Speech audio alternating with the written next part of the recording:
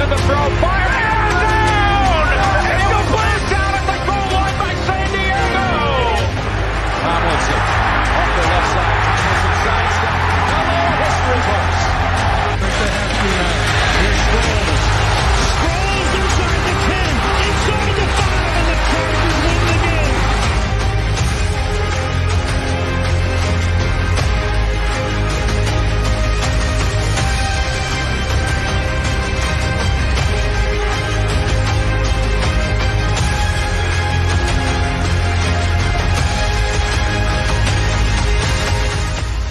Charger fans are witnesses to history! Yes! Woo! Thank you. Man, I'm fucking pumped. Let's go. Here we are, guys. Welcome, everybody, to the Welcome. draft stream. Stebbins here, Peterson, Stanley, we're all here. Jamie, be here soon. Craig, at some point. He's off celebrating his birthday right now, so we'll see when he jumps on here and how intoxicated he is then. But, guys, what's up? I don't get to see you guys on the stream very often, so how are we doing? Yeah, thanks for having us on. It's exciting to be back. Well, this is our stream. I'm not letting you on. This is our baby. So okay, bye. all right. It was really weird to like get through all this and go like, oh, it doesn't say like Bulls from the Blue draft show anymore. I know, That's I kind of the know. weird thing. Yeah, it is really weird. Bum, bum, ba-dum. Nah, it's great, man. Great to be doing this again. Look That's forward to this every single year. It's such a blast. This is for We sure should, my favorite time. At some point, it's not super important, but we should take a photo, like a headshot of each of us from the years and like line them up. And see how old we got. Oh Lord. That or just how much we changed. Because I think Stebbs hasn't had facial hair every year, so he might just like puff out a beard Oh, every other True. photo and stuff like Yeah. that. yeah. And like Otto, who's obviously been here a while, Haha, has left the underground prison. I did indeed. Moving they finally up, let me baby. out, man. Finally let me out. I mean, parole has to come at some point, right? So let's go. And the draft doesn't start for another 20 minutes or so. But Stebbs, take me through what's in your background there. Bone Thugs and Harmony. Oh, Is shit, that I'm still terrible at this. Go ahead. Is that a drum head and drumsticks from what? The drummer from Bone Thugs? There's no drummer. However, No, I know, but that's why they I'm had wondering. it in a studio that was signed. One of the times got to, So the group signed the drum head? correct. Yes. Oh, okay. 4 of the 5. One of them was in prison at the time. So, but 4 No. of the 5 were on there. So yeah, yeah. Awesome. And then Charger stuff. 2006 MVP for Tomlinson. This thing, a Cromartie signed jersey, and then stuff you can't see. There's a Breeze signed jersey thing and a Torrey Holt signed jersey thing. He was one of my favorite players as a kid. So yeah, that's it. So Mike, talk to us. How are you doing? We haven't heard from you yet. I'm good. Kind of like I said earlier, this has been such a long pre-draft process and draft season. Couldn't be happier. It's here, man. Tired of talking about everybody. We're going to finally figure some stuff out. But no, everything's good. I was just telling Stebbs that I think this is like one of the first times I've been in the same place since we started this draft show. I think I've moved like every other time, every show. Just glad to be here. Yeah, in one spot. Good. All right. So off the top, chat, don't spoil the picks. We're watching it Don't. live. You guys know the rules. You guys have been here before, I'm sure. Also this year, I'm going to screen share when the Chargers are about to pick so we can all react at the same exact time. No staggered reactions this year. We're all going to hear it together. So don't spoil it before it happens. Yeah, don't ruin this for us. Yeah. Because we do have to monitor chat because you guys know, like every year, like the bots come in and we got to be watching the chat to make sure that we're clearing that crap out and also interacting with you guys. So Yeah. don't tip the picks and ruin that. Yep. No. Cool. So how let's talk about what you guys are looking for before the Chargers pick. You know what? Actually, Mike and Stebbs, Stanley, I mean, I've talked to you guys like off this air, but what are your guys' like top targets there at 21? Mike, I want to hear from you. What's your who are your like top 3 guys? Who are you looking for this year? So, kind of go back and forth on this. A buddy of mine asked me recently, and honestly, I think my top is Bijan Robinson. And that is for no other reason. And this is not like a well thought answer where it's like best for the team, best for the future, or all this stuff. This is like very personal. I like watching the sweet video that we just did rolling into this, watching the LT and Sproles and stuff, those highlights. I'm like, I kind of just want to see somebody tote the rock and dominate in a Chargers jersey again, like consistently. Really no other thought into it other than that. And he's a dynamic player. He can also be a really good receiver, do a lot of things for an offense. But just like on the face, I just think Bijan Robinson would be really cool. But I understand it's not like the best option for the Chargers in terms of where they stand right now. Just to get that out there. Okay. Other than that, honestly, Zay Flowers. Absolutely love this guy. It's just he's just the missing piece that I think the Chargers haven't had for quite some time. I'm talking like a true dynamic wide receiver, the threat to do something with the ball in his hands wherever he catches it type athlete, right? They haven't had somebody like this since. I mean, Tyrell Williams was a different type of receiver, but at the same time, you throw him a 5-yard crosser and he can beat you to the corner and gain 10, 15 plus yards. And he's just like a smooth strider, right? A guy who knows to stick his foot in the ground and how to gain yards after the catch. That's why I love Zay Flowers. They just don't have that right now in their wide receiver room. And I think it's something they desperately need to really round out their offensive firepower, especially going into the first year with Kellen Moore. So Zay Flowers is probably my top guy. As a former tight end, I wouldn't mind a first-round tight end. Michael Mayer is underwhelming. It's not the sexiest pick, but he's a heck of a tight end. He'll unlock Moore's offense, right, because of how important it is in his scheme. Dalton Kincaid would be cool, but I think I might actually prefer Meyer. So those are a few of mine off the top. Okay. All right. Stebbs? How are you feeling? Yeah, Zay Flowers going to echo that. I think majority of the people that are probably going to be tuning into the stream probably feel the same way. I think that there's not a lot of Zay detractors. Zay is definitely the one. If JSN is there, I mean, that's the move. It's hard for me to give a top 3 because be drafting at 21. Who can tell us all to you? Like I probably would not have guessed that Durbin would be in my top 3 at 17 or whatever it was because he's gone, right? But as far as like realistically, Zay Flowers, Nolan Smith's a hard one to project as well. So is Miles Murphy. Like they've gone from the top 10 all the way to the end of the first round. But Nolan Smith, Miles Murphy, Zay Flowers, JSN. If I had to pick top 4, those are going to be what's going to line up. Like those are the top 4 options for me. Not that I would hate necessarily Bijan Robinson. We can have that conversation about draft value and all of that. That's more where I line up. But he would be fun. I don't know. But yeah, JSN, Zay, Nolan, and Miles Murphy for me. Okay. Stanley? For me, like Stebbin said, it's kind of a hard question because at 21, like so much is going to happen. Like there's going to be a million trades this year, probably a bunch above the Chargers. And the Chargers might actually be really heavily involved in the trade talks when 21 rolls around. So like it was really hard for me to try and like narrow down a window. But like the guys that have kind of been like mocked in that area that I would like the most for the Chargers it's going to be Zay Flowers. I doubt he slips that far, but I've been seeing on and off that Nolan Smith will still be around. I'd really appreciate that. Unlike Mike, I don't want either of the tight ends. Oh, am I too quiet? Hold on. They said They said they can't hear me. Say it with your chest. You don't like those tight ends. What about now? Yeah, you're much better. Okay. So unlike Mike, I don't want any tight ends. F that. And let me start over a little bit since you guys can hear me. So Zay Flowers, Nolan Smith, no tight ends. I'm one of the guys that I just am not excited by Addison. Like, I get that he has a lot of fans. I get that he did a lot of good stuff. But I just, his tape didn't get me excited at all. And QJ's pretty meh for me too. Like, I know there's a lot of people that really like him, but he was the same way. And I wouldn't be mad at Bijan. Like, I definitely would understand the process there. Like, he's probably a top 5 player overall in this draft. And I think that, that's sorry. They think that's funny. Yeah, my son was booing me. Yeah. So yeah, I would understand Bijan, and I'd be okay with that. Declan, get out. Okay. And stop. He wants to get on mic, bro. It's his turn.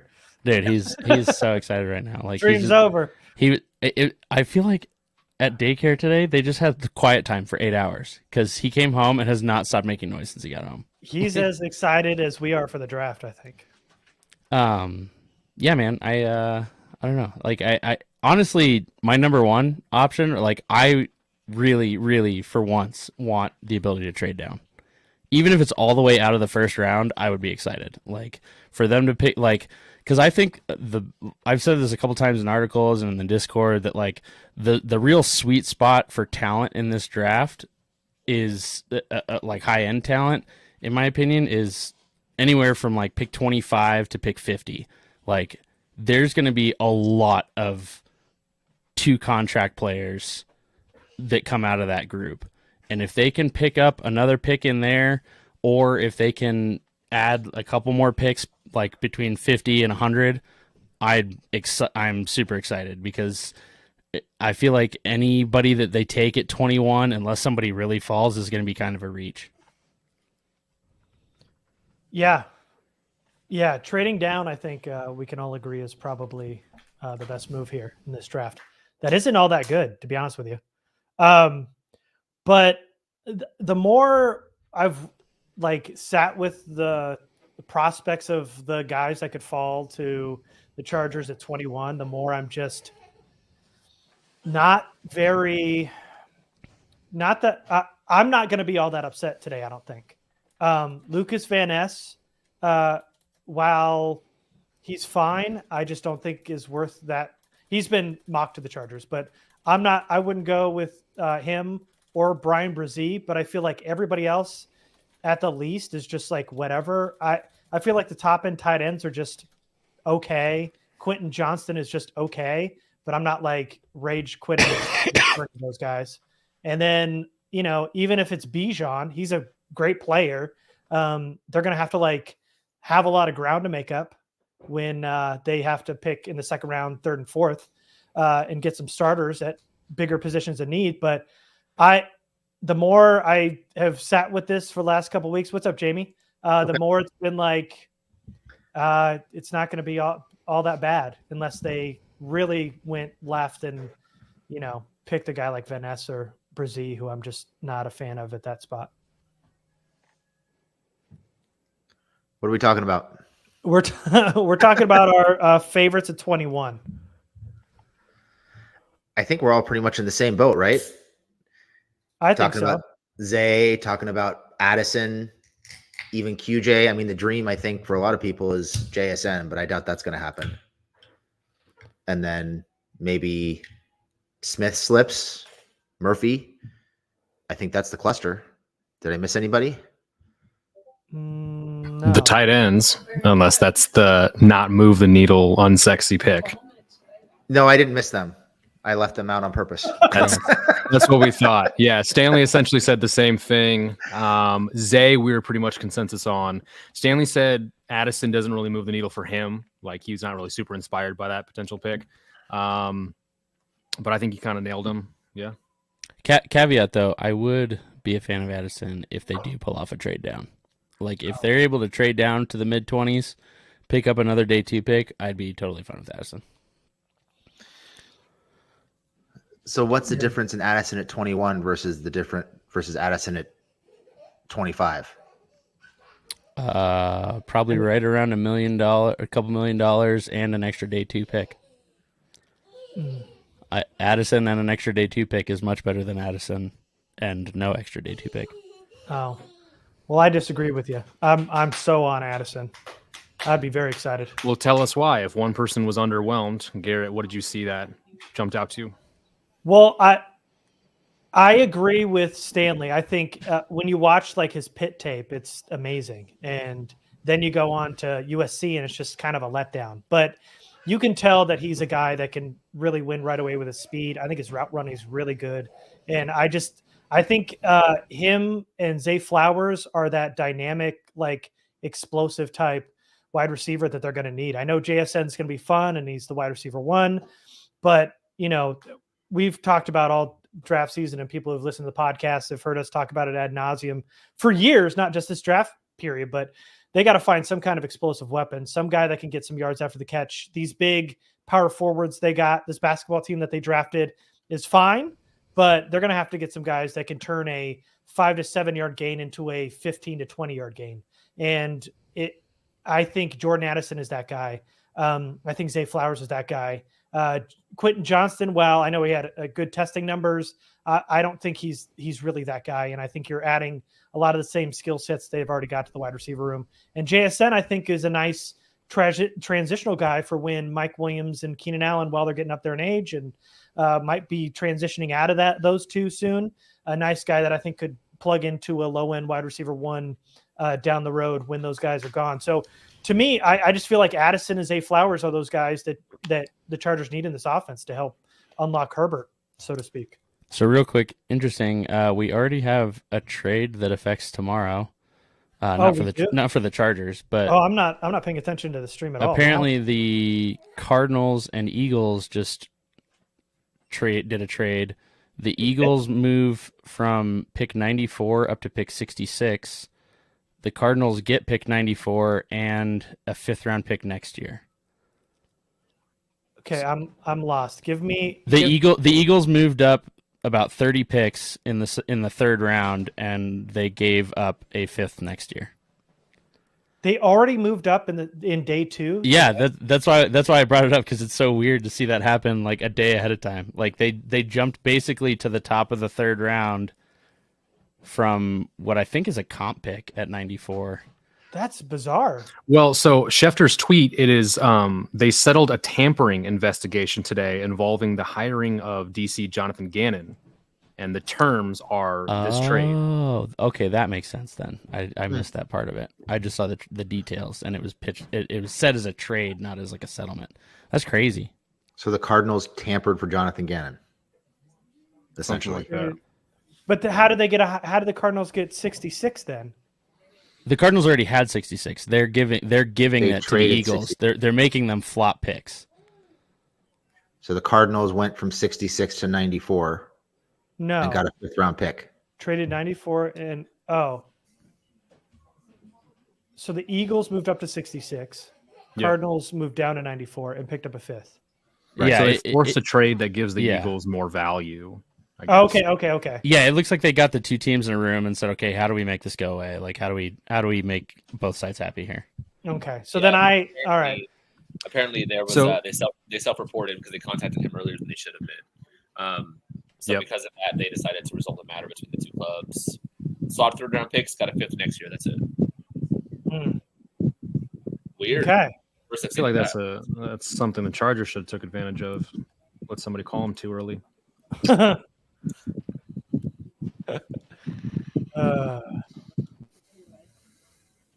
Crazy. Hey, Stebbins, I just muted you. Did you turn on a fan or something?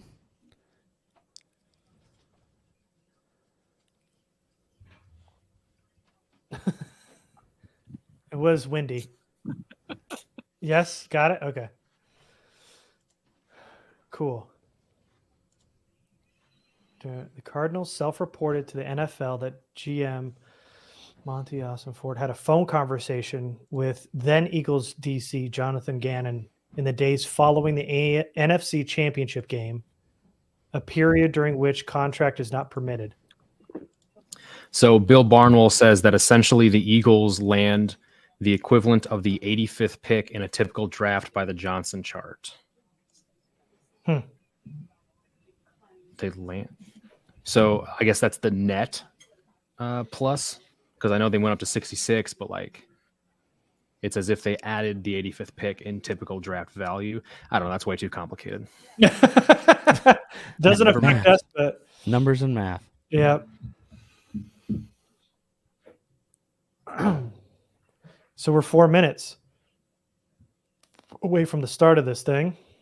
All right, so Jeff Miller just gave a quick update on Justin Herbert. Herbert apparently says that his left shoulder is about 75% after his surgery to repair his torn labrum. He hasn't thrown since the procedure and said he's working towards some light throwing in the next couple of weeks. Hmm. So that's Is it gone now? That's a Herbert update. Yeah. Yeah, you're Yeah. Yeah, you're good. good. Am I back in both ears, by the way, everybody? I just Left for changed. me. Just left for you still? Yeah. Okay. Yeah. Well, I'll figure that out later. And Stebb's cat's making an appearance. Ah, yes, she is. So we want before 21. Oh man. I didn't think he was going to get on this early. Hold on a second. Craig. Hey, boys. Hey, What's up, Greg? I Oh thought my you were coming gosh. till later on. Sorry about the lighting. There's not a whole lot I can do about it in this hotel room. You're in the hotel room, baby. Dude, Unless you I actually go look outside fine. on the balcony, and then you'll hear all the partying and festivities going on. Hey, listen, I jumped in at a baby shower in the passenger seat one year. Yeah, I remember that. I remember, That was yeah. fun. and out to the car. That was great. We don't Dedication. worry about backgrounds. But what I was going to say is we need like 4 quarterbacks taken before 21, 5 of the O-line, those top 5 O-linemen to go. We need, for me, hopefully 2 of those tight ends taken. And then like Quentin Johnston or Brzee or Van Ness for me would be a nice little cherry on top. Just take them off the board before 21. But really, it's the quarterback and the Peterson. Do you love Van Ness? You're an Iowa guy. I mean, like, of course, I have the Iowa bias. Uh. At 21, I think fine. Like, I'm weirdly unsettled on the edge position this draft. There's no one that like really blows me away. That we would get in the first. I think there's some really good players, obviously on day 2 or day 3. But no one that makes me go like, is that going to move the needle for the Chargers defense immediately the way I would want an edge player? But like, I think he'd be fine. I think it's super weird that he didn't start a game. But then I remember Kirk Ferentz is the coach, and there's a lot of nepotism in the program, and they're just running into the ground. But yeah, okay. Yeah, I'd be fine with it. Just not something like super crazy for me. What do you guys feel about Kalijah Cansey at 21? Honestly, I feel like this could be a pick that, like, in the moment, people are like, okay, he's a really good player, and people might be content with him. Mhm. But I feel like he could just pop off and be absolutely nuts at the next level. Like, it's just the way his tape looks. I mean, it's just kind of insane. He just does things that are unbelievable. Like the way, like, you know how Aaron Donald had the film where he like tackled 2 people at the same time, like in the middle of his own read and stuff like that. Kalijah Cansey just like does similar stuff. He's just like in the backfield before anyone has a second thought about how he got there, and then he's ruining the play. So like, sure, I think people can throw out there that he's not going to hold up against the run super well. He is kind of a shoot the gap, time the snap type player. But I mean, so are some of the most special players on the defensive line in the NFL. They just know how to create havoc. And while even it may not be within like the structure that you would want like a dominant defensive tackle to be, he makes things happen and he hurts offenses. And at the end of the day, that's kind of what matters, regardless of how he actually gets it done at the NFL level. What about you, Craig? We haven't heard from you yet. So Cansey at 21 would be a no-go for me, just because, and I mean, look, we already understand the issue that it would be in the run game. That goes without saying. But he's definitely a very good disruptor. Perfectly fine. But we're talking like a guy in the odd front that teams are going to be able to double team, down block on. It just feels like, yeah, at the end of the day, as someone who can get to the quarterback as a rusher on obvious passing downs, perfect. But he almost feels too situational for a guy at 21. I want somebody who's going to be on the field for at least the first 2 to 3 downs, where, you know, initially in the early downs, he's probably going to be more of a liability because teams are going to key on him and probably run at him. So I wouldn't love that at 21. We're talking about a situation where they trade back.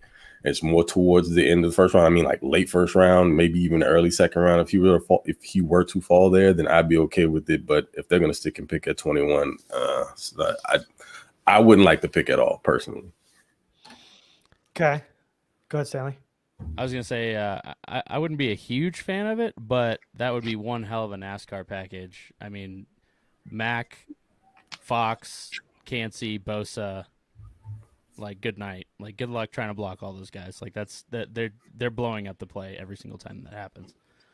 But again, like we kind of talked about, like it's based on the Chargers' other needs in this draft. Like going interior defensive line with this first pick kind of sets them up for failure. I know, like I know I said I'd be okay with Bijan, and it's the same exact argument there. However, Bijan is a top 5 player overall in this class. Cansey is not. I know I'm a hypocrite, but I'm just kidding.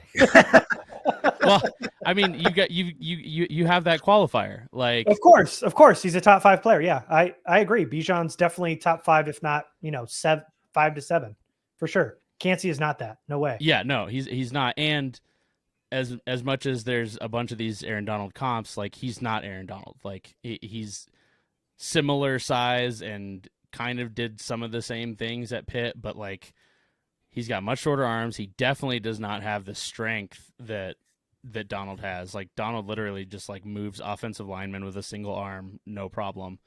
And Cansey is never going to be that guy.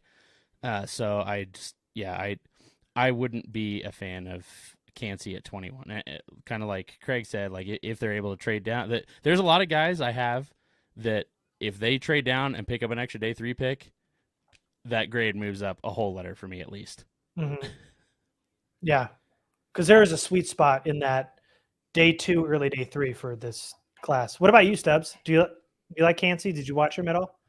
I actually did not do any work on the defensive lineman, the IDL, for early in the draft, especially. I don't want them to go that route, so I didn't do a ton of work on those guys. I don't know him specifically from watching him myself, but from what everyone has been saying about him and the size profile and all that kind of stuff, it's just not for me. And IDL is just not the way to go for me for this team in 2023. So, yeah, I'm good off that pick. Oh no, I might be getting texts about who the picks are going to be. Oh my! I don't want that. Do you guys want to know who's being? Oh wait! It's on Twitter now. Are you guys watching ESPN or are you on the NFL? I'm on NFL Network. Yeah, I only have NFL Network here. There's no ESPN. So if you want to know who the first pick is, you can check out Shams on Twitter. So I think for me with Cansey, like I agree with pretty much everybody. I like him as a player. I think he's going to be super productive in certain situations. I don't think you can really have him on the field in base defense because of the lack of length and the lack of size. He's just going to get the ball run down his throat. It's in some ways, and I hate to say it, but it's almost like playing Kenneth Murray at defensive tackle. He's just going to get driven off the ball, I think, in a lot of cases against the run in particular. Having him on the field on second and third down in obvious passing situations, I think there's a lot of value there. But him at 21, it doesn't work for me. I think you'd need to trade back into like probably the late 20s for it to make sense to me. Yeah. I mean, honestly, doesn't it feel like that pick will be? I was going to say, doesn't it feel like it's almost like overcompensating a bit because they've been lacking so long at it? Interior pass rusher. I mean, I know Fox is there, but to reach consistent interior presence as a rusher, let's just go ahead and take this guy because he's got the name, he's got the tools, and we can just figure out a way to make it work. Feels like they're just making up for lost time. Yeah. I mean, I agree with that. I mean, I'm not for it. I think he's a hell of a player and he's a disruptor, so that'd be fun. But yeah, in terms of value, it's just you got to trade back if you're taking a guy like Cansey. I'm not down with it at 21. I like the player. I just wouldn't take him at that spot. There have been some mocks today that have him going in like the 15-16 range. Yeah. Which seems crazy to me. Well, I mean, look at this defensive tackle class. It's pretty bad. If you need one, there's like 2 to 3 guys, and then just the rest is kind of a dart throw. So the guy that's being taken first overall is the Chargers' number 3 player on their top overall board. FYI. Just to connect some dots. Same guy that signed the Jordan deal. Did he? Am I looking at the right person? We're talking You might quarterback, be. correct? Yeah, he's the guy. Yeah, Okay. he signed with Jordan, which makes all the sense in the world. You just kind of start did he? connecting the dots. Signed Jordan, Carolina. Hmm. Yep. Okay. Have So- they said the pick is in? I haven't seen like a thing on. Sorry, No, go ahead. I haven't seen Jimmy. it flash up. I yet. was just gonna say, it sounds like you guys might have talked about the tight ends a little bit, but what's your guys' feelings on the tight ends? Because I feel like there's enough depth in the tight end class that you don't have to take one in the first round. That you can probably get one that's similar to what you would have gotten in the first round in the second round if you're just patient and address another position at 21. What do you guys think? The former tight end in the room was the only one who wanted one of the tight ends in the first round. He has an affinity for the tight ends. Some say Michael Peterson likes tight ends. So, are they going to announce the first pick, or are they just starting the draft here? But Do we know? does he like tight ends as much as you like fullbacks and punters? No, nobody does. You know that answer. That's a sick infatuation. Yeah. Yeah, for anyone who doesn't know, for anyone who wasn't in the Discord the other day and hasn't been like following me on Twitter, so you guys, some of you know how much I really like A.T. Perry in this class. Well, I was reading Brugler's blurb on him from The Beast, and I guess it was meant to be because in high school, A.T. Perry was a three-way player, wide receiver, defensive back, and punter.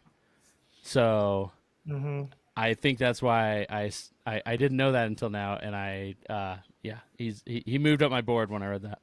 Well, the Something stars tells align. me something tells me you did know that and are just pretending as if you didn't know that. the No, whole time. I really did. You actually liked him as a punting prospect, and just turns Yeah. out he can play wide receiver too. Sneaky trump card. Eric Stone Street. Man, okay, now can you guys hear me? They keep saying they can't hear me, but all you guys seem to be able to hear me. I can hear you. Yeah, It's I can still hear on you. one side, but it's not Yeah, in I mono. But Yeah, I can hear you in just the left ear, but I can hear you. Okay, I'm going to back out all the way and come back in. I'll be back in a second. okay. We have to sit here and watch Mahomes and Kelsey march out the Lombardi in front Okay. of I'm everybody. going to change the link real quick so Stanley can't get back in. So Oh if Perry, no!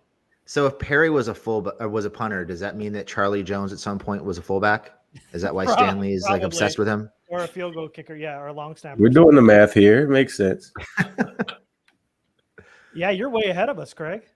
Oh, yeah. Mahomes So is- I'll stop talking about this. Sorry. No, you can talk.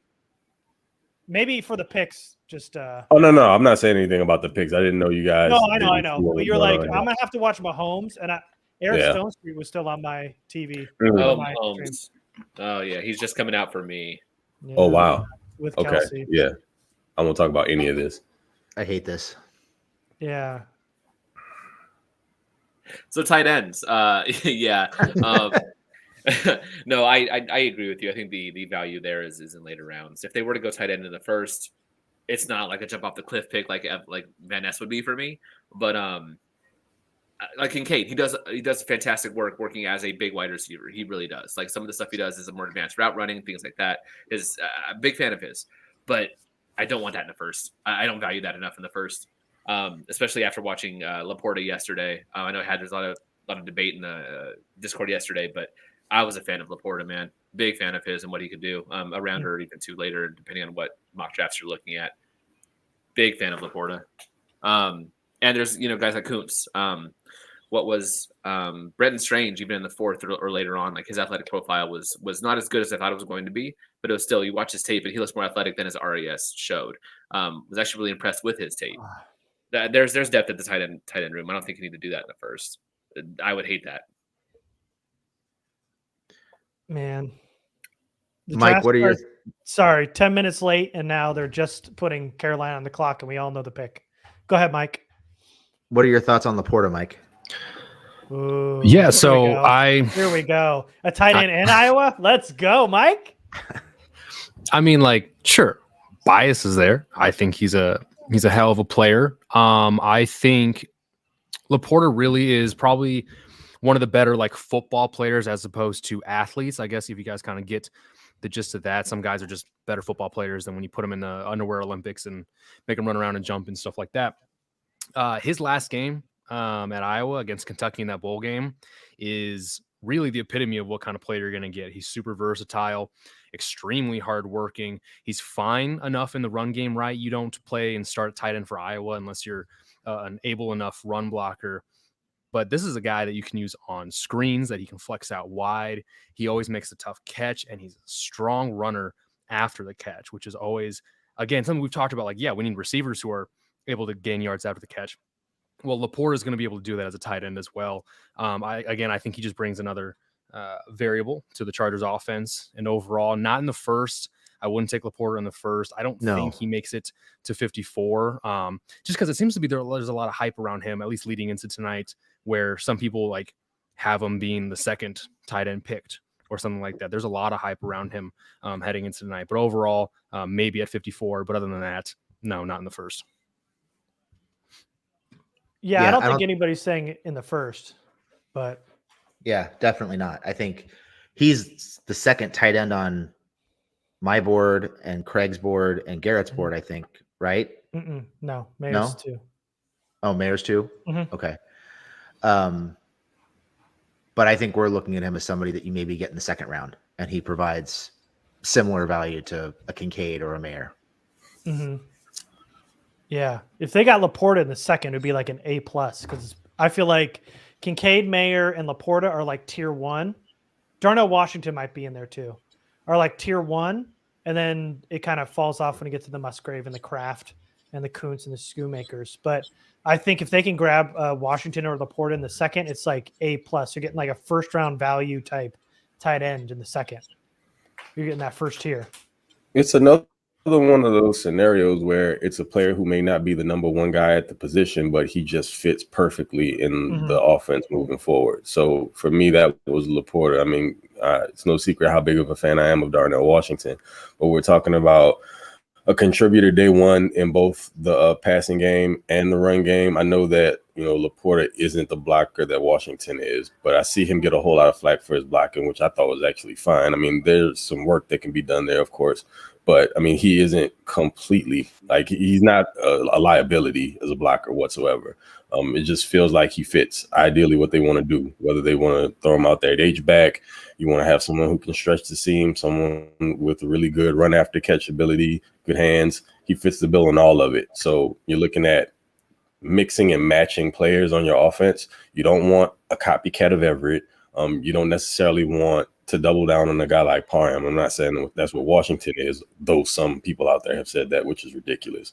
But I think LaPorta is going to be a guy that you can stick in the offense and it will pay dividends right away. And if someone goes down or isn't having that great of a year, he probably steps into a larger role, and I think that he'd succeed. No problem. Love him. Love LaPorta. Yeah, man, I agree. I think some of it, the way he was used in Iowa, isn't how he's going to be used if he were to go to the Chargers. We've seen the cut-ups, the tape of Kellen Moore's offense and how he loves to get tight ends in space. That wasn't what they did with LaPorta all the time. When they did, he was effective in running after the catch. I was a big fan of what he was able to do with that. Was running through contact, running to open space, running away from defenders using his angles. He did a good job with those kind of things. But when he was just doing these little 3-yard out routes, he wasn't going to have much of a chance at that. The quarterback didn't get it to him until he was a foot away from the sideline. So in those instances, he didn't get a chance to do the yards after the catch. But when he was using that way, that he will be in LA, fantastic.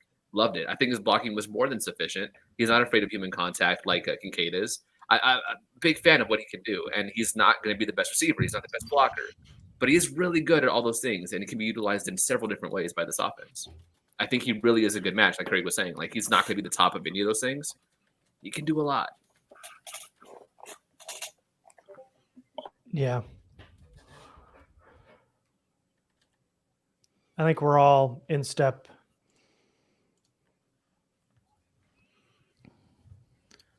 So, Stanley, I wanted to ask you, if Perry was a punter, does that mean Charlie Jones was a fullback in another life?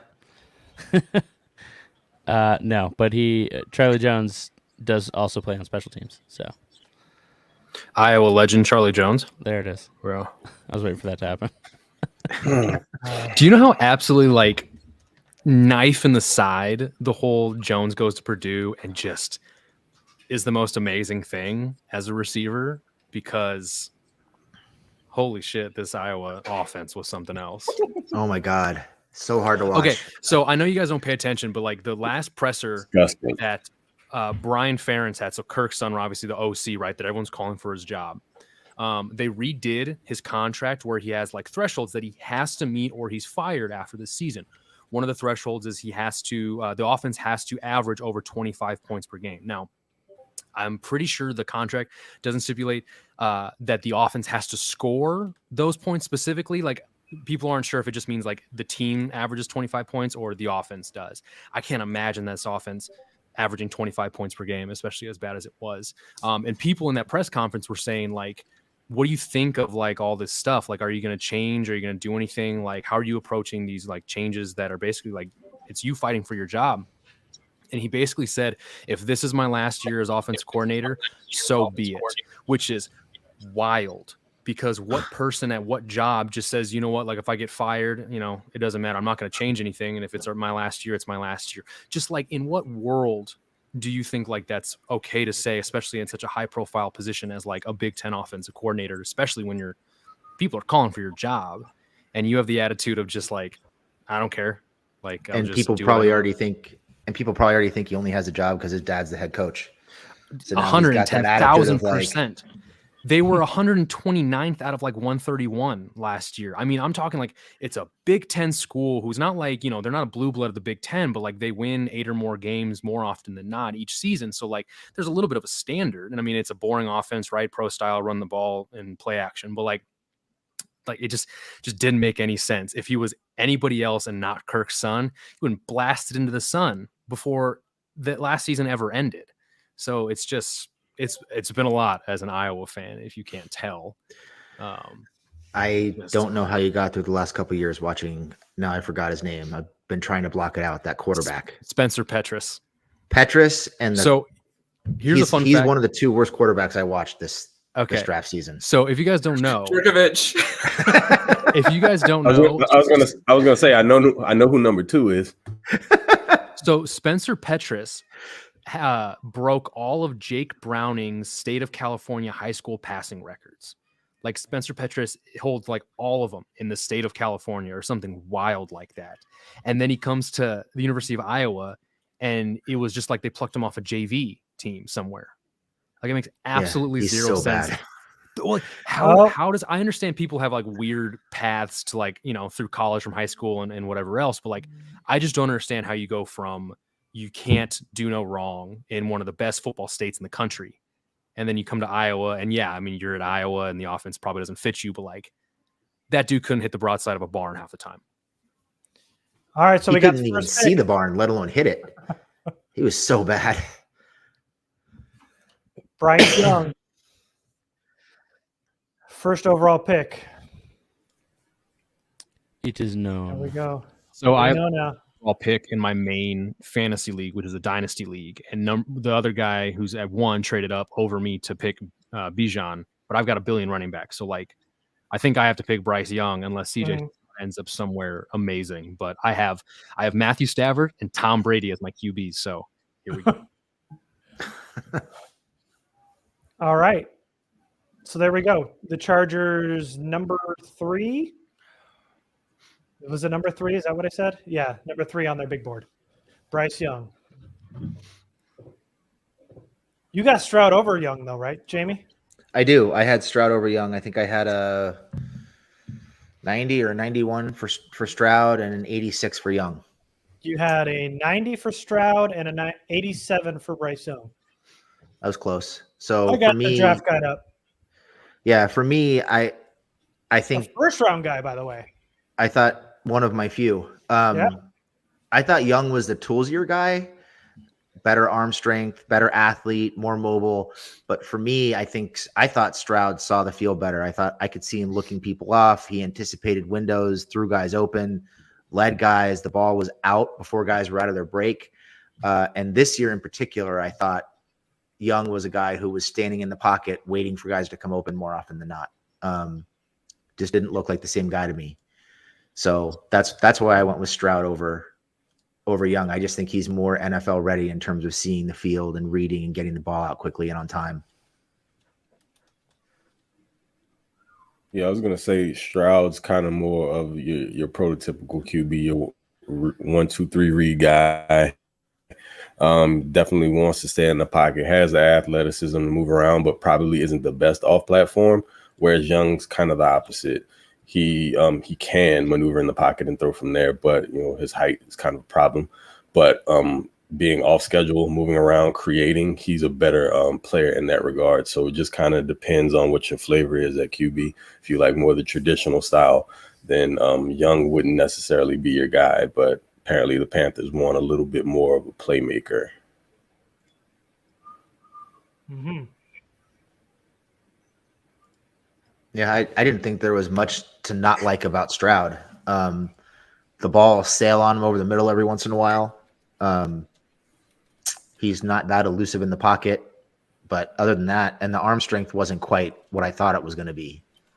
But in terms of the mental side of the game and just the ability to read the field, I thought he was better than Young. But they were both pretty close for me. Mm-hmm.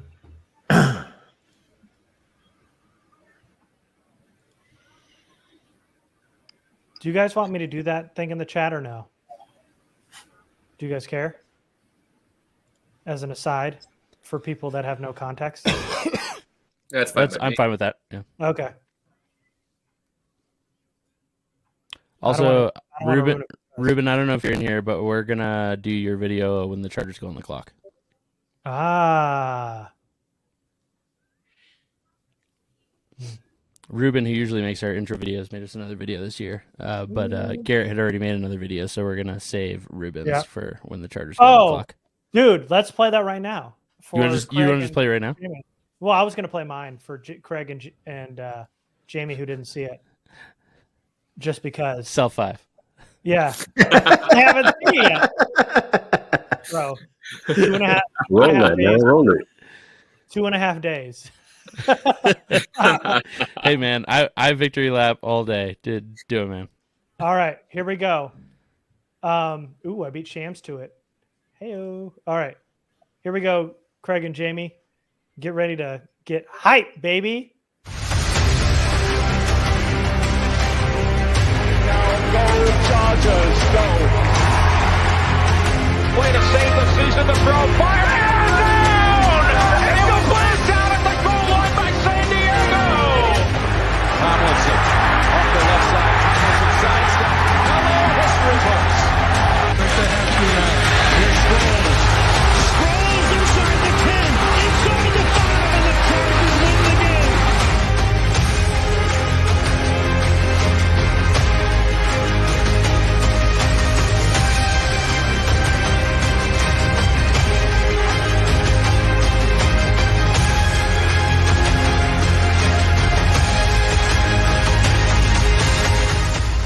Charger fans are witnesses to history! Yeah, dude. That was awesome. Hey, Stuff on. my nips may or may not have perked a little bit during that. I just want to go back to the days where they're running the ball in for a touchdown, already up 41-20. Can we go back to those days, please? Oh, so you're a Bijan fan? Crazy. Yeah. I didn't say that.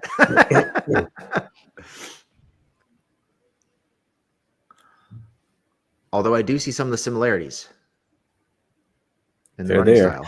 Before you were on, I just said Bijan would be cool in the first for literally no other reason. Then I kind of just want to see somebody in a Chargers uniform like run over a defense again and score a bunch of touchdowns and stuff like that. Like no other reason, just it'd be kind of nice to see somebody just tote the rock. Just again. be physical and run the ball down people's throats again. Yeah, exactly. I get that.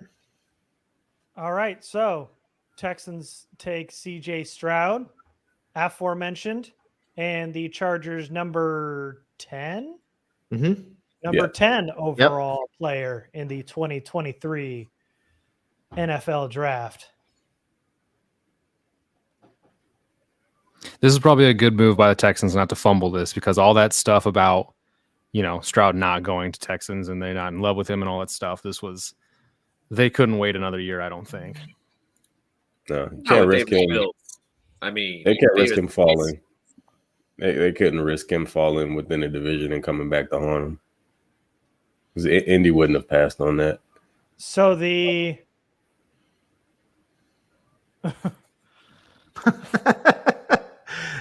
It was a short-lived reign. that was quick. with Bryce Young Before he even played a game. going to the Panthers. Dude, shout out to Bill, man. He's super funny when he doesn't even try. He didn't even get a full offseason in, and he's already lost it. NFL world moves quick, man. It's a whole world out there. So now at 3 is where it gets interesting, because Arizona's been talking about trading back forever.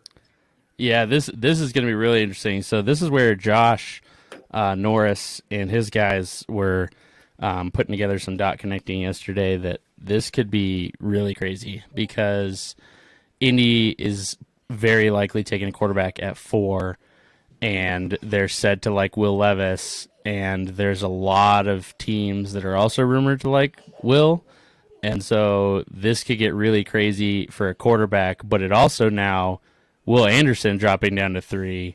There's a ton of rumors going around that Houston might jump back up to come to 3 to grab Anderson as well. This is like Joey Bosa all over again. Yeah, dude, this is where the draft is going to start getting crazy. I need the Raiders to get Will Levis. That's is it Levis or Levi's? Let's go with Levi's. I like Levi's. Let's go with Levi's. Doesn't matter. I think that fits him way more. It doesn't matter. Way more. Yeah. That's way cooler. I need all the that's wrong who reasons. I need the Raiders to team. That's the pair I need today. We need them to trade up. Yeah. And take him. Like Come The take pair you Farm. need today? Really? Yeah, this is the pairing I need. Levi's and the Raiders. Thank you. Did you think that was an accident? Oh, man. But yeah, trade up, lose picks, and mortgage your future with a not good quarterback. I'm all for it. where do you guys think Anthony Richardson's going to go? And what do you think of him? We haven't. Well, really if talked somebody quarterbacks at all. if somebody jumps up and grabs Levis here, then I could see Levi? Indy. Whatever. I could see Indy taking it The before. pronunciation of this stream is Levi's for sure. I'm correcting you with probably the wrong name. Ain't Correct. no problem, dude. Please correct your correct pronunciation. With We the have one a- that sounds cooler. We have a commitment to being worse. No, yeah, I could see him going at 4 if Oh, Levi's goes at 3. I don't know, man. 5 to Seattle with that Geno contract. They can move on after a year or two, and that gives the perfect amount of time for him to sit behind them. Seattle might be the place. Everything I've heard about the last 24 hours is Seattle is pretty much locked in on what's his name? AQB. Jalen Carter. Jalen Carter. Oh, okay. I heard that they had already talked to Geno and said there was a really Are you cutting out? high probability if a guy that they liked it. I don't know if it was earlier today while I was traveling or maybe it was yesterday. But if they do go QB, I wouldn't be shocked based on what I heard. They didn't specify who. He just said if it's one of the guys that they really like. Here we go. Uh-oh. Rep. Oh, you called that. Yep. Here we go. Houston just traded back up to 3. That's crazy. Here we go. Houston did? Yeah, it's about to be Yeah. just like I said, it's about to be Anderson. Wow. They came back Oh, up. Wow. Man, I mean, Oh. that was like the worst kept secret of Arizona trying to move back. They've been trying to move back for forever now. Yeah. There were rumors earlier today that they were going to swap with Tennessee. So they're going and back send Hopkins to Tennessee. So they're going back to 12. Sheesh. I mean, Boy. So we think it's Jalen Carter or Will Anderson? Oh, Anderson. Will Anderson. This is Anderson. Oh, Houston Yeah, can't their take edge that rushers risk. It's got to be are- Anderson. It's got to be Anderson. Isn't their starter like ancient? They're starting at like the best edge rusher with The guy that Jamari Sawyer handled, or Hughes. completely handled. Yes. Hughes, yeah. Their Pretty entire Hughes. roster sucks. Jerry Hughes. Their That's how you roster, really feel. their That roster looks is like a room full of tamperers. their roster is as bad as their new uniforms. It's just everything in Arizona is terrible. Yeah, Like, let's talk about their new uniforms quick. They are Terrible. garbage. Ohio State- Absolutely garbage. I think you might be insulting their roster. Those uniforms are horrible. I don't think it gets Those any uniforms are worse. so bad. I- Like oh, God. that. They're like, They're we're bad. redesigning our uniforms, and they literally like came out with like somebody went into paint with the paint bucket and was like white, black, red. I'm done, guys. Stock- I did it. Stock colors. I All made stock 3 colors. uniforms. With the red ones, they put Arizona this big for whatever reason. I like the shoulder stripes that the black and white ones have. So but the don't they red have the doesn't. name on the shoulder as well for one of them? It Like there's might, no like- name, there's no name on the chest plate, but The it's on the red- shoulder instead.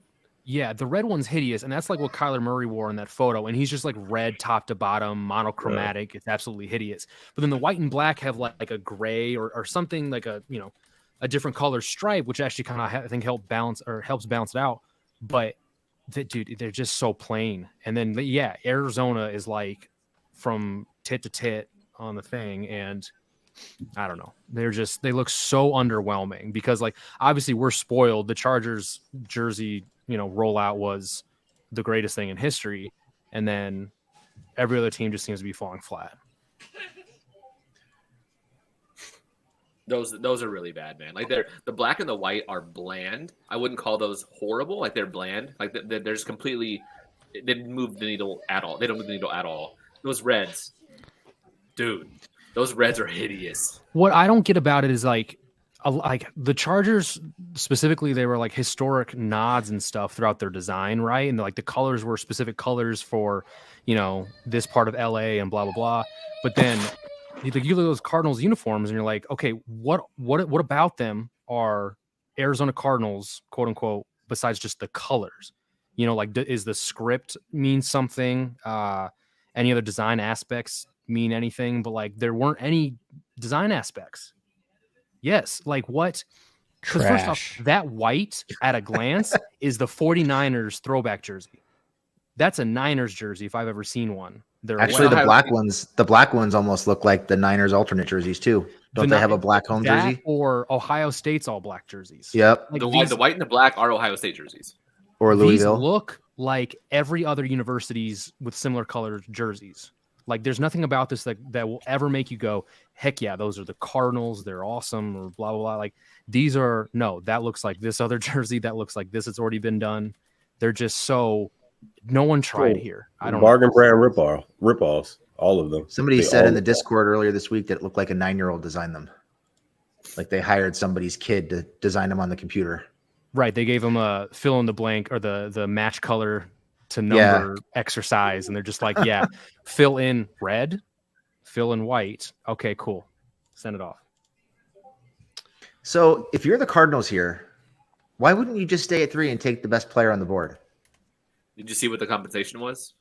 Have we seen No. it yet? I Yeah, haven't seen it yet. It's a first rounder next year. Obviously, it's a second this year, 12. First rounder next year and a third next year. Well, next year's draft is loaded, so yeah, that makes sense for them. There you go. So the Cardinals are 3 and 105 for 12. Interesting. Okay. I don't know. That roster is so bad. It is. Anderson is so good. I mean, what are they expecting to do this year? Fail. Because like if they lose Hopkins, then who are your receivers? Rondale Moore Rondale Moore. and, And- Did nobody. they trade for Hollywood last year? Hollywood Brown. That's Yeah, right, Hollywood Hollywood. Brown, He just missed a lot of Brown, time Rondell last year. Moore. So basically, the Muppet Babies as a wide receiver. So yeah, your top 2 receivers are Hollywood Brown and Rondale Moore, who probably weigh the same. They're just body types are completely different. I'm pretty sure And- Rondale Moore has like 10 pounds on Hollywood, despite being Right. like 5 inches shorter. All right, y'all are besmirchifying Greg Dortch's name out here too. Like, come on. I mean, that's. If you have a chance to start Greg Dortch, you have to do it. clearing the deck for Dortch. Yeah.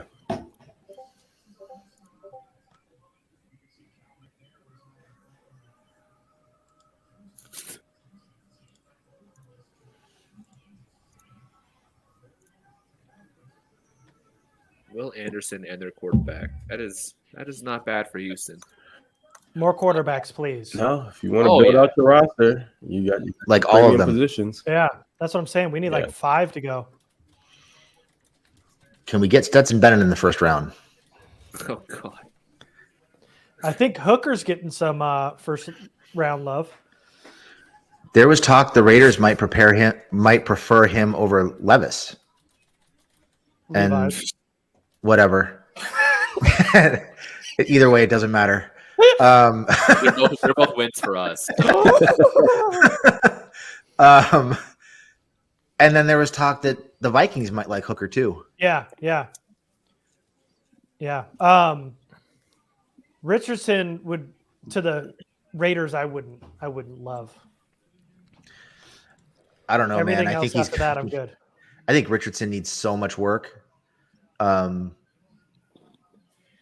He is so inaccurate, and he is basically like a 1 or 2 read quarterback. I don't know how he's going to do. The I would only take thing him in the here first is round. you look at, who his quarterback. Who his head coach would be here in Indy, and look at what he just did with the Eagles in that system. If you're rolling him out there in Indy in a run first scheme, then I mean you might be able to live with that for a year while he develops and work around some of those deficiencies by utilizing his strengths to start off. So I wouldn't be super shocked if Indy picked him, but I wouldn't do that. He's somebody who definitely needs to sit for a year. But I mean, just kind of based on the situation now, who the head coach is and what he came from and the style that he was able to create with Philly last year, it could possibly, be okay this year. Maybe, I don't know. Reaching a little bit.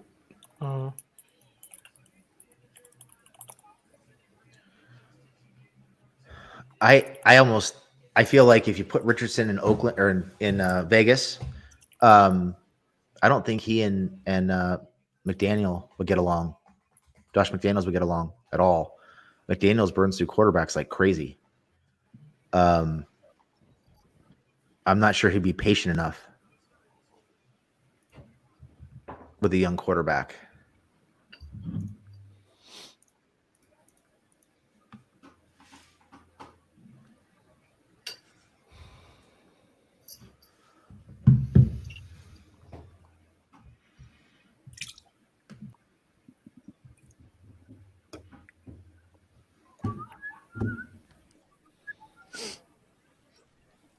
Has the pick been announced yet?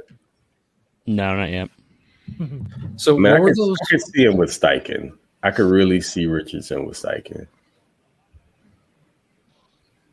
Are they crazy enough to do it? I mean, with all their experience, or at least Steichen's experience, scheming up with Jalen Hurts last year, like, gotta think he's got things in mind.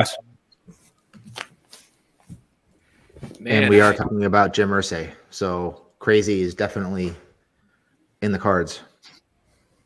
But like looking at their quarterback room, would they start him immediately or Minshew, Nick Foles? Like what would they? Oh, there it is. I prefer this is Seattle or something like that instead. But man, okay. It's Richardson to the Colts. Yeah. Wow. Oh wow. So Sheesh. Jalen Carter Wow. to Seattle, most likely. Yeah, that makes more Hell of sense a to me. pick. Seattle let go of Shelby Harris, right? Did I see that earlier this year?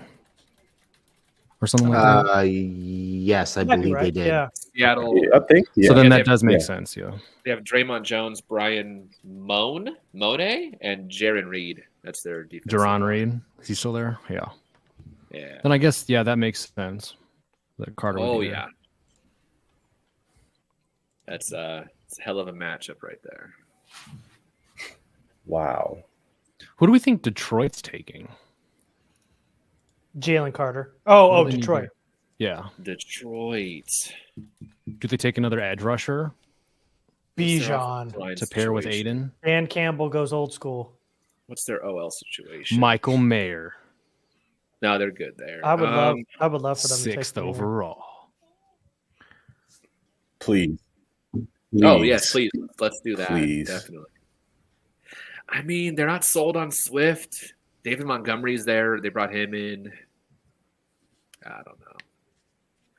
Corner. Everybody's been predicting corner for Detroit. Yeah. Emmanuel Mosley, Cam Sutton, and C.J. Gardner-Johnson as their nickel. Yeah, that's corner.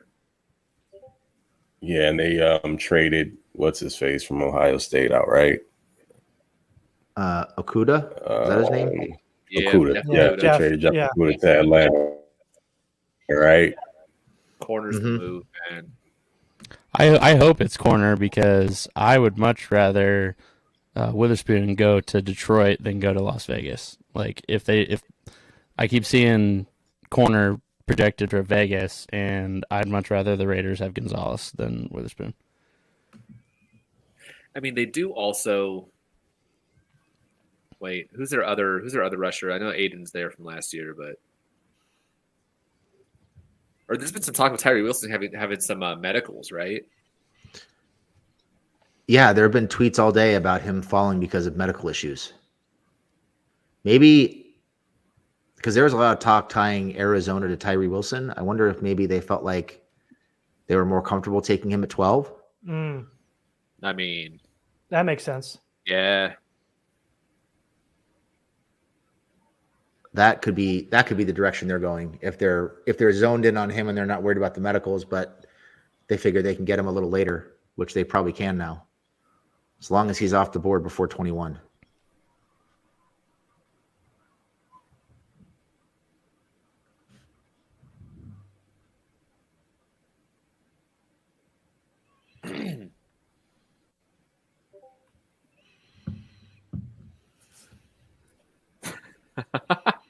Someone in the chat wrote Levi's with an apostrophe.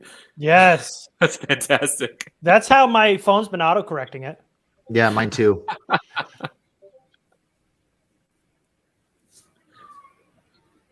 By the way, I really appreciate all of you showing up in the chat here. I know we had someone, I'm missing the name here, but joining in from Europe, and it's like 1 a.m. So really appreciate all you guys coming in here for sure. Hell yeah. We love you guys. This is awesome. Watching us do this for what, the 7th year in a row or something like that? 8th. This is crazy. We've been doing this for a while now. Yeah, man. So we got 3 quarterbacks out of the way. That's good. Yeah. Let's just make it 4. I want Levi's and make Hooker it 6. gone before 21. I think we want both tight ends, 5 to 6 quarterbacks, and all the offensive linemen off the board by 21. France in the chat, 2 a.m. Shit. There it is. Later. Welcome.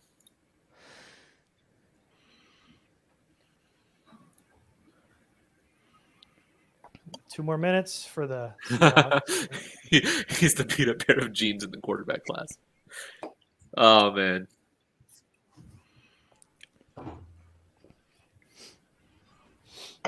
Took the day off work for the stream. Gotta love that. There it is. Oh, it's dedication, man. It's Speaking of dedication, Craig, it's your birthday, man. I mean, not Dude, the I'm actual chilling. birthday, but your birthday weekend to celebrate. Yeah. And here you are. Yeah. Craig, when's your actual birthday? Sunday. Is it Sunday? Okay, so we're like 2 weeks apart. Sick. Oh, okay. So you're soon? You're coming up? Tax day, April 15th. Ooh. Oh, so you Oh, passed. okay. You were before. Okay. Yeah. Already passed, but yeah. Happy late birthday, Mikey. Well, happy Thanks, belated. dude. Happy late 29. birthday. 29. 29? Yeah, it's Wow. super gross to hear God. that because I've been living, in those mid to late 20s, and I'm like, damn, I'm like 30 next year. That's kind of scary. You're firmly in those late 20s now, man. No. Poor guy We is don't 30 get to next do year. that. Oh, wow. I don't want to hear it. No, my My arthritis. 30s end on Sunday. Oh shit. Greg, you wouldn't know it, man. You're glowing. You're glistening in that sun. For real. Hey, man, I'm Rocking going the to do my draft best to tattoo, keep I it see. going as long as I can. Yeah, man. This team drives me nuts, but I still support it. I don't know what's wrong with me. So say we all. Thank you. I say so say we all so much in my everyday life, and nobody was like, "What are we talking about?" Who is we? Yeah, and what are we saying? All to what? I didn't sign up for this. Seattle really milked their pick, didn't they? Oh, wow, it's still All the way it's down to just the coming wire. in. Yeah, Yeah. I think something. I think something. They haven't Yeah. announced it yet, but it says it's in.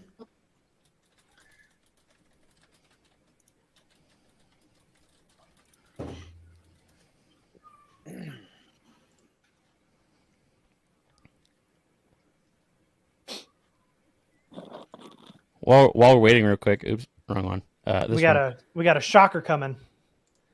While we're waiting, real quick, Hurley. That is a super small world. From Lost? No. Sorry, go ahead.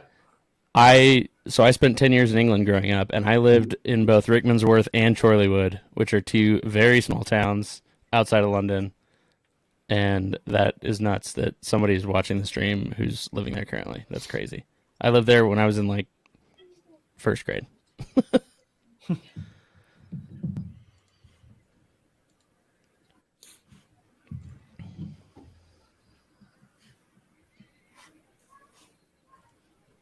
There's a bit of a down moment here. What's everyone drinking tonight? What we got on deck? I'm double fisting it today.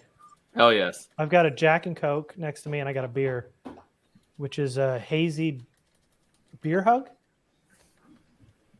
Okay. Shall be drinking all weekend. What about you guys? I'm starting out with a sugar-free mango monster. Yes. And after that, I'll be switching to Tito's and Diet Coke. Okay. Craig, are you Jamie not was- drinking for your birthday? So no, I absolutely am. Okay, So good. margarita, I had a little bit of a margarita earlier. It wasn't all that great. And I got a little pina colada. I'm feeling tropical today. So no, Nice. I'll head back out for some more stuff in a bit. But I was looking for Tito's and they don't have that here, which pissed me off. So yeah, weird. We got like all the other like top shelf stuff, but for some reason they don't have Tito's, which is odd, but whatever. But yeah, there's plenty else to drink. So I'll definitely be making use of the bar for sure. Here comes Seattle. Get ready. Oh yeah. I'm drinking my Moscow Mules. It's my go-to. Ooh, Always S tier. Always. the best corner in this class. Eee! My mean, guy, Ron Witherspoon. They My did guy. Dude. cross and streak rolling because it was Mike Jackson lined up from last year or from a couple years ago. So So Jalen man, Carter that's a Fallen. nasty. Oh, that's a nasty corner duo. it is. Oh, man. Right? Him and Tariq I Woolen. need Jeez. Detroit to Oh take Jalen Carter wow. immediately. Oh, I that's think 100% Detroit. I think Detroit takes pairing Carter with Hutchinson. Hutch from last year. Oh Yeah. my God. Yeah. So Devon Witherspoon is the Chargers CB2 behind Christian Gonzalez and their 7th overall ranked player. Wow, I actually missed that. I'm surprised by that, considering how physical Witherspoon is compared to Gonzalez. But okay. I Which love is Seattle's Witherspoon. always loved that physical corner. Yep. The bigger physical corners. So Mhm. guys aren't Yeah, afraid this to is- get in wide receivers' faces, do a little bit of the holding. And he can be a little grabby, but he also comes downhill like a freaking maniac too. So he's Tackles like fearless. a monster. He kind Yeah, of fits that I mold. I Yeah. love Witherspoon. Oh yeah, he's gonna thrive there, man, for sure. Yeah, this is a really good fit. Sheesh. All right, Seattle. As far as drinks, I'm starting it off with a Hemley strawberry cider. It's been pretty good. But next is a Jack Rose. I'll be making that in a little bit. So we need Jalen Carter to go to Detroit. So Will Levi's falls right to the Raiders, and they can just snag him So because we need this more pick, QBs going. this pick with Detroit is interesting because there were tweets earlier today saying that lots of teams were trying to get, quote, in range to draft Jalen Carter. So this could be kind of an inflection point for the draft if somebody wants to move up and grab Carter, and maybe Detroit moves back a little bit and takes like a Christian Gonzalez or one of the other corners. Oh, I totally forgot about this. Remember? The Raiders said that Jalen Carter was totally off their board. Do you remember that? Did they? I mean, it could. I Really? mean, like Yeah, I do remember that. Raiders? They said, Yeah, remember. the Raiders I said- vaguely remember that. Yeah. Yeah.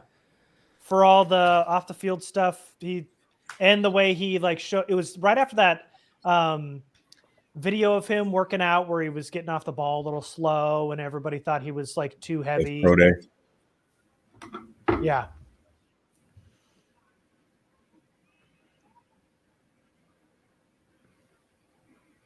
It is Levis, by the way. It's Levi's. Not Yeah. this stream. But Yeah, not here.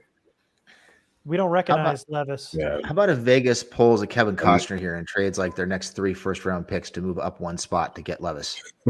Can we have that?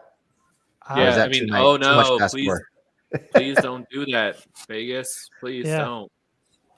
Oh no. That would be terrible.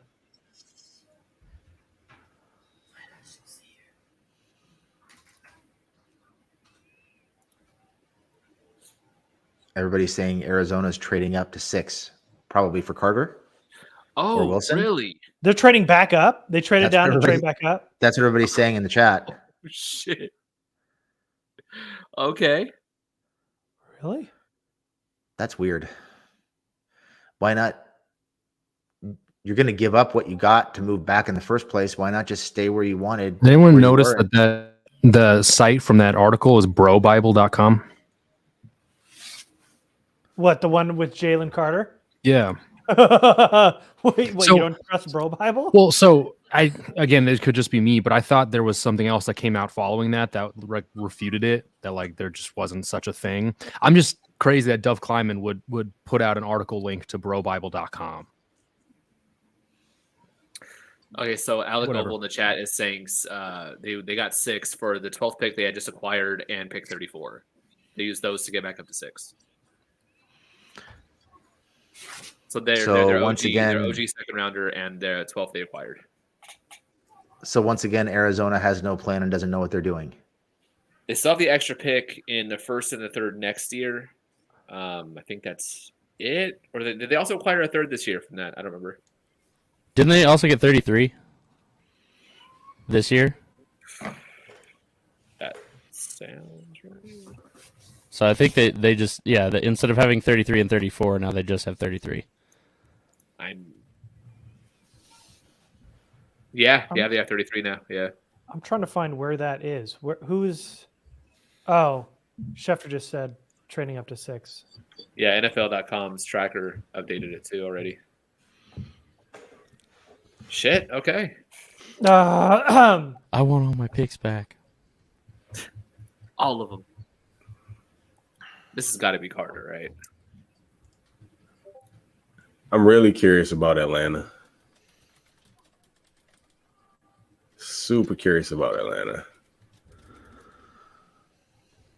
This draft is already drunk. Yeah, this is awesome. This is ridiculous. Before us? Yeah, before us. Yeah, it only took 4 picks. Hopefully they get all the crazy out early, and by the time the Chargers pick rolls around, it's like, oh, layup, cool. Nolan Smith, let's see this dunk. Wait to see what Arizona just traded up for. I'm assuming it's Carter because their defensive line's I'm trash. assuming it's but I'm Wilson. guessing It's not. I'm assuming think you it's guys Wilson. haven't checked the private chat.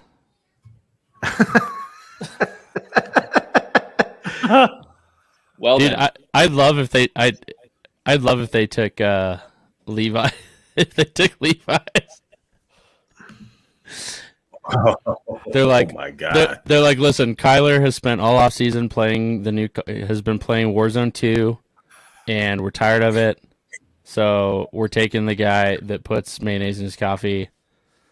Dude, that is by far the sickest thing I've ever heard in my life. Never. Disgusting. Never heard. I've seen some disgusting crap done, but mayo and coffee, that's criminal. So did you hear the explanation of that? That's not like a thing that he does all the time. He said it's not a thing that he does all the time. It's something that like grew out of nothing because he was out to breakfast with his girlfriend and they didn't have any creamer when their coffee showed up, and his girlfriend basically dared him to use mayonnaise instead, and then she recorded it and posted it online. And so then it just like blew up from there, and everyone's like, "Oh, Will Levis drinks mayonnaise in his coffee." And then he doubled down. But he with the does banana eat peel. banana whole though, right? What's up? But he does eat bananas whole though, right? Yes. Yeah, with the that he skin, does. That with is the peel, that. yeah. That's not okay. He's a psychopath. So also very weird. Serial killer behavior. Yeah. Dude, did they really listen to Kyler Murray on this draft pick? Here it comes. He's coming up to the podium.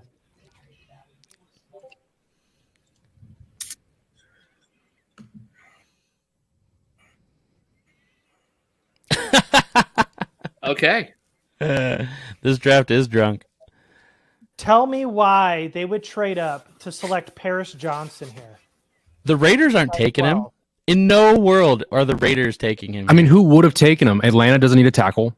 Chicago has 2 young tackles that they got in later rounds. They wouldn't do it. Philadelphia, no, unless they heard that somebody else is trying to move up for him. I mean, And they're celebrating like they got. I'm looking at like- you. Sorry, go ahead. he's the best offensive tackle in the draft. I don't even agree with that. I don't. Yeah, I don't either. I got Darnell Wright higher, but still, I mean- I I just don't see any team in front of them that would have picked him. Tennessee was not Yeah. in on a tackle. Well, hold on. Tennessee maybe because Maybe they Tennessee. did let go of Taylor Lewan, but like no on Vegas, Atlanta, Chicago, Philly. None of those teams I don't think were in on a tackle. Well, But they were- Tennessee's one of the names that are apparently all in on wanting to grab a quarterback. Like if Was the news about if that. Levi is still there, like there's no way they're taking a tackle. I wonder if the Raiders So- are taking a tackle. So is Arizona moving him, putting Paris at right tackle? Because they're paying DJ Humphries like 20+ million the next Yeah, year. he's expensive, and their right tackle wasn't bad last year. Was that Beacham mean, last year or was he Well, gone? right now it's Beacham at 34 years old. Yeah, but Okay. So Tennessee's tackles right benched, now right? are Andre Dillard and Nicholas Petit-Frere. Oh, that's Frere, right. however you They did pronounce the sign Dillard in free agency. So they So could they did- definitely use. wow. So they needed to Oh, jump it's ahead the of red Tennessee, jersey. They basically. hold up the red. Gross. Wild. This is a Witherspoon and Paris Johnson. Not like surprises to go in front of the Chargers, but to the teams that they're going and as high as they're going.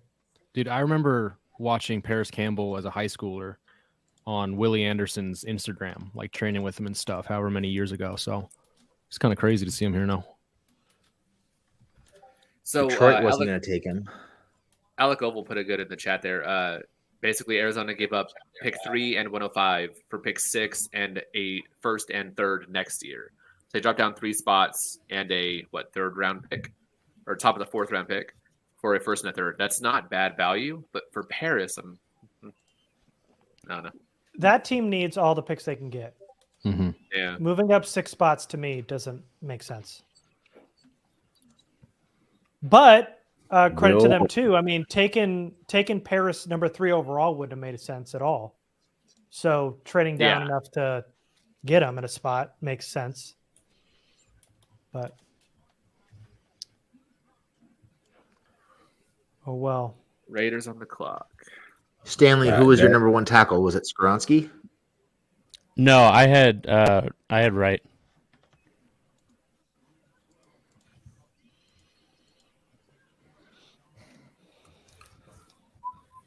Where did you have I Paris can't in wait the for the rankings? Falcons. I had Paris third. So wait a minute. Rap said Paris Johnson was going 7, if not 8. So does that mean that the Raiders are looking at a tackle? That's We not can right. hope. The Raiders' offensive line, after mean- you get past their left tackle, was pretty bad. Yeah, Jermaine Illuminor is their right tackle. So Darnell Wright would make a ton of sense. yeah, Oh yeah, Darnell right to the Raiders would be disgusting. I would hate I that. did- But I would like Will Levi's here, though. So it definitely was. They were appeasing Kyle. Kyler? Kyler, yeah. Yeah. Like he lobbied them to get an offensive lineman in 21. They said no. In 20, he wanted Wirfs. They said no. So they finally gave him an offensive tackle. How committed Paid him, now to you gotta Desmond protect Ritter him. is Atlanta? Say that again, Jamie. How committed is Atlanta to Desmond Ritter? Because Okay, so Levis that is would make a lot of where sense for them. Yeah. that's where I was concerned because I don't know. You looking at that Arthur Smith offense? Is he looking to kind of replicate what he had in Tennessee? Because that's when I start thinking about a wild Bijan pick, and then Ritter is not that much of a factor because he won't be dependent upon to be the catalyst for the offense. It would be more so the running game, and Ritter could be more of a game Bijan before I see not Levis, Levi's. But you know, again, who knows? But I think it just all depends on what Arthur Smith is looking to do with the offense. Is he changing things up from his days in Tennessee, or is he looking to run the same scheme? Paris Johnson was the Chargers' top tackle at number 8 overall. If anybody's keeping track at home. Wow. So with those trades, the Lions now have 5 picks between 12 and 55. Good for them. Jealous. Yeah. Great draft to have Super jealous. that range. Yeah. There's Will Levis. I still can't believe we're talking about him being a first-round pick. He And does not just a look first-round happy. pick, but a top 10 pick. What do would we say- think of Brian Brees, whatever, however you pronounce his last name? I hope that's who the Raiders are taking right here at 7. That says about all you need to know about how we feel about him. You'll like who they pick. How do you pronounce his name? Is it Brazee? Brzee, I think. right? Yeah, I think that's right. Yeah. Yep. Brian Brzee. Did you see who the Chargers or the Raiders picked? No. Jamie, did Not you? yet. Not Yeah. yet. Oh, okay. Yeah. Oh, yeah. That works for me. Yep. I'm I'm on board. Yes. Perfectly it's fine also with that.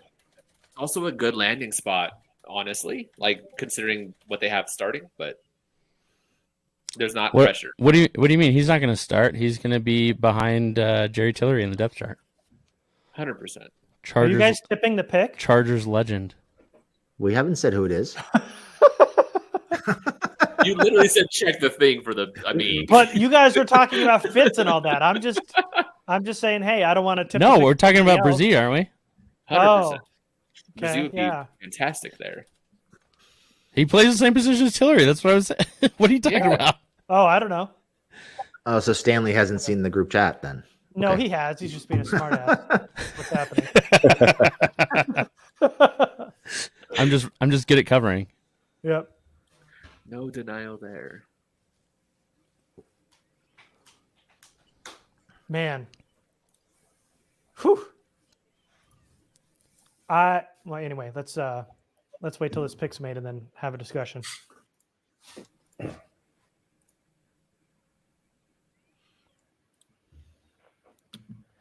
Pick is in.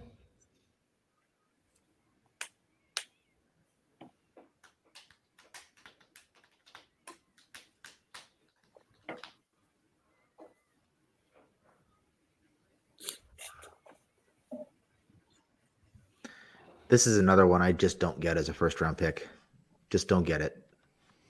At least not this early. It's all traits.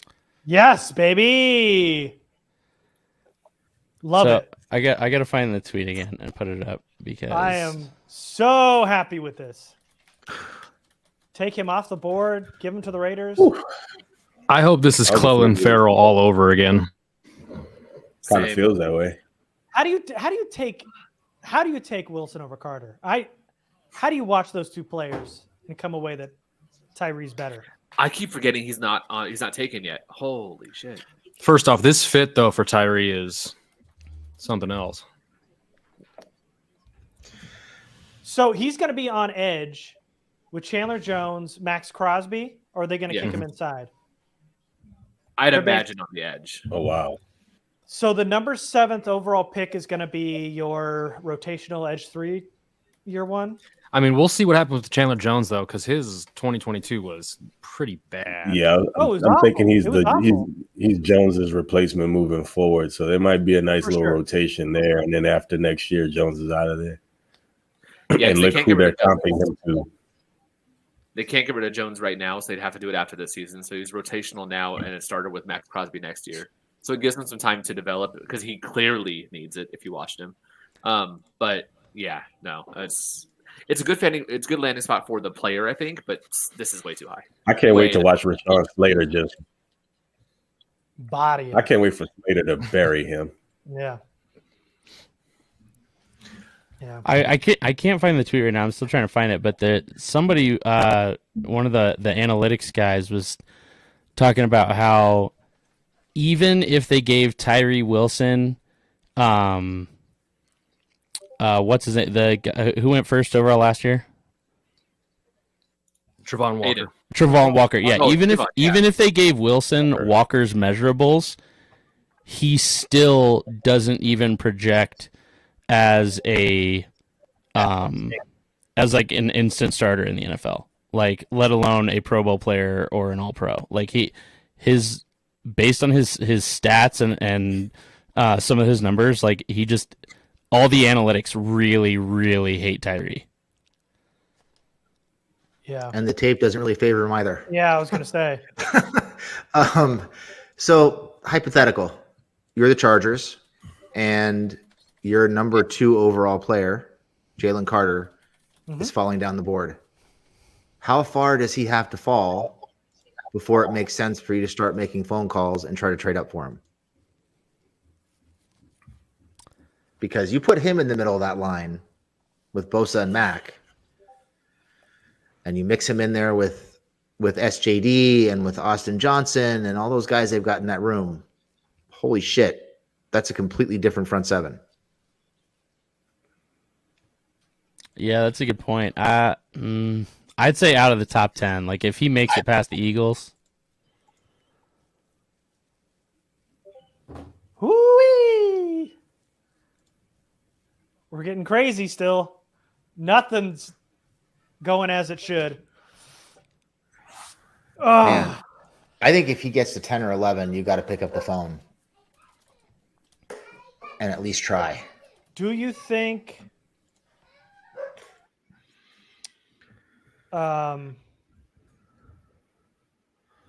sorry, somebody tipping picks again? Or no? I don't know. Yeah, because who's coming up here? I gotta look at the ticker. So I only have the first 8 because it limits you on characters, so I just split up the first round. Yeah, I would say. I know the Eagles are at 10. I forget who's at 9. Mm-hmm. Let's see. Would Chicago take Jalen Carter? Philly would probably take Jalen Carter. Philly's already loaded on the interior defensive line. But they've got some guys that are older and coming up on contract years. Just look. Interior guys for the. Bears have Andrew Billings and Justin Jones as their interior guys. Yeah, but they got to get. You would think they're focused on getting weapons for Fields, Sure. right? I mean, they added DJ Moore. They still don't have much else for Fields to throw to. This could be a spot for Bijan just because they got rid of David Montgomery. I mean, tight end could make sense for them. They got to get weapons for Fields. If he's They also gonna need pan out. offensive line help, like in a big way. They need help most areas. How's Chicago's interior? That's who I just said. Justin Jones and Andrew. Sorry, Billings. offensive line. Offensive line. They kicked what's his name into guard, and he was doing better. Was that Tevin Jenkins? Yeah, Tevin Jenkins. They kicked Yeah. him into guard. Oh yeah. Otherwise, it's Nate Davis, Patrick Lucas, and Cody Whitehair. That's right. They signed Nate Davis, part of the Didn't free they agent spending spree. cut Cody Whitehair? I thought they did. Maybe I was mistaken. He's on their R lads right now. I thought he was like their only worthy offensive lineman over the last like 5 years. Cody Whitehair. Yeah. Yeah, unless our lads is out of date, they're normally pretty good. Yeah, no, he's on the roster. He's still making $14 million this year.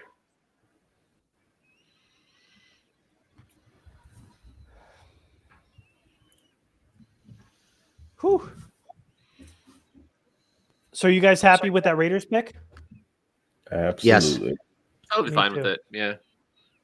Would have been better if it was Levi's, but Oh, 100%. Yeah, I mean, that's the best case scenario for them taking an edge up there. Like, We have a trade. Nice consolation prize.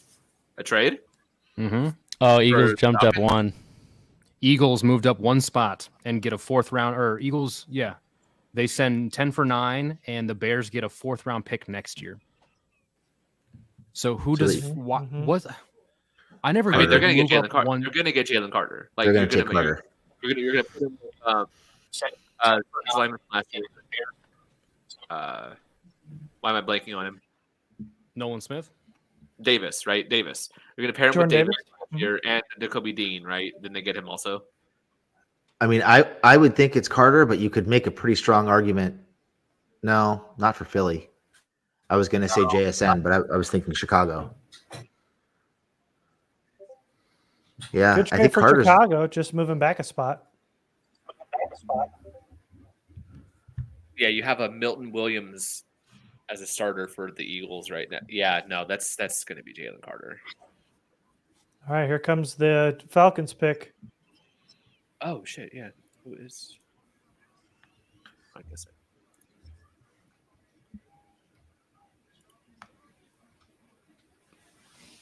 Okay. Mm-hmm. That kid is so nervous.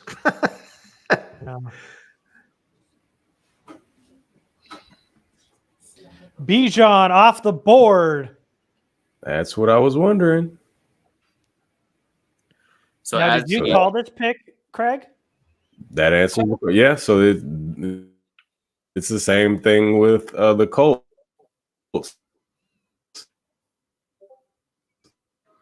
Dude, if Philly gets Jalen, I hate that interior. I was thinking about the schemes and players that were involved with those coaches, and it worked the same exact way. It looks like Arthur Smith is trying to, have that run dominant offense where he has a bell cow running back.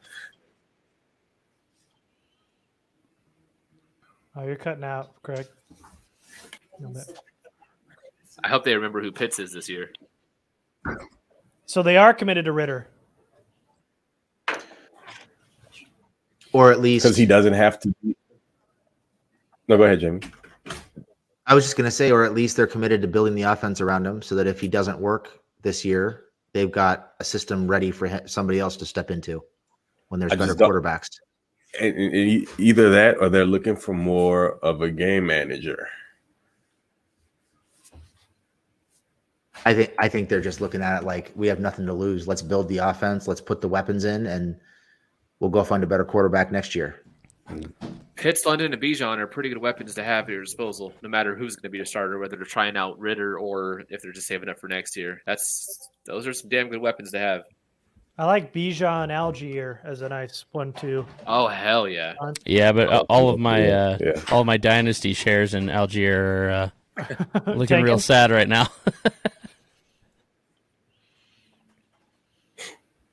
All right, so Eagle traded up a pick, which is probably going to be Jalen, we think. That makes just it's too easy of a fit there. There's Man, we no need one another else, quarterback to go. no one else worth trading up for as for a team that was just in the Super Bowl last year. Yeah, they're pairing Jacoby Dean, Jordan Davis, and Jalen Carter. That just is such a good fit. Did Green Bay trade up? What? No. Well, they were. No, 13th that's part of the because Jets trade. Yeah. 15 and 13 were swapped in part of the Rodgers trade, Okay. unless they just Yeah. traded up with someone else. In your breaking news. Dude, how fantastic would that be if after years of telling Rodgers to go screw himself and not drafting a wide receiver, the Packers trade up in the first take a wide round receiver. to go get JSN? Packers would have left tackles and making them something else. It would be the ultimate screw you, of course. Dude, it'd be so I believe funny. they're that petty. I think Skoronski is going to be the guy for Packers, but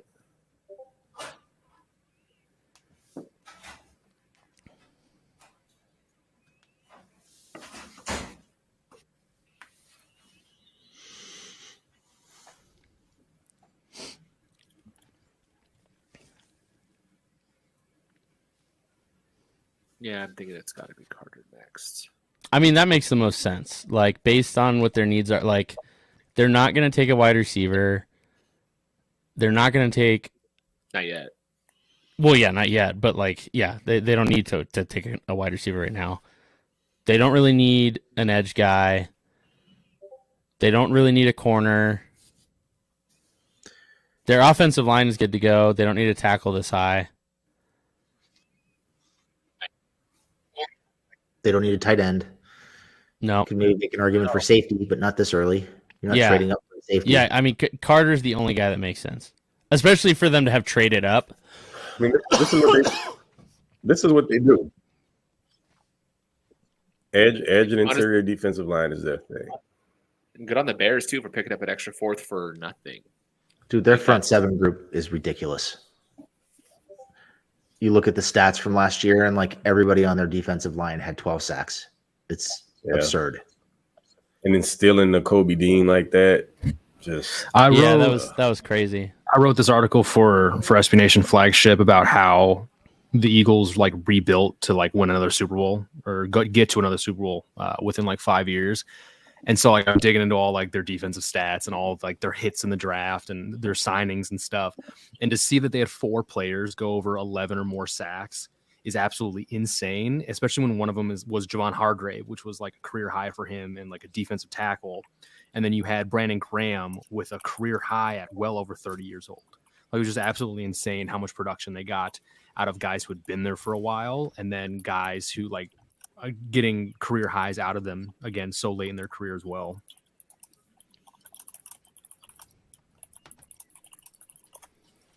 I just realized there must be a complete Chargers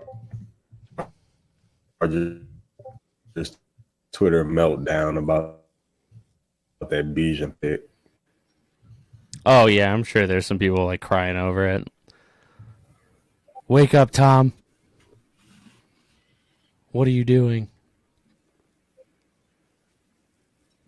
That was getting a whole lot of action. Yeah, that was getting a whole lot of action over the last few weeks. What, Bijan to the Chargers? Just the love for Bijan overall. Like, it would have been one thing to take him if he was still there at 21 or whatever, but like, people were like, we got to trade up for him. And that was always ridiculous. Yeah, it was getting crazy. All right. Ding. Here it comes, walking up to the podium.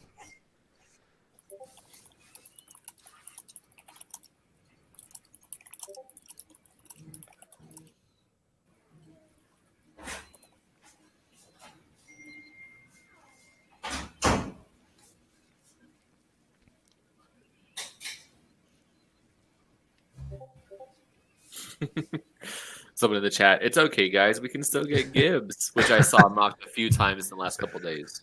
Oh, there it is. He probably couldn't have landed in a better spot.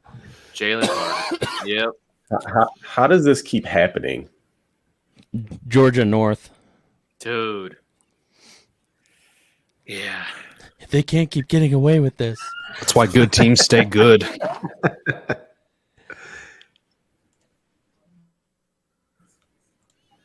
I mean, just think the Raiders could have literally just drafted Jalen Carter. Oh yeah.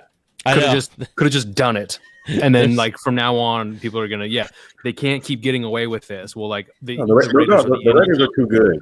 That franchise is too good. The Raiders were the moral police. When does that ever happen? It's the Eagles convinced him to try and race someone. That's what happened there. The Eagles have been behind this whole thing. I bet the reasons they took Tyree Wilson's the same reason they took Clelin Ferrell so high was they were like, he's just such a great locker room person. I remember that being a big thing for Farrell. And like, while that's true, he was like a military brat or something like that. Like, they just really loved his background, and they got what they got. And yeah, they can't keep getting away with this. And yet, they are. Like, I remember last year, the Ravens haul, where they had like a bunch of picks and they just were like nailing like every other pick for the most part. And I'm like, this is why good teams like stay competitive year in and year out. They're just nailing everything. The fact that they had Tyler Linderbaum and Kyle Hamilton amongst their picks was just like insane. And that defensive lineman we all wanted too, even though he got hurt for the year. Which Yeah, broke dude, there my was soul, a number of players that the Ravens got. And dude, honestly, similar with the Chiefs too. That year they got Trey Smith.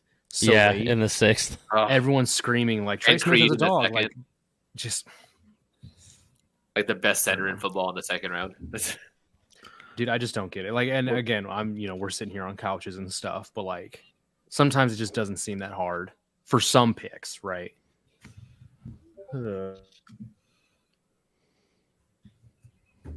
Travis Jones. That's the name. I couldn't remember it. Oh, the guy from UConn. Yeah, I think Yeah, a lot of us wanted last I year. liked him And too. just fell Didn't we to the like? Ravens, of course. Speaking of someone that I thought we liked, Yeah. Devon Hamilton, who just signed that extension with the Jaguars. Didn't we like him? Mm-hmm. Yeah. So here's an interesting one. I was so really high on Travis Jones. Garrett, refresh my memory, Yeah. but I'm pretty sure you said Gonzalez is their CB1, right? Mm-hmm. Yep. So same kind of question as Jamie asked earlier. At how far does he have to go before the Chargers start looking at maybe trying to move up to go get him?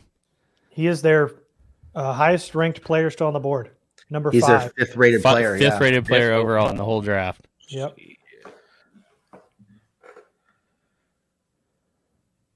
Meanwhile, Levis is just falling to the Titans. They should just go ahead and take him. The only ones Levi's. left. Sorry. It's okay. I'll get it right. The only players left on their top 11 that I got was Christian Gonzalez at 5, Peter Skoronski at 9, and then JSN at 11. Ooh, JSN.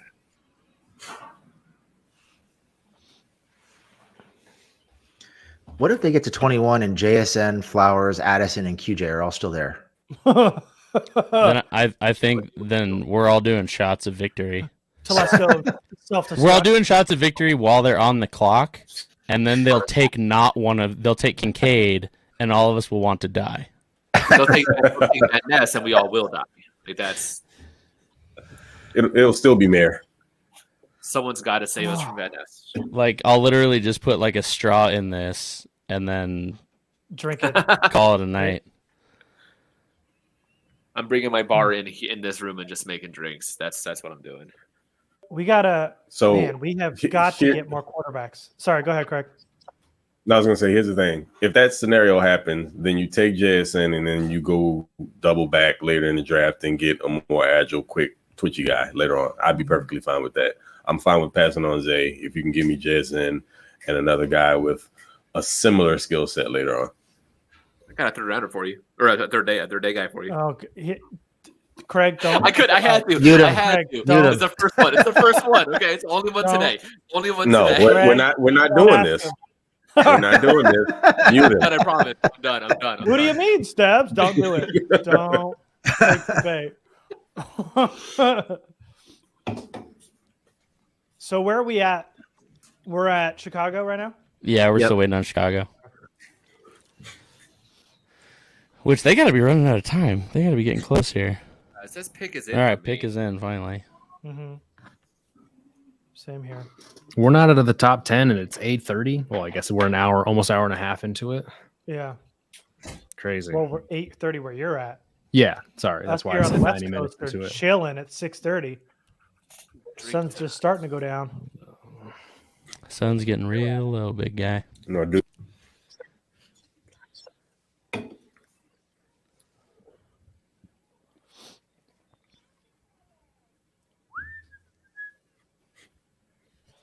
Here we go, Bears. Finally.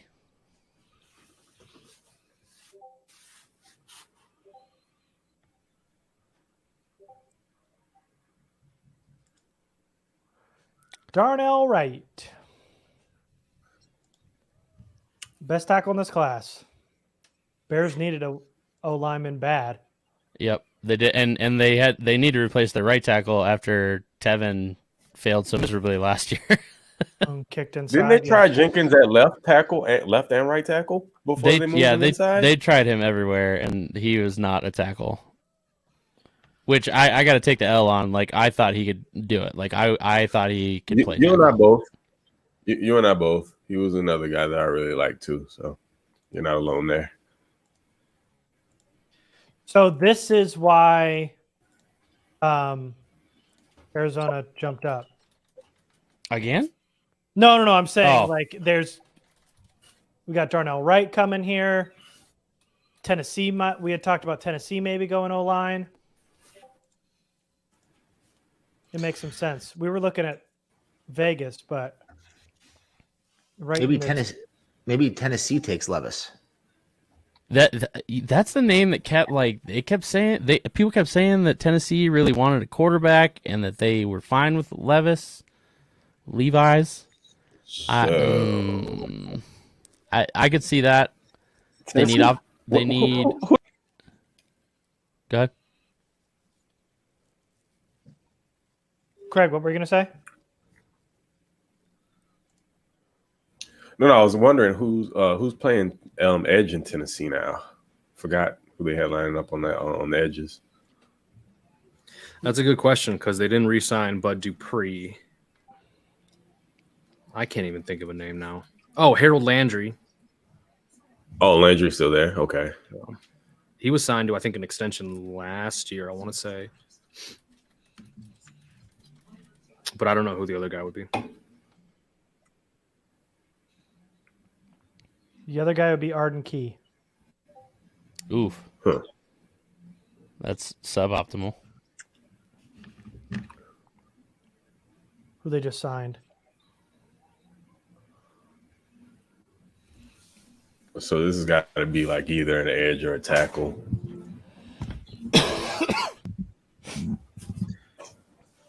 I think we're getting real close to that point where Chargers got to start thinking about trading up if JSN's still on the board. If he gets past New England, it's time. Well, I mean, would they trade up for JSN if they have all four of them on if the they board?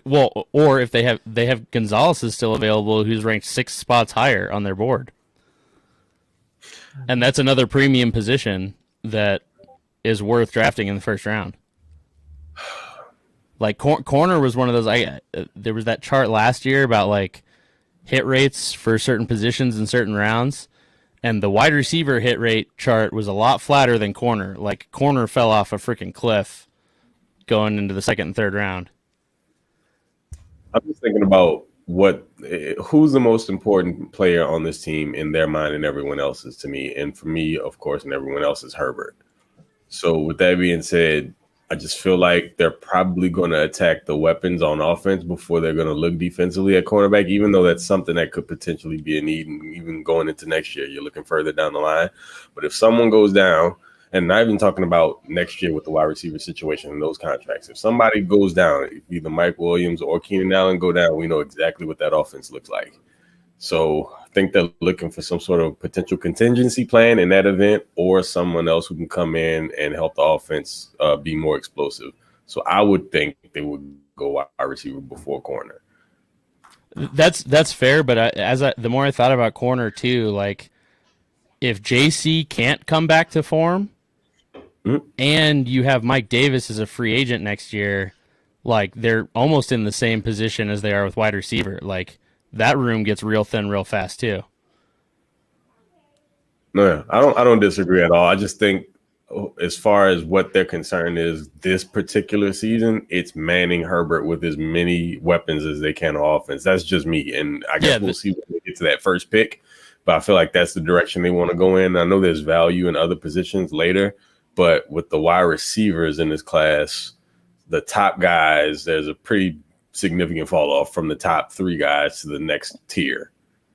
Yeah, for sure. Yeah, and I'm with you. Like, I'd rather add more weapons for Herbert. I was just kind of playing devil's advocate a little bit. Yeah, sure. We need Levi's to really be taken here soon. Or we either need him to go soon, or we need him to stick around so that somebody wants to come up for him at 21. Yeah. That might be the better option right now. Either or. He either needs to go real soon, or he needs to just hang on. I think once the Raiders pass on him, I don't really care if he goes way before us. I'd rather he slides a little bit so somebody feels the need to move up. True. Fellas, I'm going to disappear for a little bit and watch the sunset with my wife. I will be back before the pick. Have fun, bud. Yeah, man. Enjoy yourself.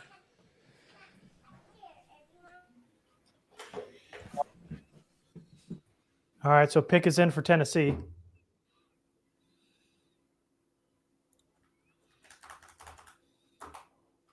We moving on from Tannehill to Levi's.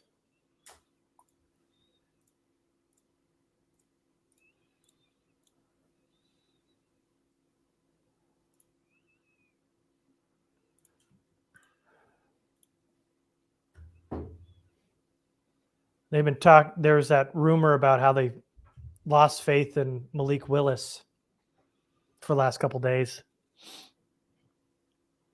Well, I mean, when they chose to play, what's his name off the street over Willis towards the end of the season there, that was kind of damning for him. So.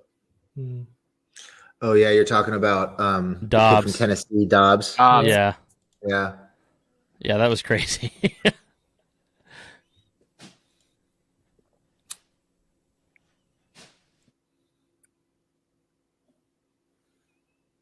They did just cut their left tackle, right?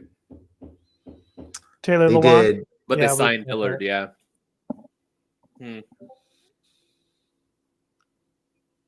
God, they're wide receivers. They could use help there.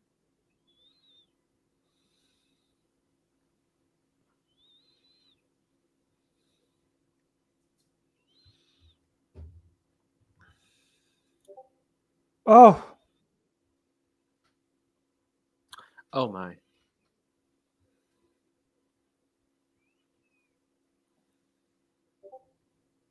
Dan Campbell, you're a maniac. Oh? So Peter Skoronski. Oh! Peter Skoronski is the Chargers' 9th ranked overall O lineman, right behind Paris Johnson Jr. So, anyone who watched Skoronski, two things. One, do you agree with me that it's a travesty that he was taking 2 picks before Slater was? And two, do you actually think he plays tackle at the NFL level? I don't think so. I think he's interior. He's guard. He's going to Yeah, be a guard for sure. I think he's got to go into guard, which makes this pick even more interesting that they just drafted a guard at 11. They probably think he's going to play tackle. They don't have a real great record with drafting offensive linemen. They did draft Isaiah Wilson 2 years ago and promptly cut him. So they don't seem to evaluate those linemen very well. But yeah, I think with his lack of length, he's definitely going to be a guard. And there were some of the same comments with Slater, but Slater's technique was so good. His hands were always first. He was always in position. And Skoronski just isn't. Well, even though Slater has short arms, doesn't he have like almost an inch on Skoronski's arms? Yeah, I think it's close to an inch. Because Slater was like 32 inches, I think. Let me see. 32 and a quarter, maybe? I think that was the biggest difference for me is that he looked like a left tackle. Slater, every bit of his film looked like a left tackle before the measurements ever came in. Skoronski Who are looks we like talking about? Skoronski? Yeah. It was 32 and a quarter. And I think Slater was 33. He was. I think once you get under 33-inch arms as a tackle, you're pretty much done. Those edge players have such long arms. You can't be that short. Levis is not having a good time. No, he is not. Oh, is he looking- Straight up not having a good time. He's doing that pissed off nod too. Okay. And that's like his mom there, like, it's gonna be okay. And he's like, yeah. Uh-huh. Yeah, Mom. Just keep the mayo coming. Yeah. So bad. Detroit. All Uh-oh. right, here we go. Detroit Yeah, just about saw to that. go crazy. Whew. Jamar Gibbs. I like him, but oh boy. We got two Both running backs in overall? the top 12. Two.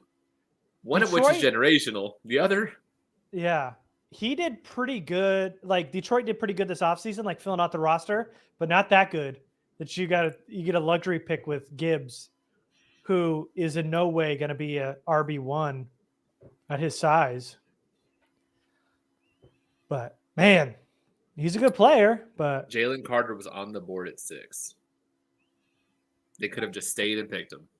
yeah. They traded back. I mean, just They like picked the up at 34, Cardinals, but taking Gibbs at 6 would have been a disaster. Being able to trade back and collect some picks. I get that part, but like Carter. Hey, I mean, this is basically like taking a quarterback at this point, you know? The guy nobody had mocked ahead of the Chargers at 21. I love when teams celebrate like wild ass picks like this. Like the Lions draft room is like throwing their arms around like, oh my God, we got our guy. Oh my God. It's like nobody was going to take him that high, dude. It's No, not even a little Jamar bit. Gibbs at 12. Just like be happy. But it's Family Feud when someone says an outlandish answer. It's yeah, like, yeah, good yeah. answer. Oh, Good answer. Good answer. It's Yep. not a good pick, guys. What are you doing? So this has got to be like JSN to Green Bay has to be a layup, right? Like Oh yeah. they're running this pick to the podium. What was that? Oh yeah. Oh That yeah. Was that? What is that? Is that Michigan? Random Minnesota? whatever came out of my mouth. I have no idea. Just go with it, man. Just Like, let it what flow. was you don't guys think remember about that show Bobby's World?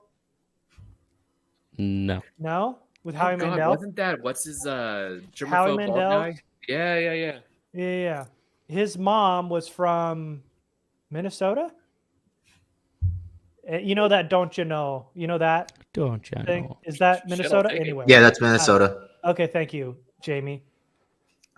God, nobody else is gonna answer me.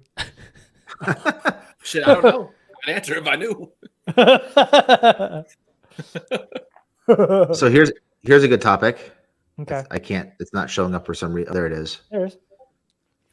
I don't think so because nobody is sending them a first round pick for Eckler, and that would be the only reason he gets traded tonight. He ain't Mhm. getting traded. So tonight or tomorrow or Saturday, he ain't getting traded. Yeah, I don't think he gets traded either, but it's definitely not happening tonight because nobody's given up a day one pick for him. Like, and that would be the only reason you trade him tonight.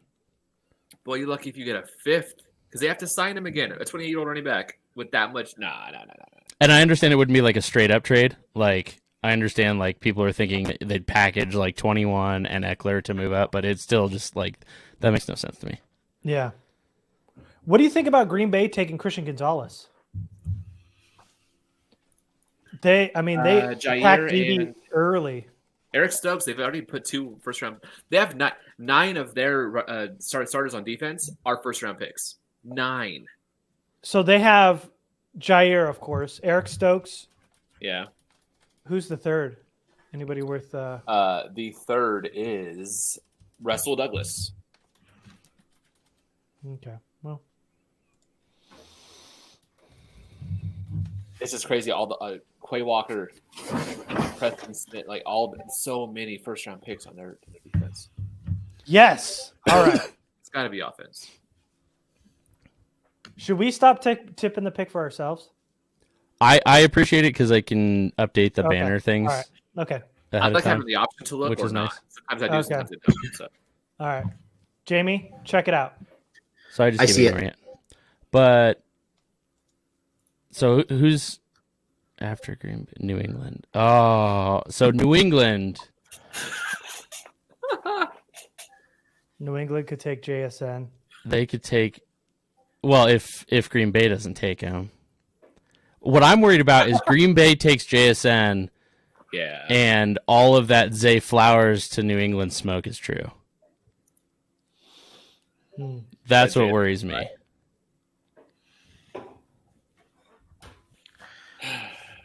I think New England's probably taking a receiver regardless.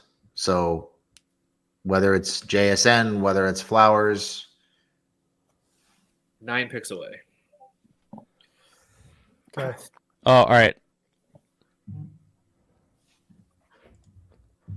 All right. So who votes to ban MK Adams from chat for this?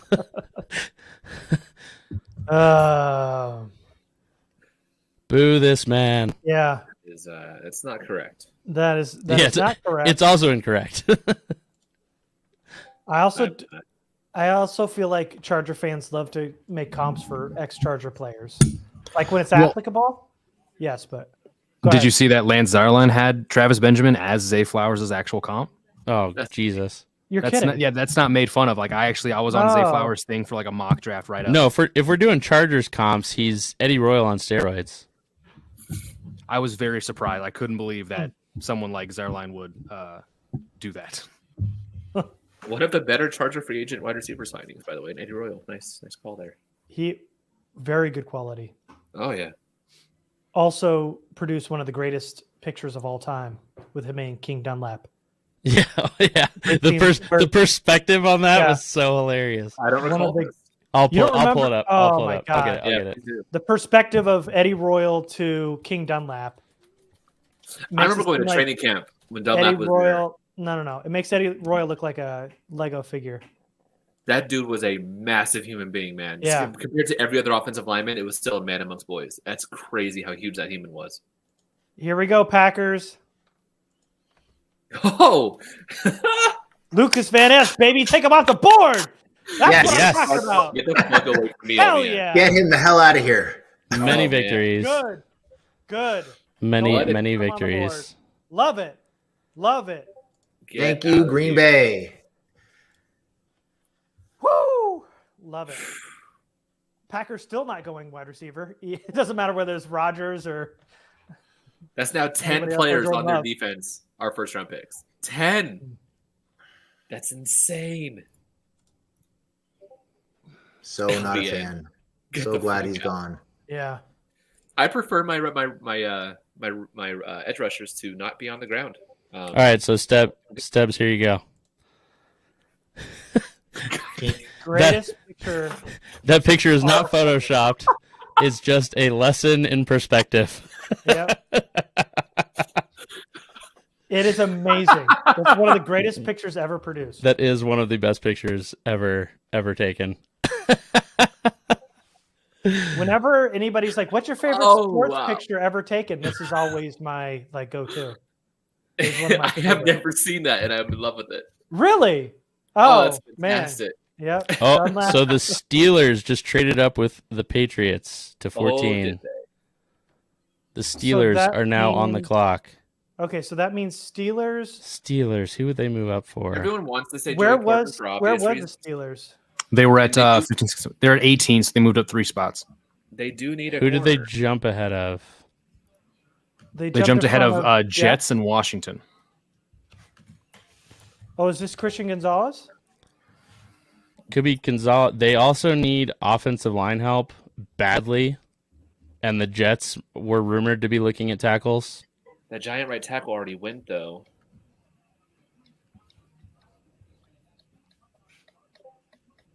DeJuan Jones, maybe? Or Broderick Jones? One of the Joneses? I don't see wide receiver. Maybe It'd have to be Broderick.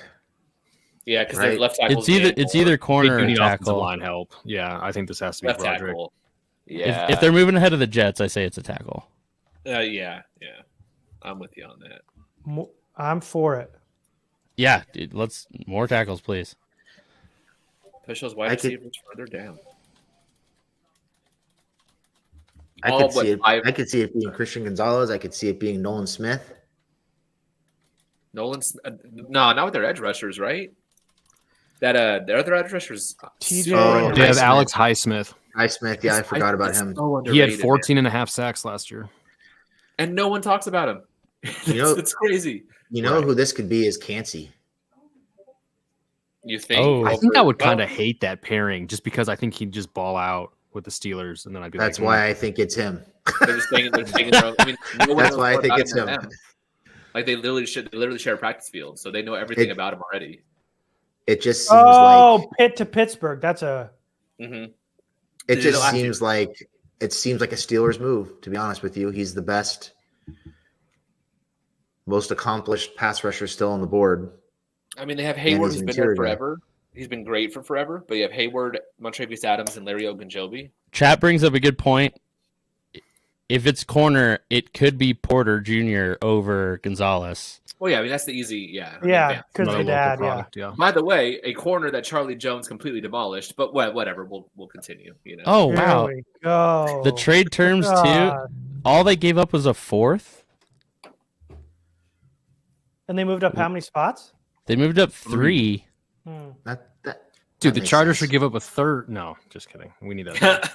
Go They ahead. didn't give up anything else. No, it's just their 4th round pick, 120th overall, to move up 3 spots in the first. That's crazy.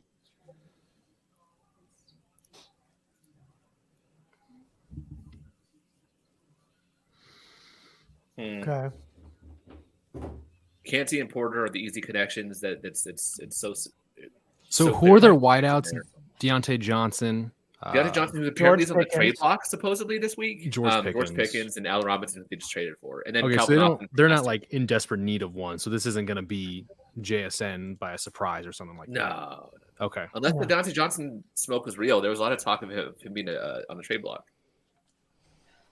Washington probably doesn't go receiver though either because they like Jahan Dotson who they got last year. And then the Ohio State McLaurin, kid. obviously. Yes, McLaurin, yeah. I'm just thinking. I mean, because after Jets and do Jets take a receiver? No, because they just took. I thought they just had a guy. They just did. took Garrett Wilson. They have last year. Garrett That's Wilson. right. Okay. So and if you then- say Jets, Washington don't take Corey Davis going to get cut receivers. though, most likely. But then you've got 1, 2, 3, 4 picks potentially. When New England's on the clock, you have every receiver still on the board with 4 picks to the Chargers. You have to assume, I guess JSN could go there. But So it looks here's like- another interesting thing. We know that Minnesota has talked to the Chargers about moving up 2 spots to take a cornerback. If Joey Porter and Christian Gonzalez are still on the board, that could make that a very, very real possibility. Yep. And if all of those wide receivers are there, the Bills want to come up for a wide receiver, and the Chargers might be more comfortable knowing that they also want a wide receiver. If that many wide receivers are still there, they might be more comfortable pulling the trigger on that. Mm-hmm. Especially if the Bills are missing out on DeAndre, which it sounds like they probably are. All right, so they went Broderick Jones. The Steelers did. I don't think if you're the Chargers and you're talking about moving back with Jacksonville, I'm not sure you can move back 3 spots unless all 4 of those receivers are still on the board and you know you're comfortable getting one of those 4. I feel you. Yeah. I mean, well, Tampa's probably not going to take one, right? They have a lot invested in wide receivers already. But they're getting older, man. I don't True. know. Evans is definitely up there. Yeah. They just pay what's the kid's name from Penn State? Godwin. And Godwin. They just paid Godwin. Yeah, I don't think Tampa takes one. But you always have the opposite, the threat of people trading up, though, right? Like the Chiefs have been rumored so much about trading up, so that's always a threat still, too. could Detroit be a threat for one? JMO is now Suspended. for part of the year. Yeah. coming 6 off of an games. ACL.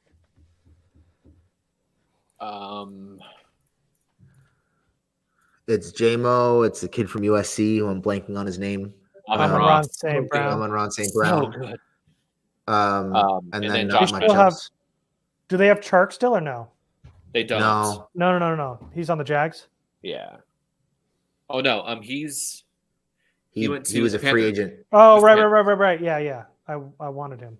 one of their many 1-year deals. The Lions have Marvin Jones, Amon-Ra St. Brown, Josh Reynolds, and then Jameson. I could see the Jets taking a receiver here, having just traded for Aaron Rodgers, be taking a tight end.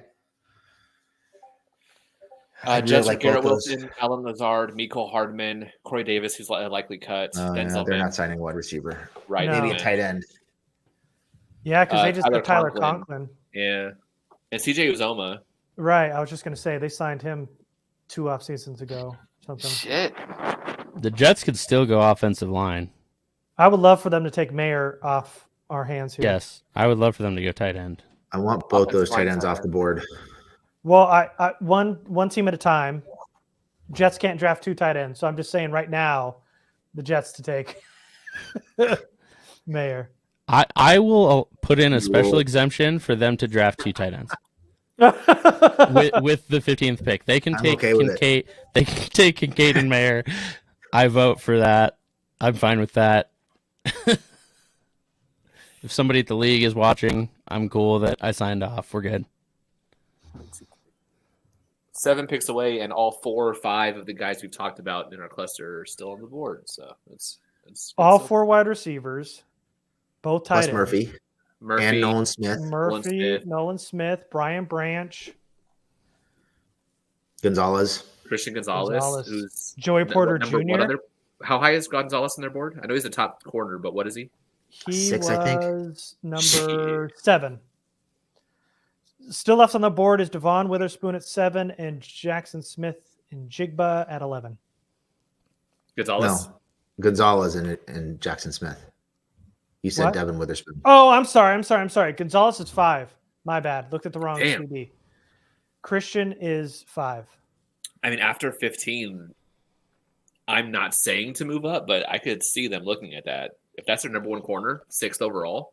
Bro, I'm just, Okay, I mean, bro. I'm looking at the board and the things Shit. that other teams did in front of the Chargers has just shaken out to have a good player to follow them no matter what.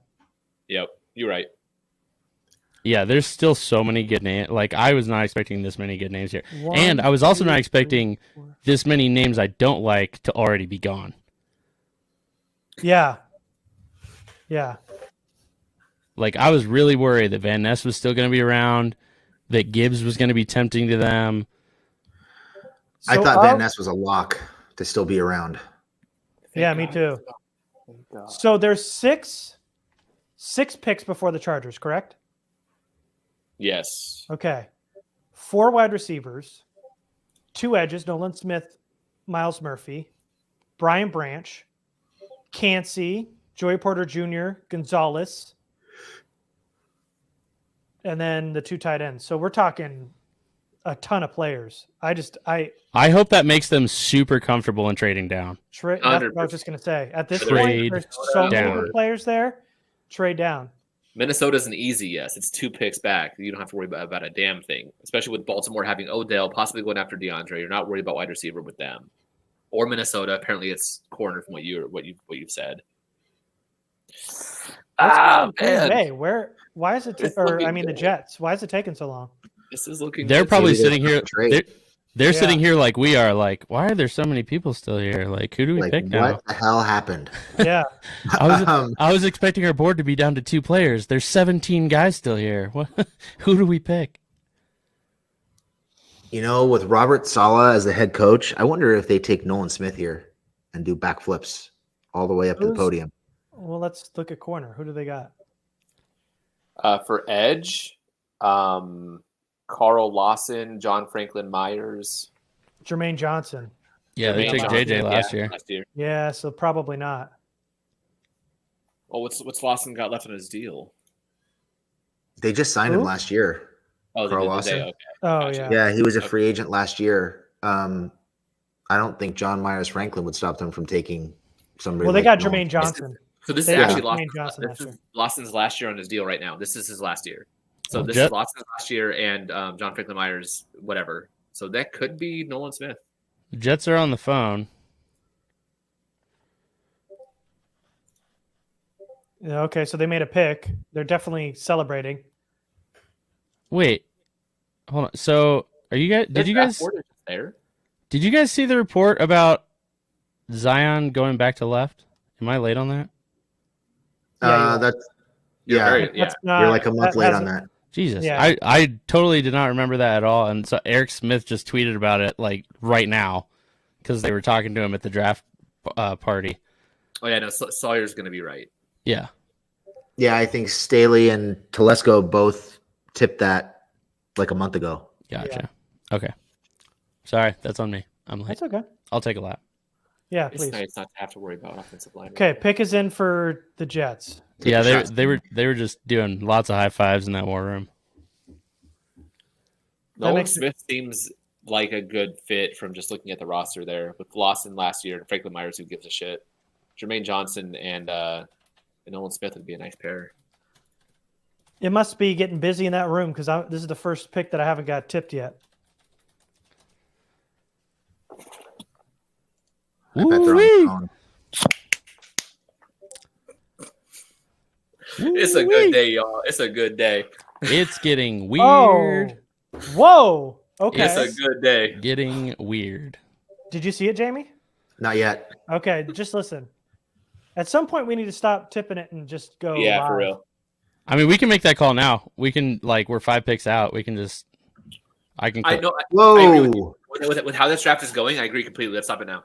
Will McDonald the get the hell? fuck away from my Chargers? All right. So yes, please. That is the first round pick by the Cyclones, I think, either ever or like a very, very long time. Jets He can helping get us out. All Jets the way helping away us from my out. team. Wow. Love that. That is fucking dumb. You know, when you have the opportunity to take a 24-year-old complete and utter project at edge. It Honest to does God, not- Will McDonald's just like a little bit better Chris Rumpf. They're like the same player. Have they said the pick yet? They haven't for me. No, they haven't. Oh, you guys are just Jimmy tipping it? reacted, so I just said it. My Okay, bad. so this My is it. bad. That was it. So Jets went Will McDonald, which is huge. Another guy who shouldn't have gone before 20, he went before 20, which means the Will better McDonald. edges and Miles Murphy, Nolan Smith fall into the Chargers. That's crazy. That is crazy that Nolan Smith. Not Okay, just nobody better look at the edges, phones. but like considerably better edges. Oh, like- definitely. Will Like- McDonald. Holy shit. Like a full round better, grade wise. 2, 4, It- 5. And what's hilarious is Jermaine Johnson was also an older raw guy, like relatively raw guy last year. Like Oh, they not just spent relatively. back-to-back first-round picks on late Developmental blooming 23, 24-year-olds. 23, 24-year-old edges. Mm-hmm. I mean, Jermaine only shot up the way he did because of what he did at the Senior Bowl. Like he was just one of those guys who parlayed that performance into a higher draft. placement. He's literally how I found Zach Tom, who I fell in love with last year. Like I was trying to watch Jermaine Johnson tape, and Zach Tom was just like shutting him down. Like he did nothing that entire game. So let's talk about trade down scenarios because it's getting real heat. The heat's turned up on this. So Minnesota has talked to the Chargers about trading up for what they believe is either a corner, which means they said if Witherspoon, Gonzalez, or Joey Porter Jr. are available at 21, they would think about trading up. There's also been talk about a quarterback with Minnesota. So there's a chance the Chargers could trade back from 21 to 23. They've talked to Jacksonville, who reached out earlier because Cam Robinson's suspension just came down on Monday. They lost Jawan Taylor in free agency. They're going to be looking at tackles, and you've got DeJuan Jones still there, and then Anton Harrison. Is that Yeah, the other one yeah. that are still available. Oklahoma. That Who I really liked him too. and then after those two, it's a steep fall off. So there's a chance that they might want to do that. At 26, the Cowboys had talked about trading up. The rumor was that they were infatuated with B. John Robinson, but he's been traded. So Drafted. yeah, or sorry, drafted, not traded. He's been drafted. He's been drafted and drafted. And Gibbs went. So I don't. That might be out of the question now, unless they want somebody else. And then the Bills at 27 have talked about trading down or trading up to the Chargers at 21. Chargers believe that DeAndre Hopkins is going to go to Baltimore. So the Bills were in on DeAndre Hopkins. That trade hasn't happened yet, but they definitely are looking for a wide receiver. They want to pair somebody with Gabe Davis and Stephon Diggs, and they might trade up, but that would mean that they'd have to trade back 6 spots to go to 27. So that's 3 teams willing to trade, or 4 teams, excuse me, willing to trade back before today to the Chargers pick at 21. So there are options, and the Chargers have talked about being motivated to trade down. I mean, you know, with this Herbert contract coming up, they're going to need as much cheap contracts as they possibly get. So adding a day 3 pick to trade up would make a ton of sense. Even some picks next year would make a lot of sense for the Chargers. Oh, And yeah. I would love there's- to pick up some capital for next year. There is so many guys still available that you got to think that it's becoming more and more probable that they make that trade. Oh, it's got to be an option at this point. Way too much of the cluster there is still available. The entirety of it, actually. They're willing to trade down before today. With what's unfolded so far, it's like, all right. And So there's- nobody tip picks in the chat because we are going absolute live. We're not. Yeah, we're going dark here. We're going dark. Do not we don't even need like, oh my God, Washington did it or Washington, good job. We don't need anything. Just leave it all alone. Oh, Kyler Murray picked for the Jets. That's pretty cool. The Jets just took an edge with a 3rd round grade in the middle of the 1st round. You had a third on him? I had a 3rd on him, but so did the broadcast. I was at a had a 77. second. The broadcast is at a 78. Yeah, I let's had a look. second, and I thought I was being kind. I had a high second on him. I liked him, but I wasn't taking him in the first, not unless Yeah. they traded to 31. Heavens Yeah, no. we all had high 3rd round grades on him. 80, 77, and 81. Not worth a 1st round pick. All right. I'll be right back. Oh, boy.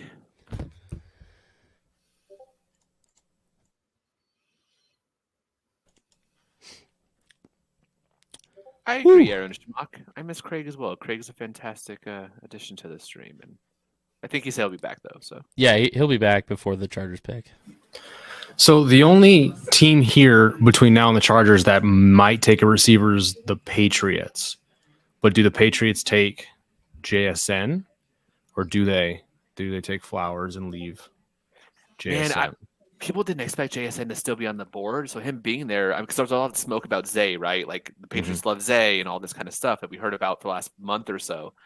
But JSN still being there might throw a wrench in that. That's such a good receiver to still be there. Like he's a guy most people talk about being a first in most years, let alone this year. Well, so what's hilarious right now too, looking at the board, how things have fallen, is, and I know like everyone like has destroyed him, justifiably so, in the last couple of weeks, but Albright came out with a bold prediction like a couple of days ago, and said that he could see more running backs being drafted in the 1st round than wide receivers. Yeah, that's right. He And didn't have to say. we are currently sitting at 2 running backs taken and 0 wide receivers taken. Yeah. Who would be the next running back? You think that's Spears? No, Charbonnet, or how do you Charbonnet, pronounce his name? that's right. Yeah. Yeah, 'cause Spears had those knee issues, right? Like 2 different Yeah. ACLs, whatever it was. Yeah, Charbonnet was like, based on everything I saw, he was like a clear-cut RB3 in the draft, with some people having him above Gibbs. Some people really like the Bandicanda too, but I don't know if he's that high. Abanikanda is going to be like, I'd be surprised if he went before the 4th. Like, he had really good speed. Damn, and stuff. really? Yeah, because he has really, so he was kind of weird. Like, I really liked him, but for a running back who is 216 pounds, he just folded in contact. Like, he did not run through tackles at all. So, question here from Haas44 asking if JSN is there, he's got to be the pick, right? And for those of you who don't know, who aren't in the Discord or haven't heard us talking about it on podcasts, JSN is the Chargers' #1 wide receiver. He's their 11th player overall on the board. And Garrett's guys' exact words were, JSN is in a tier by himself. So I'd have to think that if he's there, they are sprinting that card up to the board and taking him based on all the feedback we've gotten on him. What do you guys think?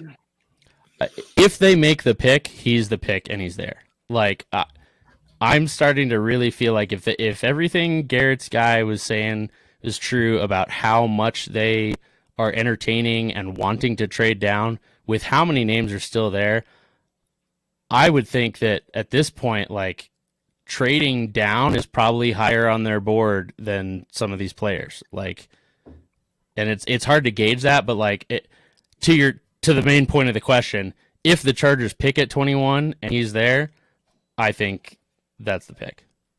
See, I think if you look at what Garrett put out this morning, talking about how they view Addison and Flowers, it sounds like JSN is the one receiver the room is not divided on. And it sounds like they're divided on everybody else. So if that's the case, I think it's got to be JSN. But the number 5 overall prospect of theirs is still out there. Like Christian Gonzalez is the wild card in this conversation. No one thought he'd still be out there. Right. No one. Yeah, I think that was one of the first things that Garrett's guy said was like Gonzalez was one of those names in the group that was like there's no way he'll be there. What is right, Michael? This pick? I can't believe this. This is a 169-pound cornerback. Yeah. Now I corner makes can't sense for believe them, that they would take Ford over Joey Porter Jr., Christian Gonzalez. Christian Gonzalez, dude, I had him as one of the safest picks in this entire draft. I thought he was immaculate. Manuel Forbes, my CB7. Craig CB8. Jamie's CB7 is where we got him. So this has got to be. I gotta fix. I gotta. Man, yeah. I like Deontay Banks too. Like Banks, Gonzalez, JPJ. Trade back. Let's go. So that's what? That's like for sure about 4 players that we would have put the house on that weren't going to get drafted before the Chargers. I think the Patriots probably take JSN here. Dude, and the Commanders are dapping each other up like they just blew everyone away. So the Patriots just gave Juju 11 per, but Kendrick Bourne and Devontae Parker are the other 2. Like there was so much smoke to them drafting a wide receiver. Yeah, I think Jamie's right on this. That's got to be the pick. Dude, that's insane. I think it's Christian Gonzalez for New England. I do. What did they got? Jonathan Jones, Jack Jones, who they love and was fantastic last year, and then Miles Bryant. Could be. With the way he's fallen, I don't know. I don't know, man. There's been so much talk about them wanting weapons for Mac Jones. Well, not even for Mac Jones. They just want weapons for whoever they have at quarterback. Whoever the quarterback is next year. What if they go? Well, what if the Patriots go Levi's here? I would die. I knew it. I would die of laughter. Crap. Oh, what? You knew it, so I'm guessing that's. Dude, your feed is like a full minute ahead of mine. It is? I unfortunately just saw it on Twitter too, so. Oh. Like Goodell just got to the podium on mine. Do I need to go back? No, it's fine. I like how I like how far ahead yours is, and since you're going to be sharing it, I'd like that. Absolutely, yes, that's perfect. So don't pause yours at all. Okay. Oh, okay. I just saw it. So they took Christian Gonzalez. I think Tampa takes Levis. Yeah, Gonzalez looks like he knows what he's going to get into with Belichick as a coach. He's like, well, all right. You know, if when you already have Trask, you might as well take the same version of him in the first round, right? So, hey, might as well. Let's do it. 1, 2, 3, 4 more picks. Oh, Craig's back. All 4 wide receivers on the board. Welcome back, Craig. What the hell? Yeah, dude. It's been getting weird. I could tell with how excited you look. You have seen what's happening. Wow. Let's go. I mean, this draft has gone like sideways. They got to be thinking to trade back at this point, right? Yes. Yeah, dude, that's what we keep saying. There's so many names still there. Like, please go back. Like, Minnesota, dude, Jacksonville, easy S's. With all of these names here, it is going to be like undescribably heartbreaking when they take Meyer. But dude, I will lose my mind. I will cry. I will cry on stream. I could have got on board with trading back if Gonzalez and JSN were still on the board. But with Gonzalez on the board and your 11th ranked player potentially available at 21, I don't think you trade back. I think you take the wide receiver that you say is a tier above everybody else. He's the best player on their board right now, by far. Yeah. Yeah, that's a good point. Well, to have though, right? This is a good debate to be able to have. Yeah. Oh, yeah. Like this isn't even like the year that Derwin fell, because like when Derwin fell, like he was the dude. Like there was no other names. Like we're like, it's got to be Derwin. It's Derwin. It's Derwin. It was like, holy shit, he's falling. It's Derwin. I just want to know who paid the Jets off. For real. Yo, they took Will McDonald, and who paid Every him? Iowa State booster paid them off. Did you see the Lions pick, Craig?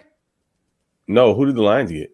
Jamar Gibbs Gibbs at 12. Wait. at Oh 12. no! I did see that. I'm Okay, sorry, okay. I did see that. Okay, so yeah, I was actually talking to my wife about it. So it was like 2 backs in the top 15. Last time that happened was how long ago? And I then, didn't even. I had no idea anybody even thought of him that highly. I mean, I heard some stuff about people considering him. Some people thought he might have even been better than Bijan, which was nuts. But I had no clue that anyone considered him going that high. I thought like late first round, maybe early second, but definitely not in the top 15. Yeah, the last few days, a ton of mocks were having Jahmyr Gibbs go to one, the Chargers, but also several teams in the 20s.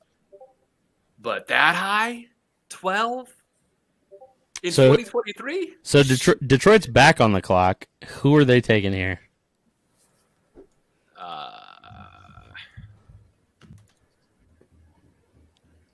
What we got here? No receivers yet. They're paying their line. Their line's fine. Could this be JSN? D tackle Cansey. No, JSN seems redundant with Nancy. Amon-Ra St. Brown, doesn't he?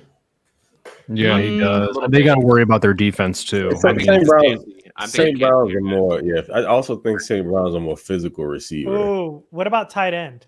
They just traded what's his name? They traded Hawkins. They don't Hawkinson. have a- Yeah. Started You know off what? Brock. Tight end, Come on, man. actually. Go get a Kincaid or Please. Mayer, Yeah, whatever. Kincaid or I Mayer, need, please. I need Mayer off the board before Kincaid. I saw some Same. saw some Hawkinson comps for Mayer too. There we go. So Mayer or Cansey, I think, would be good fits here.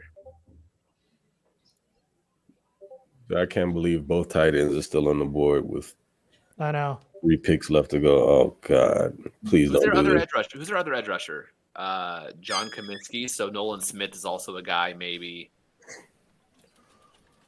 Oh, to be on the other side of Hutchinson? Yeah. I could get that.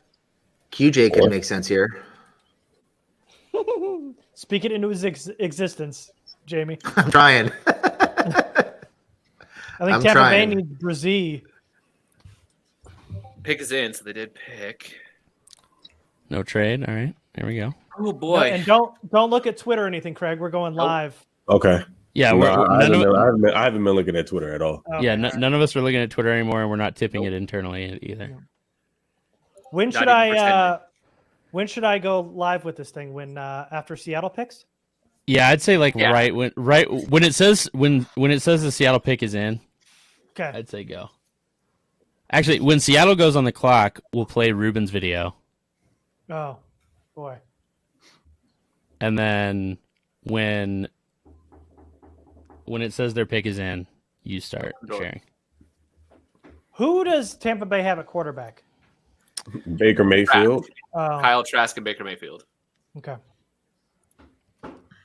Ain't no one stopping you from doing a damn thing.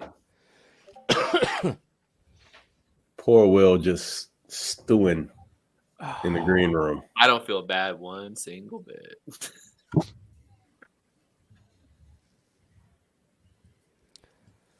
So who started that story about him telling his relatives that he was going to go number 1 overall to Carolina? It was just some random Reddit. dude on Reddit, like Okay. some nobody on Reddit.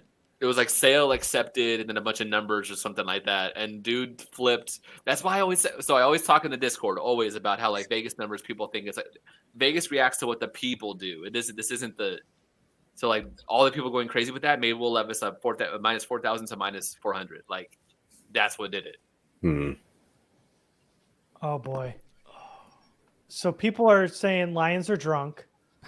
So Well- let's put 2 and 2 together. Who would be a Dan Campbell type? Remember Knee-biter or was It's gotta be Mayer. Knee-biter? Was that his name? Yeah, well, Levi's is known for putting weird things in his mouth. Hey. So Yes, yeah. I got an Hold on, idea, hold on. and it's actually really hilarious. Go on. There's another what you Jack consider Campbell? blue collar player with the Ooh. last name Campbell. Yes, Jack Jack Campbell. Yeah, I bet that is. Fair point. That makes a ton of sense. Fair point. He's the first one in, last one out. You know, it's you got to do it. You got to do it. If you wanted an old school throwback linebacker, Jack Campbell's the man.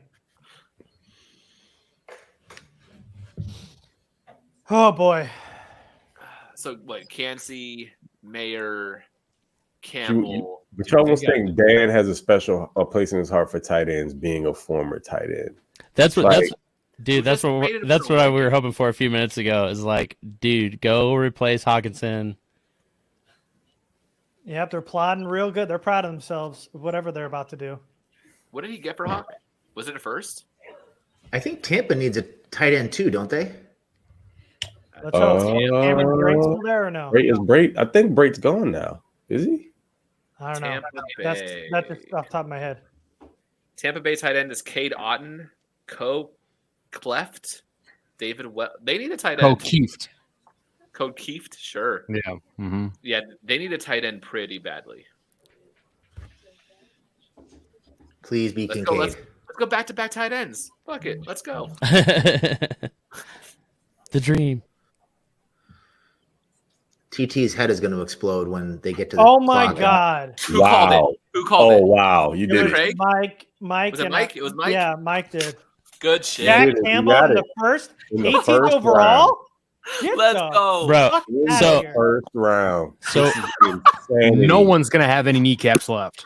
So what would you guys rather have? Gibbs at 12 and Campbell at 18, or Kincaid at 21? Guys, What is that Don't draft? do that to us. Why would I have to do Campbell? that ever? Why would that be a choice to make? You're like neither Yeah. option. I- guys, there's only 2 picks left. I Bro, this- choose Oh the my bullet. God, this is really going to happen. There, This is the So- best work. This is like the best case scenario ever. I know.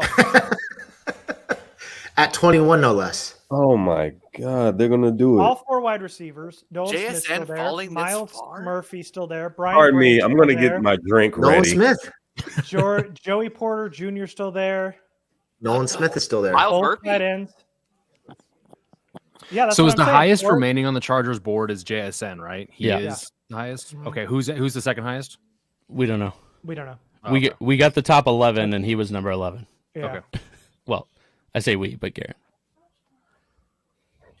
JSN, Nolan Smith, Miles Murphy. All I three of I those wonder if guys they are, start top like 15. weighing need and overthinking this here because there's so many damn players here. Oh man, if I'm they telling you, can Telesco's trade head's back- going to explode. Jesus. He's gonna panic. So the last few years have been like breaking trends. All right, so for Bucks. TT, right? So let's Um, hope this trading down thing is another trendy breaks because there's all right, so Tampa like immediately went on the clock. the picks already Who- in. Their picks already in. Yeah. Who's that got to be? Tight end, they have nobody at tight end. Okay. What about they're defensive line? Cansey's still on the board. So they have Vita Vea, who they're paying a ton to. They just got Greg Gaines for a couple million for 1 year, so Oh, nothing okay. there. And then Logan Yeah. Hall. Yeah, that's enough That's it. depth, probably, maybe. Their edges, Shaquille Barrett, and then Joe Tryon, who's been a bit of a letdown there. Oh my God, things are getting fiery. Damn, Things are going so well that I don't think I've ever been this nervous. dude, that's the problem. Yes. It's going almost perfectly for the Chargers. Like And- I wasn't even this nervous when Slater was falling because I was like, oh, if he's there, they're taking him. Like they won't fuck this up. If Because- Slater's there, they won't fuck it up. I'm worried that there's too many good choices now that they that's will what it fuck it up. That's exactly what it is. That was the other thing too with the Slater thing was that we all were, I think most of us at least, were in on Darisaw, and that was always like a backup option. So it was like, oh, if Slater goes, it's fine. We have Darisaw still. But this is nuts. Everybody's there. Oh my Every God, pick. guys, don't tip the pick. Dang it. People tipping still? Yeah. Stop it, guys. Come on, Seriously. chat. Don't We're do trying that to watch this live. Don't do that. Hey, as soon as Seattle picks, I'm closing all that stuff. Same. That makes sense. Yeah, mom and dad are leaving, guys. There's gonna be no adults in chat. Yeah, so as, do soo- not tip the pick. as soon as the At all. Chargers go on the clock, it's It's Lord of the Flies in chat because we will not be around. As soon as they go on the clock, we're heading out to get cigarettes from the corner store. Yeah. We don't know when we're coming back. Yeah. Will we be back? We're going to Don't wait get up for milk. us. Don't wait up. See, Kalijah Cansey. Was it? Okay. Yeah.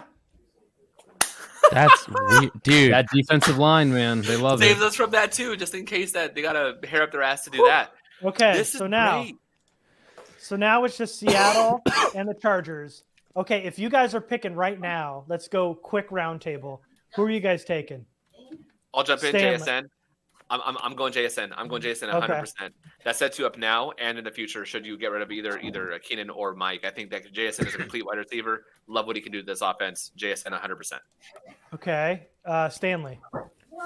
If I have an offer to trade down, I'm taking it. If I'm making the pick, it's JSN. Let's talk about the picks. Straight Okay, up. Look at JSN. if I'm making a pick, it's JSN. Okay. I for a second I think about Nolan Smith.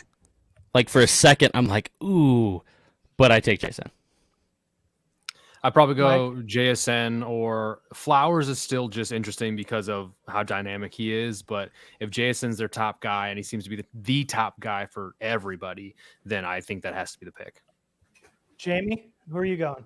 Oh yeah, it's definitely JSN.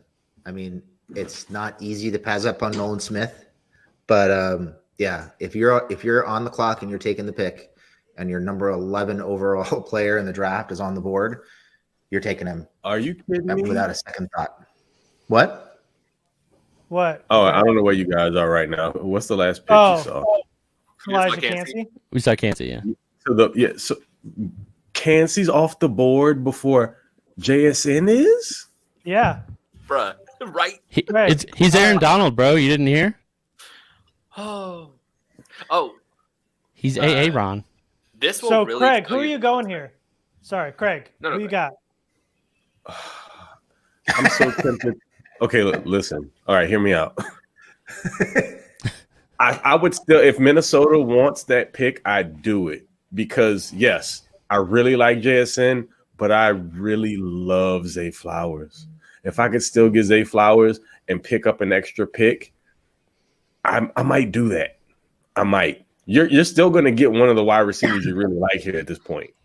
And Zay might be there. He's probably going to be there. And I mean, I can't see Baltimore going that route. So if you're only moving back 2 spots, I might take that trade. Is Joey Porter Jr. still on the board? Yes. Yep. What any other top quarterbacks? Nolan Smith is still there. Miles Murphy, Brian Branch, Joey Porter Jr. The tight end. Oh man, 2 tight ends, 4 wide receivers. For me, option 1.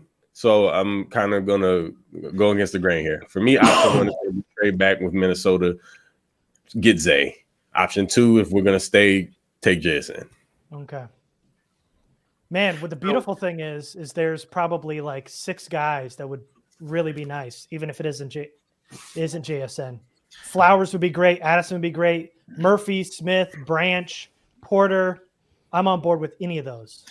So here's my concern. I mentioned this earlier. I'm just going to throw it out there again. Why? Just hear me out. It's about the trade back. It's not about taking JSN here because I take JSN no matter what. But if you do trade back, if you do trade back and somebody moves up and winds up, let's just say Flowers and JSN wind up going ahead of you, and we know they're split on Addison. Well, actually, Addison would be the only one left, so they'd have to take him.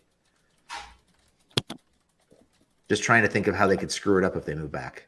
Well, I mean, it's basically what it comes down to. Johnston's still there too, right?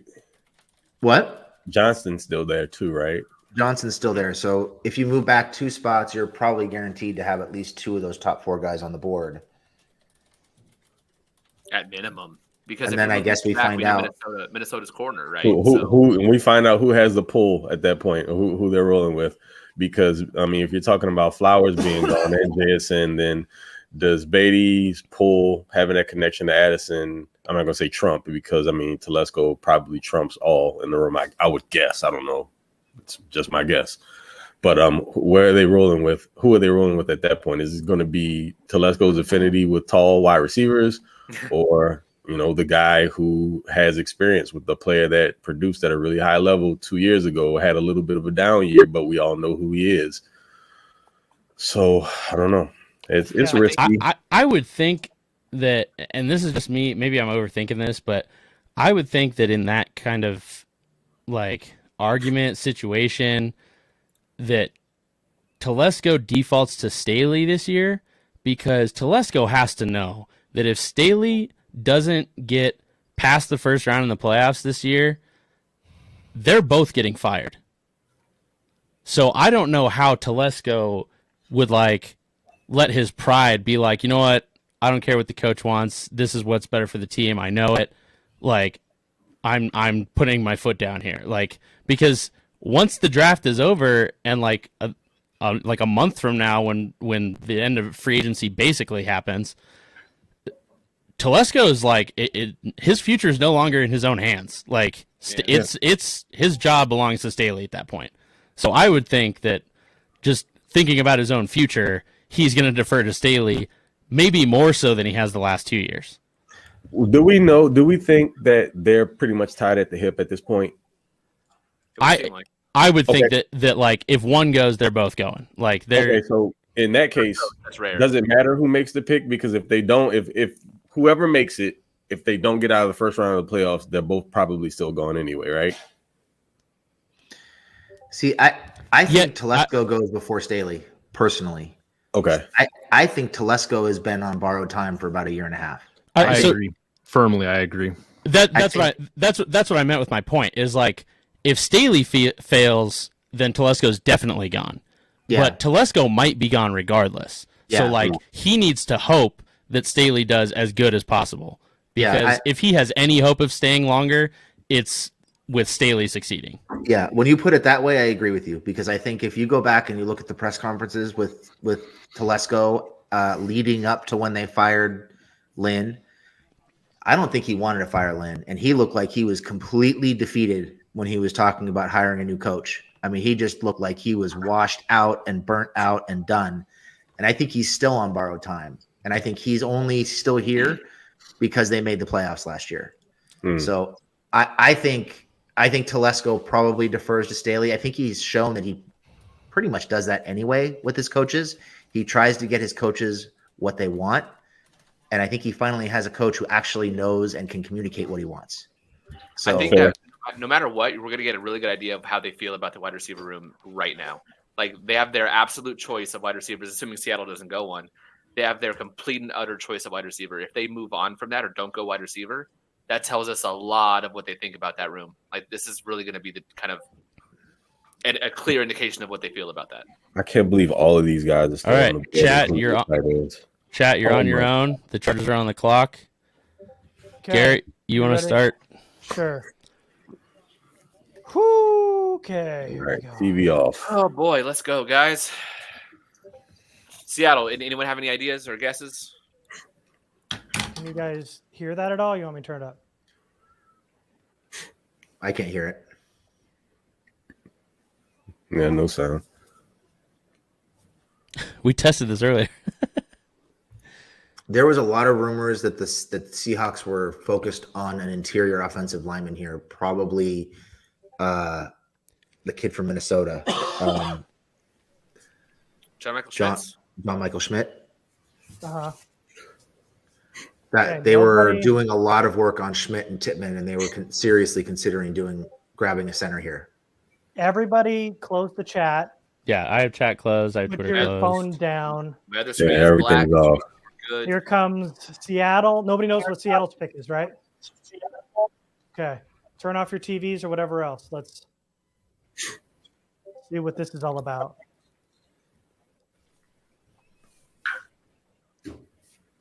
Man, I'm so nervous. Anyone we want. This is nuts. So nervous. Really hope they take a title. Not loving the reactions in the chat at the moment. Don't close the chat. Close the chat. I closed it. They haven't said who it is, but they're freaking out. I just said. I closed it.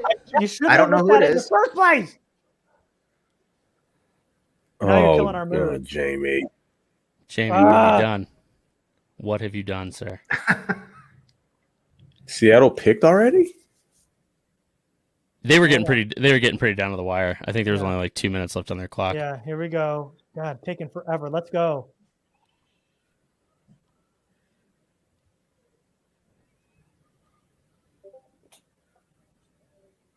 Oh, JSN. Okay.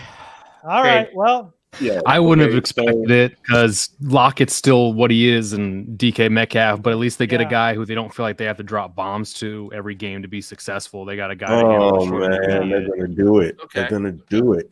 All right. So Flowers, Addison still on the board. Both tight ends still on the board. Miles Murphy, Nolan Smith still on the board. Brian Branch still on the board. Joey Porter Jr. still on the board. Do you want to do a once around on who's everyone's favorite is? Okay. What is everybody's? Hold on. Okay. What's everybody's pick here?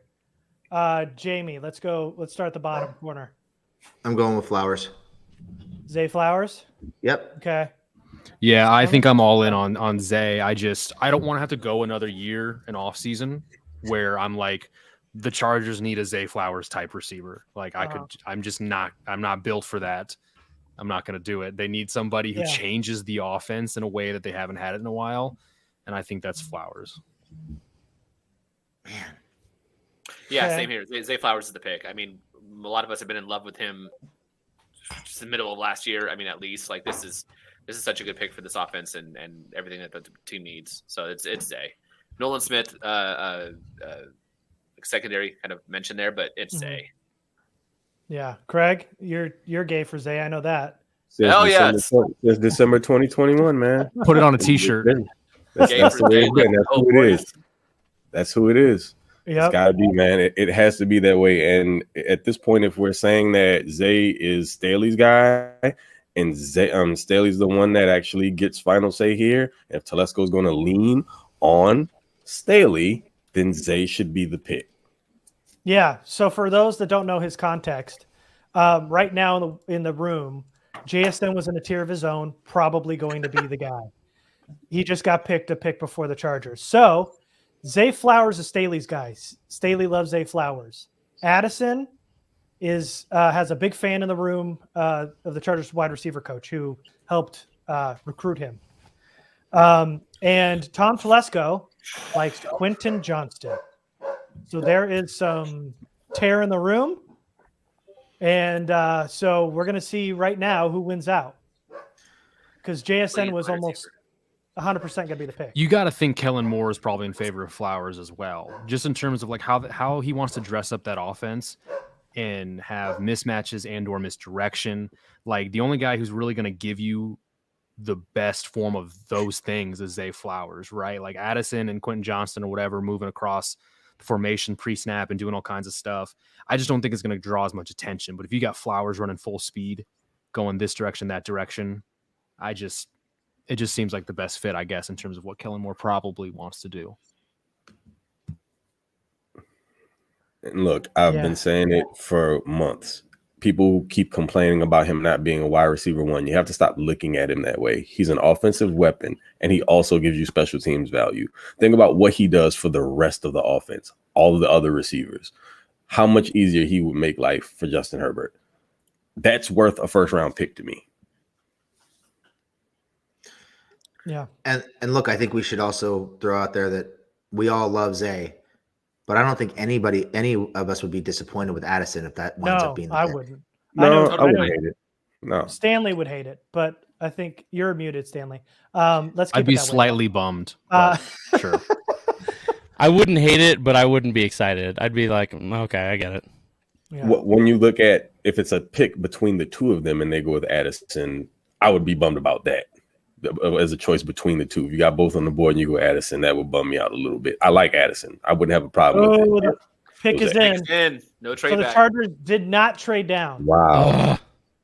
With everything on the that makes me so nervous. It's because they want Zay that badly. It's because they want Zay. It's got to be Flowers. Badly. Please, Zay. Guys, I mean, on. you gotta think that without taking a single tight end, that there's going to be so much depth tomorrow that they're just willing to pass on it. There is no reason to take a tight end right now. None. And we don't even know what other like weird first round picks are going to come after the selection as well. There could be guys that continue to get pushed down. Yeah. Oh, Charger fans. There they are. All right, you can move your mouse off of the. I'm that stressed. bar goes away. Let's Are you reveal talking the to me? pick. Yeah. Oh no! What just No. happened? No. Okay. Is it off? No, that's fine. It doesn't matter. It doesn't matter. Oh, There there you we go. go. We're Yeah, good. perfect. Perfect. We're good. Oh, sorry. I was just trying to wait for you to finish talking to turn it up. Oh boy. Here we go. Zay. Phones off. I'm ready to Chat's down. scream. I made a Jack Rose Chargers- for a reason. It's a flower. Come on, let's go. Do So the right looks thing, like- Tom. Do the right thing. This pick has the potential to give me a lot more faith back in Tom Telesco if he So it goes the looks right like- direction here. Get Kincaid off the screen. Jacksonville didn't get the tackle they wanted. The Bills didn't no wide Didn't look- receiver. Yeah.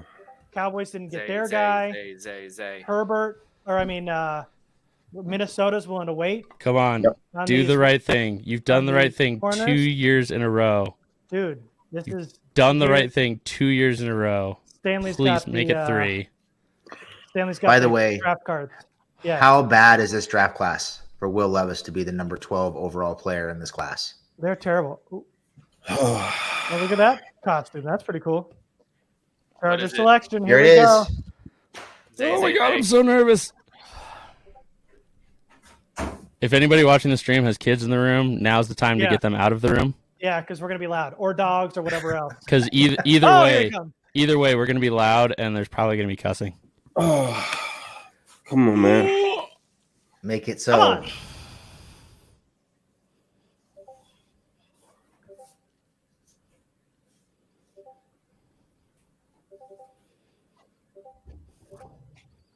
Oh my. Okay. I think I was the highest of everyone here on him, so I don't hate it as much. I told you guys in the mock draft that if he was on the board, they would take him. Come on, Telesco. Get the fuck out of here with this. Why? God, they And went again- wide receiver and they picked Quentin with Zay and Addison on the Tom board. Telesco just tied his entire job security to Quentin Johnston, a man who disappeared during the college football national title game. I can't. I do He's- disagree on that one, Lee. He's not Mike Williams. It's a So- very, very, very different wide receiver. So what does he do to the So offense? this was Tom's call. This is This was Yeah, Tom's clearly call. Tom's call. Yeah, so based on what we heard, this Telesco made the call here. Like, he overruled everyone else in the room. Wait a minute.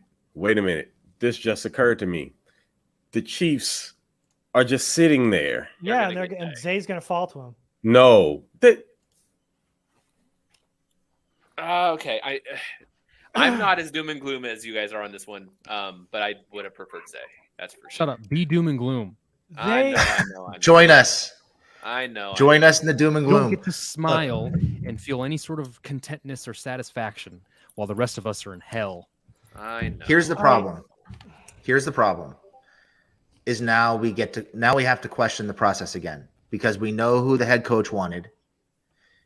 Zay, even though Quentin Johnston is a quote unquote big receiver, he does not play like a big receiver. So they are not getting what they likely think they're getting, which means that the process failed them and they were not willing to break their thresholds, which is something that continues to hold them back at the receiver position.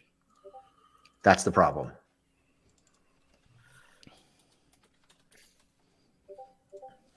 oh boy, guys. Tom still thinks he knows best. God, Amazing. come on. Man, this Amazing. board is blowing up. I cannot believe this happened. Oh, Oh, boy. I'm gonna have so many conversations with Duffy. And they went and they went Oh, wide wow. Didn't even think about that one. I mean, we talked about it on the mock draft show. We knew this was a possibility. I told you they'd take him if he was on the board.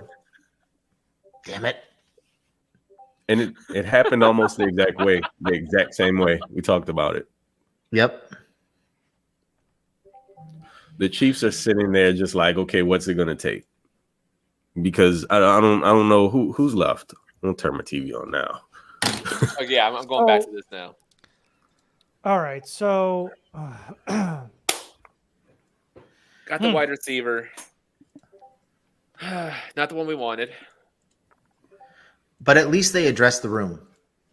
That's what I'm saying, man. Like he is, and I know we're gonna have disagreements on part of this, but he is really good when it comes to yak. Like the first tackler never ever takes the guy down. And yes, I think part of his alligator arms are part of his drops or letting the ball get into his body is that weird thing that he does that actually benefits him when it comes to yards after catch, which is he sets up his moves ahead of time. The way he leverages his body when he's coming down with the catch, he spins off the guys, he misses the tackles. He's so good at that. Does it come at a cost of the way you catch the ball? Yes, 100%. There's a lot to work with there. He is not Mike. I've seen so many people in the chat already say that he's not Mike. Do not expect that just because he's tall and has dreads or whatever. He's not Mike. It's a different wide receiver. So a couple of things to try to be positive and look at it here is if you fix the hand thing, like there was those reports coming out from like his like personal wide receiver coach that he's been working with saying that like it's definitely fixable and he's already working on fixing it, blah, blah, blah. If you can fix the hands thing and make him more of a hands catcher, that drastically improves who he is. Second, he had a terrorist at quarterback thrown to him. Dude, Duggan is so bad. Duggan is bad. Herbert is line, not. man. Herbert is not. Well, yeah, I did steal your line, but it's true. Like that's the best way I've heard it put is he had a really, really bad quarterback thrown to him. Be careful now. He could end up being an undrafted free agent and QB3 on this roster because they did meet with him. So yeah, that's fine. He can throw hospital balls to Jalen Guyton and rid us of that in training camp. That's fine. But so there's that. Like he's automatically going to get an uptick with how much better of a quarterback he has thrown to him now. And when you look at like the biggest thing missing from the Chargers wide receiver room is the yak. And when you look at what the wide receivers in this draft actually did, you can't not say that Quentin Johnston was the best yak wide receiver in the draft. Like what actually happened on like projections are one thing, but like what actually happened on the field, Quentin Johnston had more yak production than any of the other wide receivers projected in the first round. And so you see why they went like you can see why Telesco had him number one. Well, you can definitely draw a straight line to we need yak. He produces there. Oh no! What? Okay, so we're kind of back to tipping picks now, but the Ravens are taking Zay. Mm-hmm. And they would have taken Johnston. They would have taken Johnston if we took Zay. What a pick! Fuck me running. So I think Stanley makes a fair point in that he is productive in the yak department. I think the only counter to that is he has the same plan for every catch, the same move for every catch, and nobody in the Big 12 can tackle. So will that plan translate to yak in the NFL? Time will tell. And a lot of that yak came on drags underneath zone coverage where he was just running all day to green grass. So we'll have to see how it translates. But he did show an ability to create yak after the catch, which is super important, and it's definitely something this team needs. He is going to be able to access the deep part of the field, even though it's more deep speed than sudden speed. I don't think he's super twitchy or explosive, and the hands are a problem for me. But they addressed the room. They addressed a major need. They did it in the first round, and at least they understand what their weaknesses are, and they're trying to draft them. I still think the process failed them. But I tell you what, though, if I can deal with it, if they double back later and still get a speed twitchy guy, that can still happen later, and then we can talk. I'll be okay. I can manage that. But if this was the plan and they have no designs on picking up another wide receiver, or if they do, they get another possession type wide receiver later, I'm going to find it very difficult to see the silver lining here, because just like Jamie mentioned, he does help you in regards to yak. Great. But he's very robotic and mechanical in that move. Everyone knows what it is. It happened in the Big 12. Will that translate over? And then he's going to be, and I think I talked about this a little bit, he's a bigger wide receiver, but he's probably better suited to play Z because he also has issues getting off of press. So we're talking about someone who can have questionable hands and he doesn't play to his size. So now you're going to have to find a way to mix and match him in the offense, but also you're going to have to put him in positions that you can kind of work around some of his deficiencies. It's just, I don't know. I feel like for a fit, a player like Zay made more sense in this offense. And clearly, so did Brandon Staley. So I don't know. I'll counter a little bit. I think he actually did okay against press when he played Texas in particular. I thought he did well against that. That jumped out at me as doing a good job with that. I think that if you want to see some of what I found as far as the yak stuff, people that are in the chat who maybe haven't seen him yet, I thought the Kansas 2022 tape was great. Not saying Kansas is some juggernaut. I'm not saying that this is the same guys who's going to play in the NFL, but that's kind of what I loved about his yak ability was especially in the Kansas game there. Texas, I thought he did a good job against getting off some press in that game in particular. And then I had no specific notes on the Oklahoma State game that I watched, but there was a lot in his game I did enjoy. One thing that I think is an aspect of this is the potential of them moving away from guys like Mike, because he's not. I think we can all agree on that. He's not Mike. He's not a deep lob the ball up, a deep guy wide receiver. That's not what he is at all. Is there a possibility of him going away from those kind of wide receivers? This isn't Rivers' offense. That was Rivers' guy. That was his mode.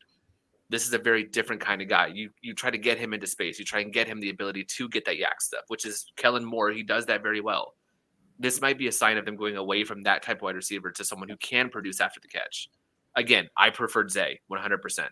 But I think this might be an indication of them going away from that Mike type of wide receiver, even though he is a similar build. Yeah. I think. No, go ahead, Jim. Oh, I was just going to say, I think the other similarities to Mike, even though I don't like this comp, I don't think it's a good comp for Quentin Johnston. But the other two similarities to Mike are Johnston is not a good route runner. He's probably an average route runner at best, and he only runs 4 or 5 routes. So, and they're pretty similar routes to what Mike runs. And the hands are very questionable, especially when he's anticipating contact over the middle of the field. He will alligator arm balls. He'll cut routes off. He'll cut slant routes off if he feels a safety coming down on him.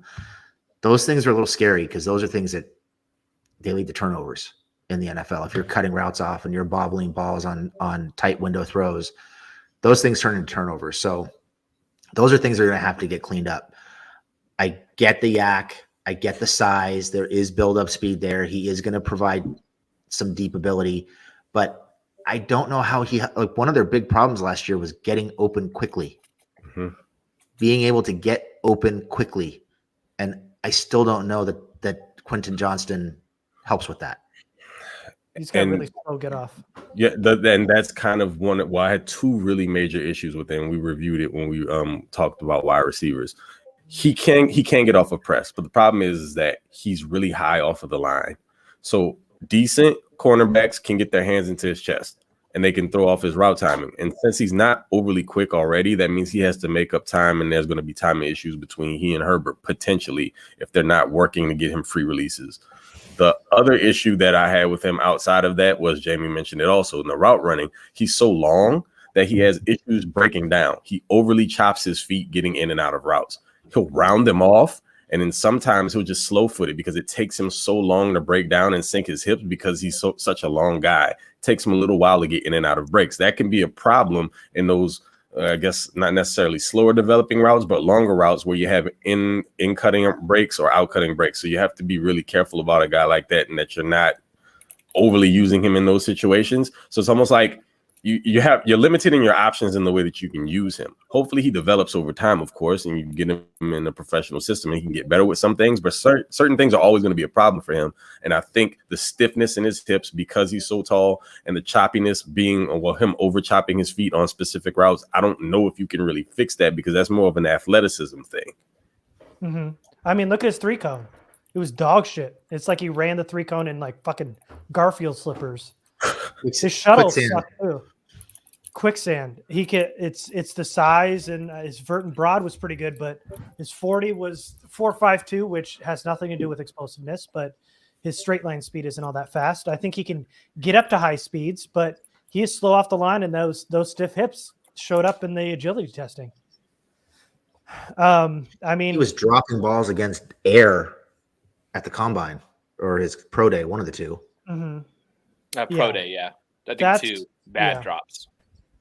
Yeah. His And- hands are so inconsistent, especially when contact is coming. Crossing routes, forget about it.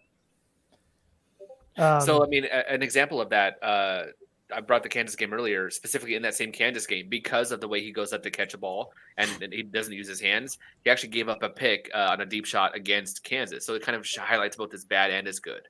That's something he clearly has to work on. I know that Jamie is really keyed in on that in particular about the way he doesn't go up with his hands. He does it. That's a big flaw. That has to be fixed. That's a non-starter. You have to work on that. I mean, that championship game against Bama was a huge blemish on his resume. Mm-hmm. I mean, you can't ignore that. When we're talking about top tier competition, that's what he's going to be facing at the next level. And if you weren't a difference maker in that game, then, I mean, granted, you'll be playing with the better quarterback. You'll have better weapons playing alongside of you. I'm sure that helps. But when you need a guy to make a play, when you need somebody to be that guy, will you be able to count on him to do that? Yeah. Well, let's talk about some positives, right? I mean, we're glad it's not Mayer or Brzee, right? Yeah, there was way worse picks. There was way worse picks they could have made. This is Kincaid, fine. LPN. Yeah. I'm running out of the fucking room. This is fine. I mean, if he lives up to the reasons why they're going to say they took him, then it's the right pick. Like that's how you have to look at it. Like everything they say when they introduce him tomorrow, or when Tom Telesco gets his interview, all of the talking points. Like if he lives up to that, this is a great pick. The problem is that a lot of that projection is hard to make because of things we've mentioned. The Big 12 sucks on defense, hard. He had a bad quarterback. And honestly, like when you look at his numbers, he didn't have that much like on tape. Like he played 3 seasons and only had 115 receptions. And so like that's a pretty low number for 3 seasons of college football. I mean, like I know I keep going back to him, but like A.T. Perry had 198 receptions in the last 2 seasons. Like he had almost double the receptions in 1 fewer year. Like it's hard to project some of these things. But out of the small number of receptions, like he averaged 19 yards per catch, which is pretty ridiculous. And somebody I saw on Twitter, somebody pointed out that like he's one of those rare cases where he had a high average depth of target, but still also had high yak numbers. Like we saw this in the NFL last year. Like the Chargers led the league in yards after catch, but it's because all the routes were really short. When your average depth of target's really low, but you still have high passing numbers, obviously all of that's going to be yards after catch.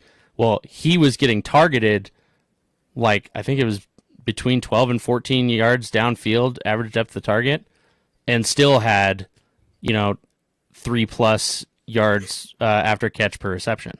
So that's a pretty rare combo. Yeah. So, and the Vikings just took Addison, by the way. Man, what a back-to-back. run on wide receivers. All, Jesus. all someone had to do was take QJ. I know. Oh, JSN. What we needed is the Seahawks to take QJ. And Oh, then I we got would've you. I had- got you. Yeah. Yeah.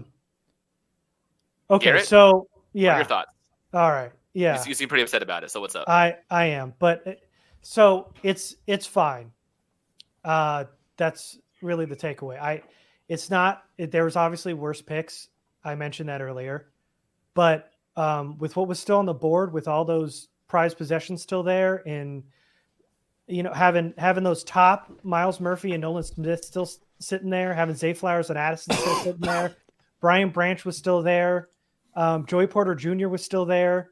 I mean, there was a lot of good players there, and this was towards the back of the players that I wanted, though it could have been worse. Obviously, Telesco has his type. Quentin Johnston, I think, and Jamie was kind of mentioning it a little bit earlier, but yeah, the Mike Williams comp isn't very good. I saw like a DeAndre Hopkins light comp, and I might be able to get closer to that in terms of like gameplay that it is like, a superstar ability. But, the height and the weight and the speed are elite. There's no way you can teach any of that. That's something that he's got right away. The versatility is really good. In TCU, he played outside and in. He's a rotational piece Chargers have worked Keenan inside and out. Being able to flip QJ inside and out with Keenan will be a nice little extra boost for this offense for sure. They got Justin Herbert a weapon, I think, is the big thing here. They needed to get better on offense. Herbert's got a new toy. Maybe it's not the one that we would have wanted, but they got him. I think a lot of people are talking about how fast he is and explosive and stuff, but I just don't think he's the explosive wide receiver that Addison and Zay Flowers are, where anytime they touch the ball, it could be a house call. I think Quentin Johnston can take a 5 to 10 yard pass and turn it into a 15, 20 yard, but I don't see him breaking it anytime he touches the ball. He doesn't have that world-class speed, and I think he works up to his top speed. So really, he's got to have some open field to be able to run away from some players. So the fact that he can get some yards after the catch is good. I would have liked somebody that was more explosive and that somebody that could turn up and run immediately and turn it into 6 at any point. That's what I think Addison and Zay Flowers could bring. The length obviously is really good. His catch radius is awesome. We know he can create after the catch, something we haven't mentioned yet, but to me, he's a really, really good blocking wide receiver. You don't see it a lot in college, but QJ is definitely a willing blocker and a guy that helped out in the run game a lot. We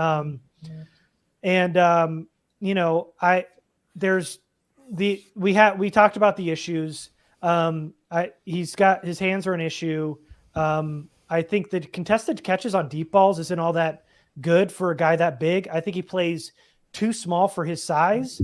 Maybe that's something you can coach up and hope that you can get later, but I just coming out of college and being afraid already before going against top end talent like the NFL scares me a little bit.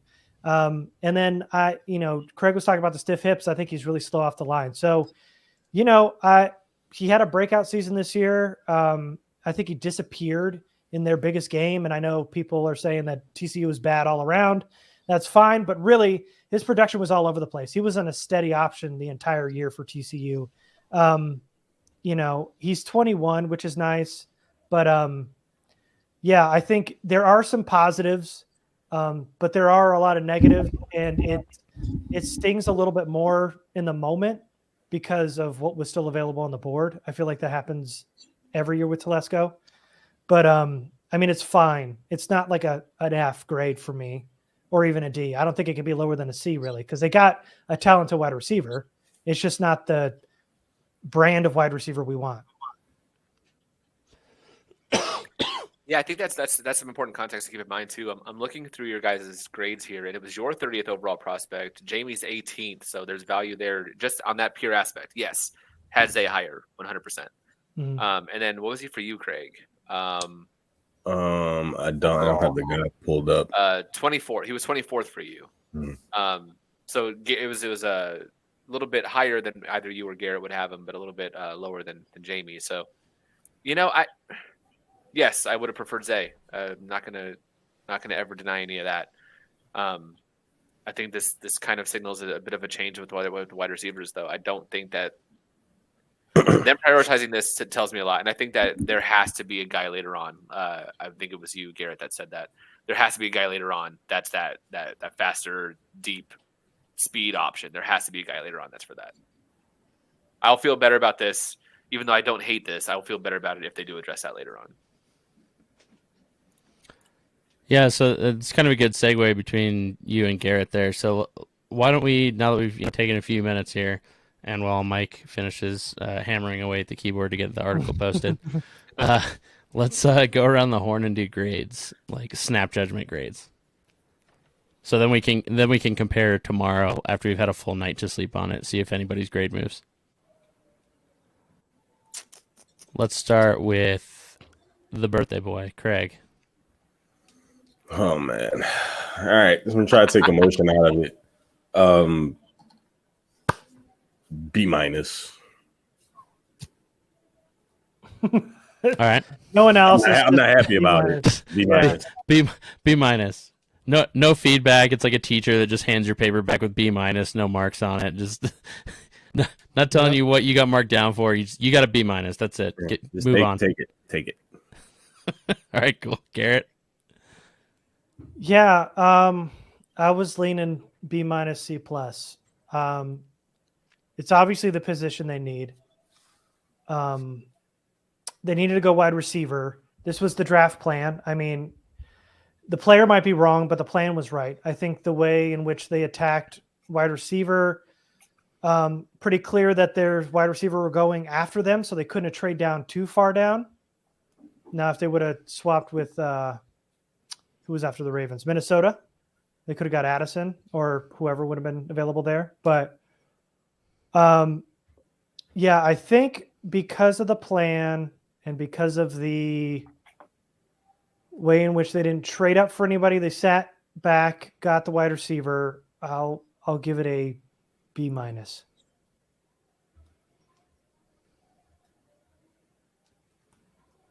Stanley or Stebbs? Steven, what's yours? I'll jump in. I'm on the B plus A minus line. I'll go B plus because Zay was on the board. I liked QJ. He was my number 4 wide receiver. So he was the second one taken. So the value there, it knocks it down for me. I'm a fan of QJ. He doesn't do everything you would want a 6'3" wide receiver to do. However, there are things in this game that he does very well. I think that as long as you use him for what he's actually good at, you're going to get a good outcome here. I'm trusting more to be able to get him in situations where he's going to use that yak ability to his benefit and not put him as just a deep ball, lob it up guy like you would expect someone that tall. I think assuming that, which I am, it's a big assumption. I get that. And assuming he can work on that hands issue, which is a real issue, I'm a fan of the pick. Addressing wide receiver was an absolute need, despite some saying they wouldn't address wide receiver, but whatever. I think that's such a big need for them to address, and they're doing it. I think that day 2, we're going to see that tight end, that edge, that corner, that linebacker maybe. Like, we're going to see them address more issues of both current depth and future starting. This is a smart outcome as far as the team building and team planning. This is not the ideal wide receiver I would have gone with. I still like him. So I'm going to go B+. Okay. I'm a solid B here. Giants just took Deontay Banks, by the way. They traded up and took Deontay Banks. Porter Jr. fallen. Okay. Wow. Um, And Jaguars ended up making a trade, but they traded back. Interesting. One spot. Vikings lied. Yeah. They should have one spot. Anyway. somehow Nolan Smith is still on the board, by the way. Yo, he is all the edges. I mean, the ones that we liked. And all the tight ends. Yeah. Which is good for tomorrow, because with that pick tomorrow, they need an edge or a tight end. Yeah. But yeah, I give it a B. Again, kind of like everybody has said, right position, but bad process led them to pick the wrong guy, in my opinion.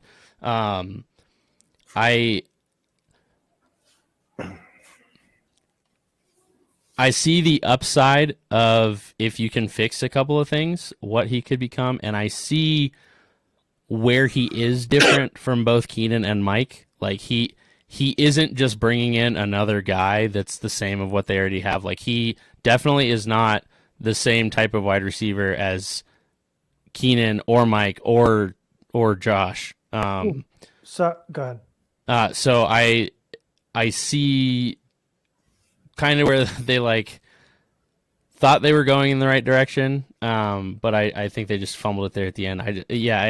But it's not a bad pick. Like, he doesn't suck. Like, he's not a bad wide receiver. Like, it's not like they just took Mingo. Mm-hmm. Like, which he was getting some first round buzz all of a sudden, like there at the end. Like, they didn't take a bad wide receiver.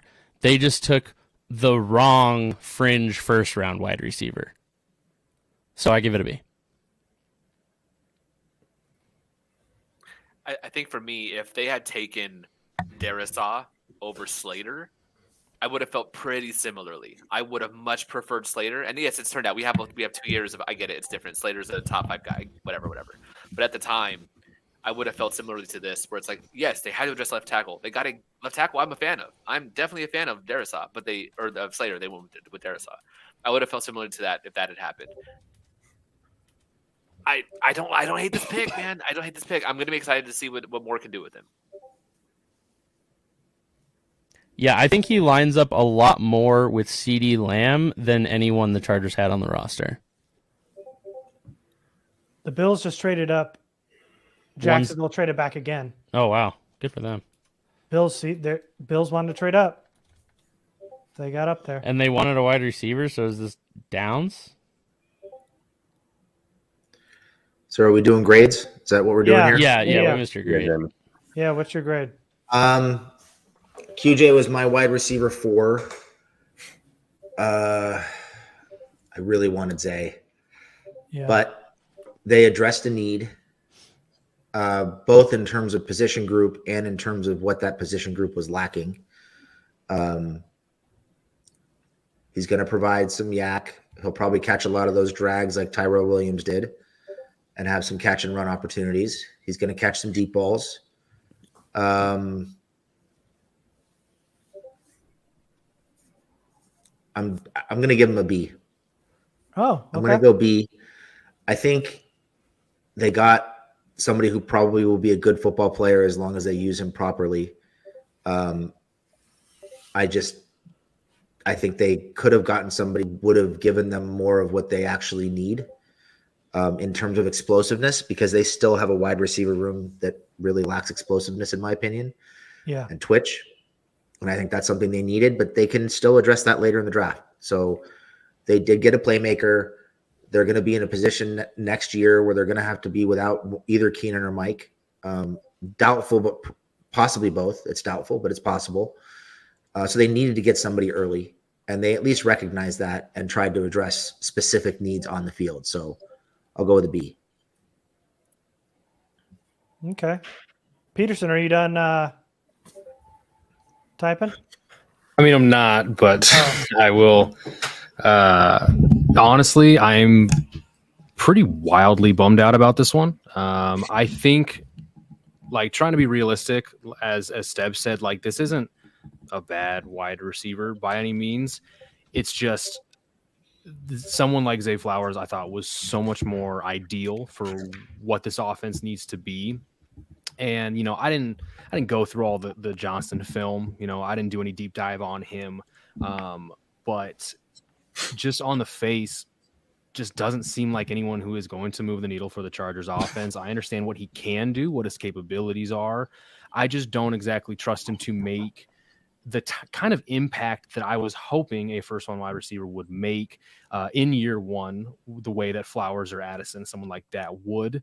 I just unfortunately see him, you know, I'd be surprised if Johnston had more than 400 to 500 yards as a rookie. I just don't see how he fits in all that well. I think he's going to be like a situational pass catcher. And I just don't think that's what the Chargers needed. I think they needed someone who could step in any given situation and be productive for this team in a myriad of ways. And again, I just don't see how that's Johnston right now. I would absolutely love for him to prove me wrong. I'll eat crow. I'll eat my words, whatever. If he turns out to be the greatest thing in the world, I just don't think he is going to be that as of right now.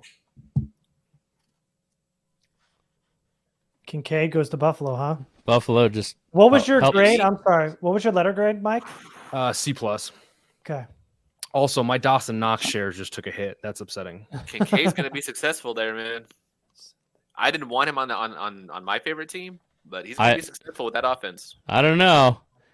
Going with a back injury to play in Buffalo, like landing on that frozen ground is like landing on concrete. Like, good luck. He is not the same player.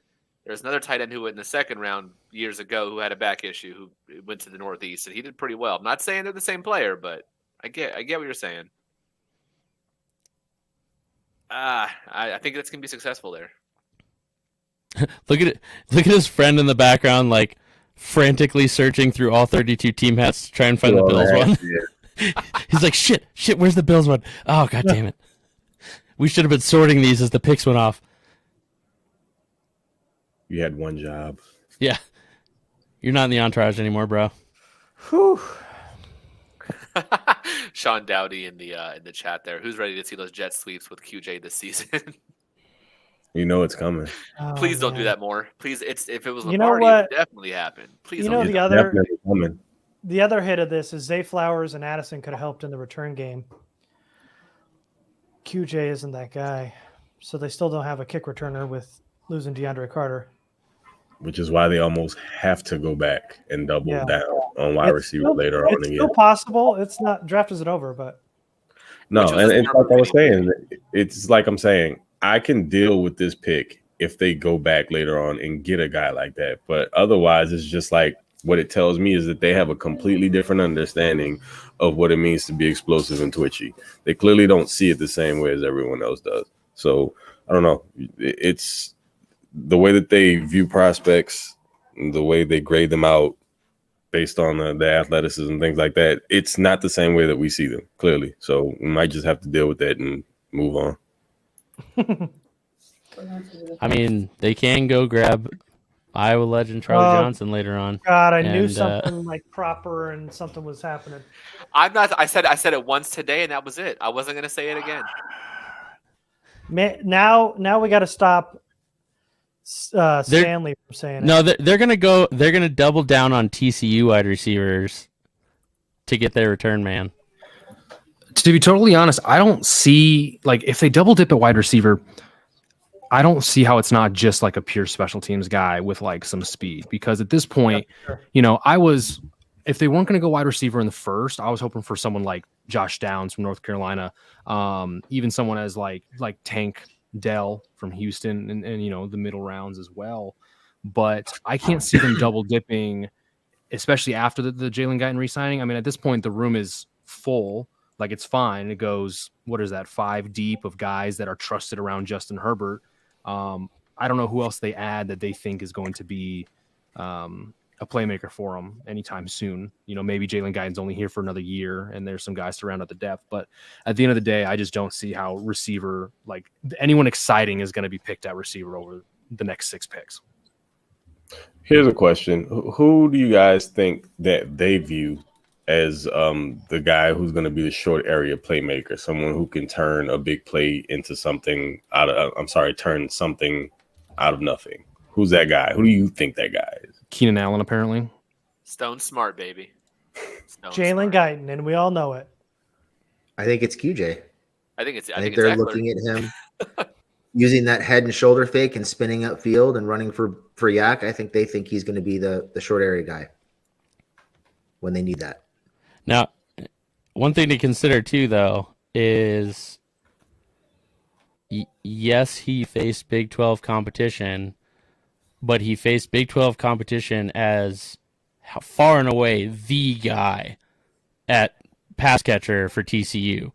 Whereas here he's going to be joining an offense that already has Keenan Allen, Mike Williams, Austin Eckler out of the backfield probably, Gerald Everett, and plus whoever else they add at tight end. If they add somebody at tight end early tomorrow, he's not going to be going up against probably CB1s or CB2s most of the time, at least to start. He's not going to be the guy. So, he's going to have some opportunities to make some of his moves work. Now, that is also best case scenario because as Chargers fans, we know that wide receiver room almost never stays healthy for the majority of the season. Okay, fair. He's going to have an opportunity to have to be the guy at some point. And that's been my concern. Is he going to be able to step up in the situation if we have another scenario where, we love Keenan Allen. He is aging. He had a hamstring injury that lingered way longer than any of us thought it would. And in that situation, we also have Mike Williams, who anytime he goes up for a 50-50 ball, is beautiful. It looks great in the air, but when he lands, something bad's almost going to happen every single time. And then you're looking at Josh Palmer and QJ, which, the prospects of that looks a little bit better now because it's not just Josh Palmer as your number one. You still have QJ there with his athleticism that can complement that. But still, he's going to be more of a primary receiver in that regard. So can he do that? Will he be able to step up against higher level competition and be that guy for a stretch of 2, 3, 4, 5 games, however long that may be? Oh my God, dude. Sorry to interrupt, but the Cowboys have now just paired up Micah Parsons with Nolan Smith. Oh, wow. Jesus. Speed, huh? That all Dude, go. there's some teams All who just gas. sleepwalk, fall down a bridge, hit their head a billion times, and then wind up with like a killer pick. Yeah. With So that the- versatility, both of Nolan Smith and Micah can be linebacker, edge, anywhere in that front seven. And They just can move so much gas. Like, Like this is what I'm talking about. I feel like I've just used the term "move the needle" a billion times tonight, but that's like all I'm really looking for in draft picks, especially. oh, picks that wait. high. What? No, okay, we have competing sources now. around. He was Bra- sent an offer, okay? Okay, So anyway, Albert Breer tweeted Smith, and it was the wrong Smith. Oh. Is it cancer? They're taking Mozzie. Okay. Oh, that's way better. You're right. He tweeted Nolan Smith, and then a minute later tweeted a new tweet with Mozzie. So he saw Smith, and then somebody was like, "No, wrong one," and he recorrected his tweet.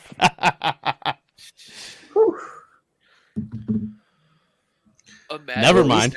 Imagine That that being feels the much accident, better. not the opposite. Bro. Can we at least Yeah. Can we at least celebrate that Oh. Casey didn't get flowers?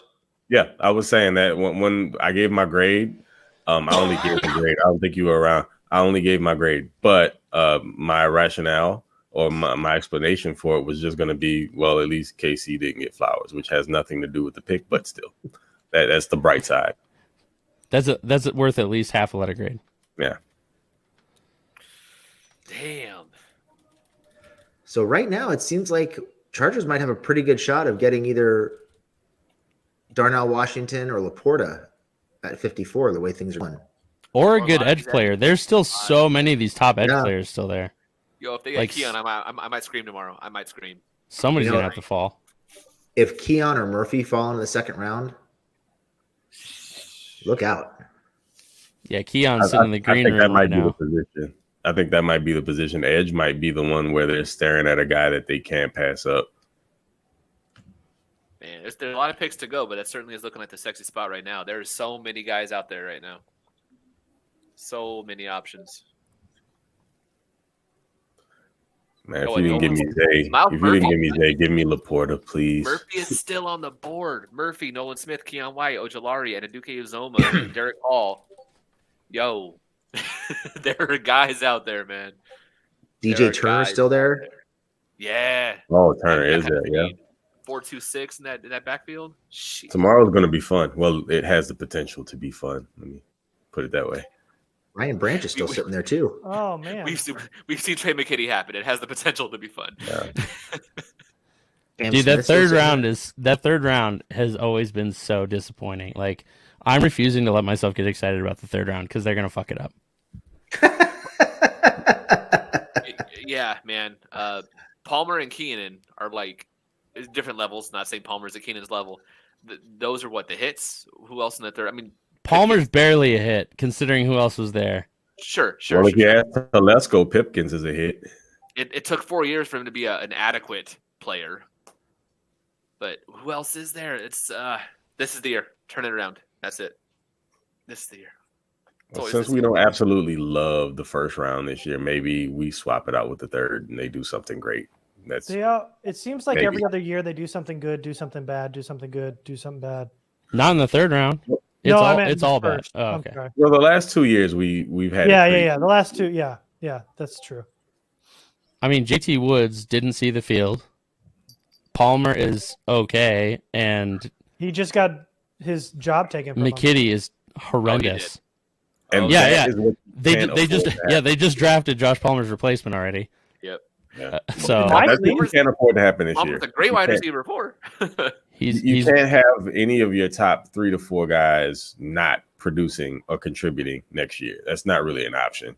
These guys have to have contributing guys rounds 1 through at least 1 through 3. Your third round pick cannot be a healthy scratch every week. Your third round pick cannot be JT Woods, who needs at least 2 years to develop. That's for sure.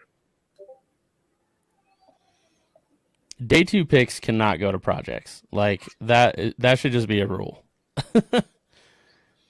Unless you're the Jets, and then would you take them in the first round? Those first 3 picks have to contribute, especially for the Chargers. They got to contribute year 1 somewhere, whether it's special teams or offense, defense, whatever. They have to be on the field. Yeah. Because they don't have that wiggle room this year. No, the clock is definitely ticking. You got all these expiring contracts. Like, I mean, it's almost time to pay the piper on some of them. You kick the can down the road as much as you could, but now you got to hit on these picks. Yeah, you got to hit on these picks because you've got contracts expiring. You've got to pay Herbert, and the coaching staff, the coaching staff and the front office are on the hot seat. Like, literally everything has to go right this year, or shit's gonna get real weird. So they have to hit all 3 of these first picks, probably first 4 picks. Oh, Jacksonville traded back twice and still got their offensive lineman. In addition to hitting on those first 3 or 4 picks, they also need Spiller and Woods to contribute this year. Yep. Like something meaningful. Did Mike leave? He just dipped? He didn't say anything, so he might be back. Oh, okay. Man, Okay, that's so- great. No, go ahead, Garrett. Sorry.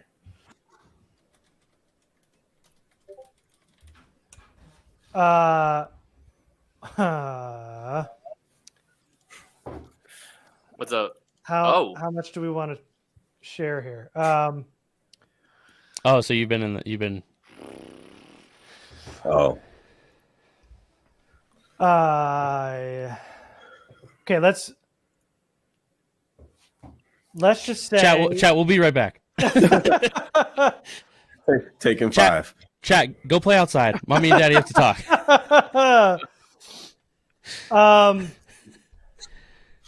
All right. Well, so the Chargers. So we know there were different advocates for different wide receivers in the room, right? Yes. To review, Telesco was QJ, Staley was Zay, wide receiver coach Beatty was Addison. There's one guy who was a really, really big QJ fan.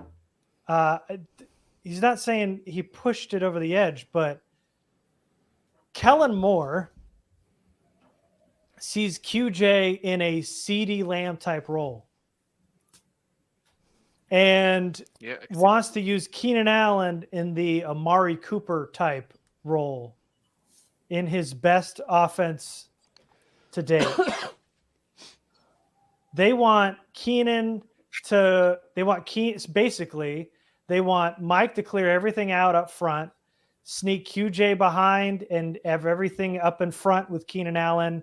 And there's going to be a tight end hopefully soon that's going to eat up the field too. But basically, you're dropping in Kellen Moore's best system, where he was most successful, by putting QJ in CeeDee Lamb's role and putting Keenan in Amari Cooper's role. And then sounds like a bunch of levels concepts. Yeah.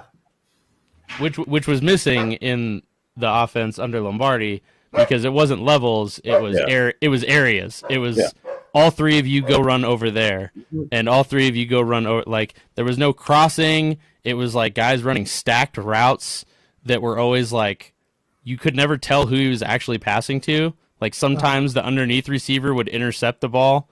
Like, it was some dumb shit. Like, this layered, leveled, stacked route concepts was desperately missing last year. So, did you hear that, Jamie? Did you catch all that? No, I didn't. Did you? Okay, I'll repeat it, because now we got to go back and watch. Kellen Moore is a fan of QJ because he wants to use Johnston in the CeeDee Lamb role and wants to roll Keenan out in the Amari Cooper role in, I don't know what year that was, but when they were the number 1 offense where they had 2 weapons. Wait, the plan wasn't Amari Cooper the deep threat? No. Amari was running everything underneath, and they were able to sneak CD behind. I got to go back and watch more in depth, but no. They had Gallup as the vertical threat, if I'm not mistaken. I could have sworn Amari was the vertical threat. Interesting. Well, that's something we're going to have to go back and watch. Yeah, so that might be something that moves people's grades tomorrow, depending on what we see tonight after we go back and watch some stuff. I mean, there's a plan. Yeah, like that reassures me a little bit that it wasn't just Tom making the call. It was that those were the camps, and then they actually listened to a voice that's gonna have some say on how he's used. That broke the tie. Well, I guess that we didn't even have that in consideration when we were talking about who was making these picks and right. who had the influence, because ultimately you've got a new offensive coordinator. You want to get him the pieces he needs to properly run his offense as well. So he had to have had some say in this. Which is great. I mean, considering he's never really had much of a say in the offense he ran before, this is his actual choice for the first time. This is the first actual data point we have if we're ever going to look at, like, let's say prototypes or something like that. This is the first real data point we have. So this is something that Moore actually wants. That's a big aspect of that for sure. Oh, mother. Yeah. AFC, man. Adding good players. Slaughterhouse. It's slaughterhouse. So that does make me feel better. That nugget. you said when they were the number one offense. What year was that? 2021? Almost every year. 1920? I think it might have been 19 when I was still in Savannah. That was when they were crushing it. Yeah, I want to wanna say 19 or say. 20. Because CD was drafted in 20. I don't know if Oh, you guys saw it. I haven't been able to watch it, but TT hopped on the Pat McAfee show to talk about the Johnston pick. I don't know if anybody's seen that yet. No, I haven't yet. I think he basically says, so one of the quotes is that we've loved Quentin since early on and we're glad to add him, and then something more weapons for our quarterback, but Nothing. 21, nothing they new. were the number one offense. Oh, shit. Okay. Oh, wait. No, that's not right. Is it? Number one ranked offense, not the most yards.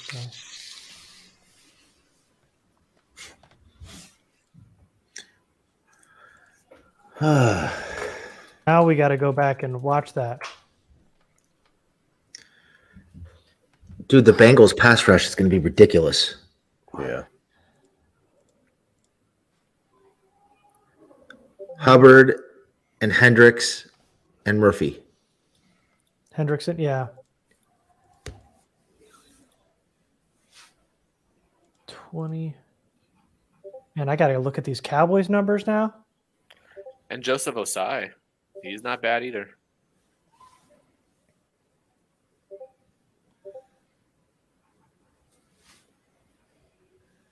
Huh. Okay. 3 picks left. Saints, Eagles, Chiefs. I'm assuming it was 19 because in 19 they were the number 2 offense for DVOA.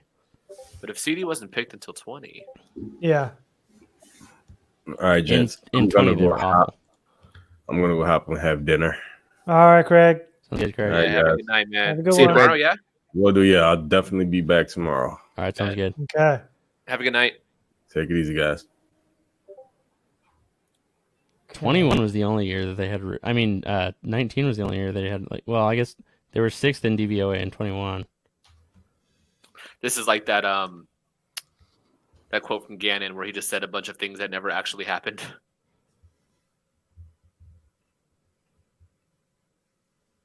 Well, they had the number one offense. I know they did. I remember seeing that. That's for sure a thing.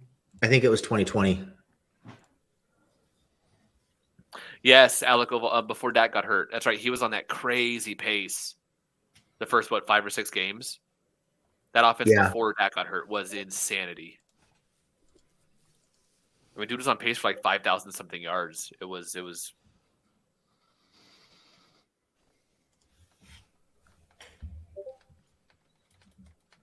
Interesting.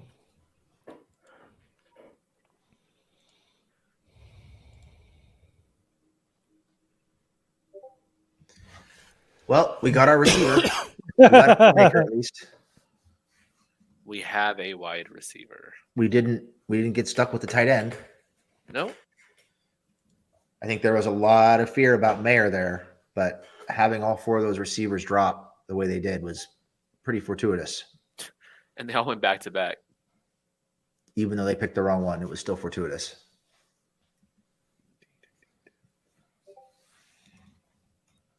Steb, do you do number grades? Number grades? No, I don't the yet. players. I want to find a system where I can start doing that. Stanley saw I have a more kind of I have some where I'll wrap it up into like this guy runs this route, or not these kind of routes, or he's good after the catch, or this and this.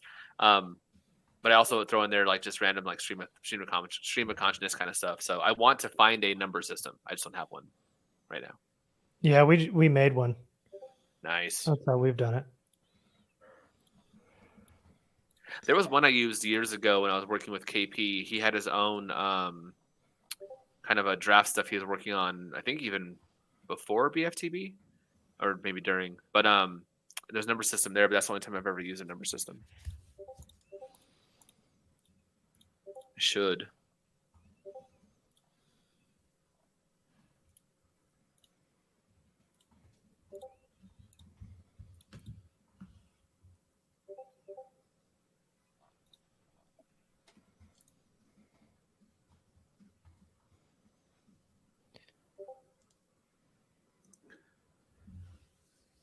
Well, so much for restructuring Keenan and Mike, meaning they're both guaranteed to be here next year, huh? Yeah. Or they won't take wide receivers. That's what there was a lot of that business going on during the draft Lots of it. process. Wasn't there something about only having like a high RAS score? There's been all kinds of stuff that are just crazy. All their first round narratives, picks? man. Yeah. Because he's in the 8.6 or something. Yeah, I think there was also a lot about height and weight too. Mm-hmm.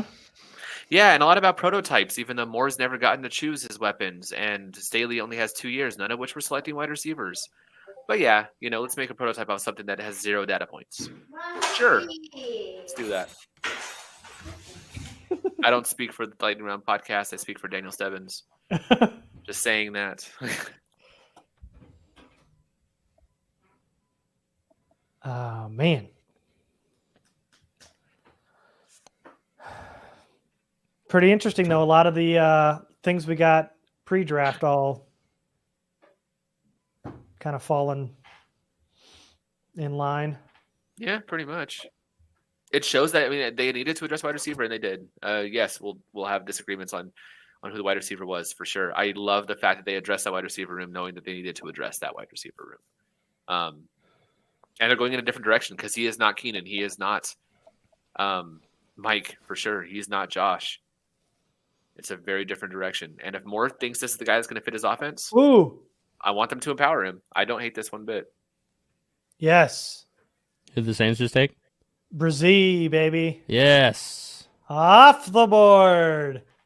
Take him down. It was going to be, but still good. What fantastic players Philly about to fall into right now, and why is it Nolan Smith? Miles Murphy. Oh wait, my no. God. Why is it Miles Murphy? Oh my God, dude! Nolan Smith, just add him to Georgia North. They're just recreating the Georgia defense one player at a time. I mean, you saw what they did with Hassan Reddick, didn't you? Jalen Carter, Jordan Davis, Nolan Smith, and the linebacker. Kobe Dean. Yeah, Nakobe Dean. Yeah. Philly just reuniting the Georgia defense.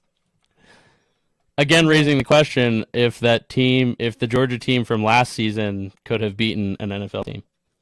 Brandon Graham is entering his 14th season, and we saw what they did with Hassan Reddick. Hassan Reddick was an incredible pass rusher. Put him in that exact same role. You will prosper. So Casey's probably going to get either Nolan Nolan Smith or Brian Branch, and we're all going to have to just sit here and take it. Oh yeah, you're gonna take it. You're gonna take it. Oh. You guys can't do it at the same time. You can't sigh at the same time. No, I was doing a. Okay. I was sighing. Oh God, Chiefs are definitely getting a pass rusher. Hey guys, I'm gonna duck out. I'll see you guys tomorrow. All right. later. Sounds good. Man. Have a good night. See ya. Yeah. Yeah. There's this. This should absolutely be Nolan Smith, and then the Chiefs up. Yeah, Chiefs what are if- gonna grab Jalen Hyatt and make all of us cry. Kill Did me. you guys? Not me. No. Okay. Well, we won't be crying tonight. We'll be crying when he puts up a game like he did against Oh. Alabama against the Chargers. Did you see what Van Noy tweeted about QJ? Yeah. I don't. Was he watching our stream? What happened? He was said- saying that all of us are too negative. Yeah. Oh, I was looking at something else. I think Oh. Charger fans don't look at the offensive coordinator and what Tom Telesco likes. Clearly, you couldn't go with Zay because you have Keenan in the slot. You're going to have Mike and Key and Zay blocking when they go 12, and he motions down to dig out the safety. Or do you want a 6'4", 215 to do that and can yak? First of all, he's not 6'4". He's not even 6'3".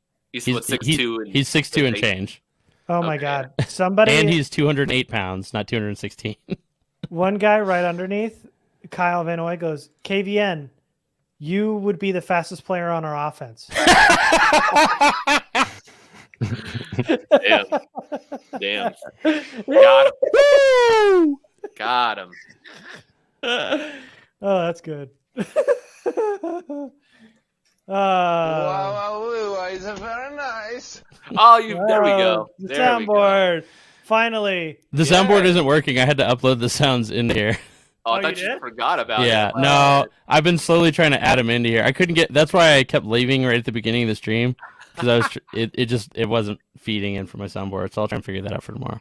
Could you imagine Philly getting Jalen Carter and Nolan Smith? Yes. I can. Why? It's Why? unfair. Why? It's unfair. They were You just know, in the if they did Super it- Bowl, dude. Like, give other teams a chance, you know?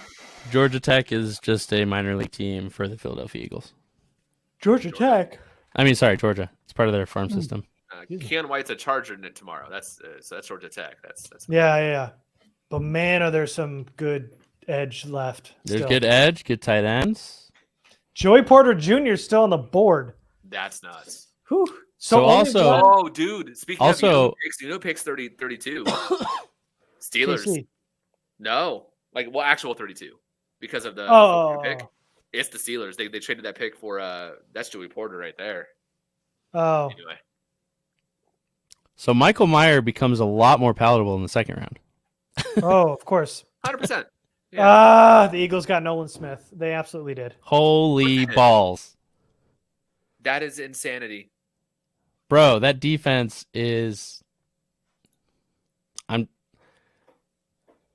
like our good friend Richard Wade. I have always been an Eagles fan. Man, it is hard not to be right now. It's the Okay, well, I mean, KC doesn't get him. That's the good news. Who can they get here? Brian Branch. Keon White, BJ Ojolari, Josh Downs, maybe. Hmm. I might be completely dumb. How old is Kelsey at this point? He's still incredible. Old. I get it. Old. I actually Yeah. I did see a mock a couple days ago with them taking Kincaid. That'd be if they take Meyer, that'd be interesting. Kincaid left. He's gone though, right? Right. I was just saying, like, I did see a mock of someone saying that they could take a tight end. Let's see. Derek Nottie, Chris Jones, Karlaftis, Charles Menahue. They just signed a Menahue, but he's not somebody you don't improve over. Linebackers.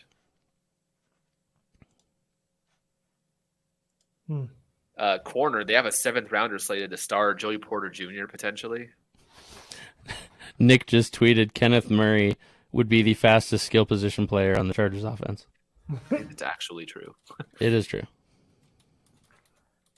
No, right, Everett, one more. Everett tested kind of nuts. Actually, I think he had a good time.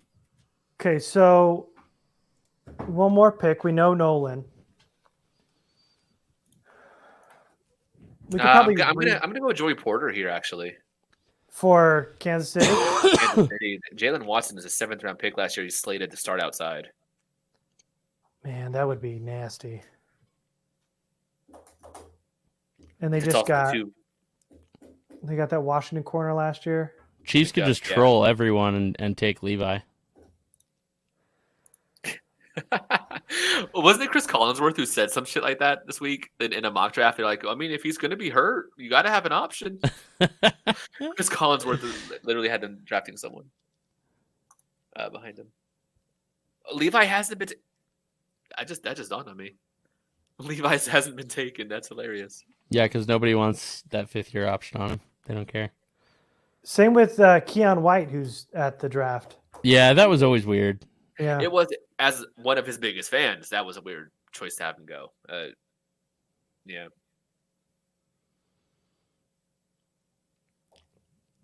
man, Washington or LaPorta tomorrow is the dream. Or like a Keon White, or I'm doing backflips if it's Keon White. I can't do a backflip. I'm gonna have to pull up the mock draft sims to see who's still there now.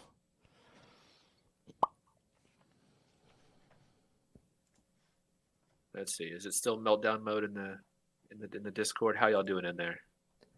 Hassan Reddick, Josh Holmes. Sweat, Fletcher Cox, Brandon Graham, Jordan Davis, Jalen Carter, Nolan Smith. You. That was a lot of Damn. filthy words you just said. Dude, but this is like exactly how I I'm felt very aroused. last year when the Ravens were making all those really good picks. It's really hard to wrap your brain around that, like, these teams that are coming off like successful stretches, or the Eagles coming off the Super Bowl last year, land Jalen Carter, who was once deemed the #1 overall pick this year some time ago at one point, and then Mhm. Nolan Smith, who people were like, yeah, you can probably get him at like 10. Yeah, Like, a guy who the Chargers literally said will not be there at 21. It doesn't compute, and that's kind of like the toughest thing. It really is they can't keep getting away with this, but like the other NFL teams are who are allowing this to happen. If you don't want other good teams to like be good, you kind of have to pick these players. But like, I mean, if Key is the biggest difference maker at the time, I don't know how you argue with the Chargers on that one, but like, it just doesn't seem that way. I think the crazy part about it too is that these guys that the Eagles are getting, as highly touted as they aren't forced into an immediate starting position either. Like they can be brought along with some. They're going to be backups. Like even look at Jordan Davis. He's technically a backup after last season. They still have Fletcher Cox on the roster, Brandon Graham, Derek Barnett, Josh Sweat. There are guys there that Hassan Reddick. They don't have to start immediately. It's such a good landing for them and for the team. It's genuinely a problem. The real petty person inside of me wants the Chiefs to draft Trenton Simpson or Drew Sanders and just bury Drew Tranquil. That would so far down. awesome. He already buried himself when he didn't accept the offer that he definitely got.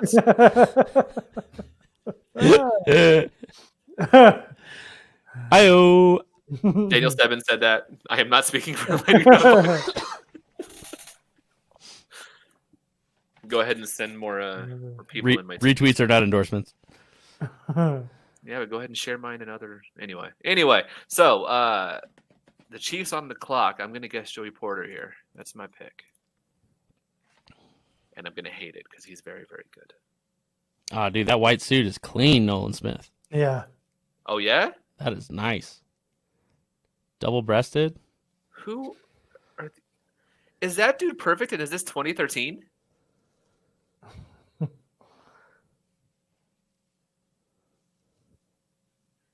Is that his mom wearing lingerie? You don't like the top? That's bold. I'll say that.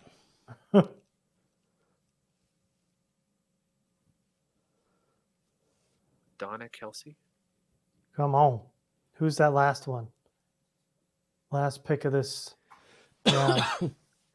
It's like the Packers were trying to do what the Eagles are doing, but they just picked the wrong guys when they went the 2 Georgia guys last year.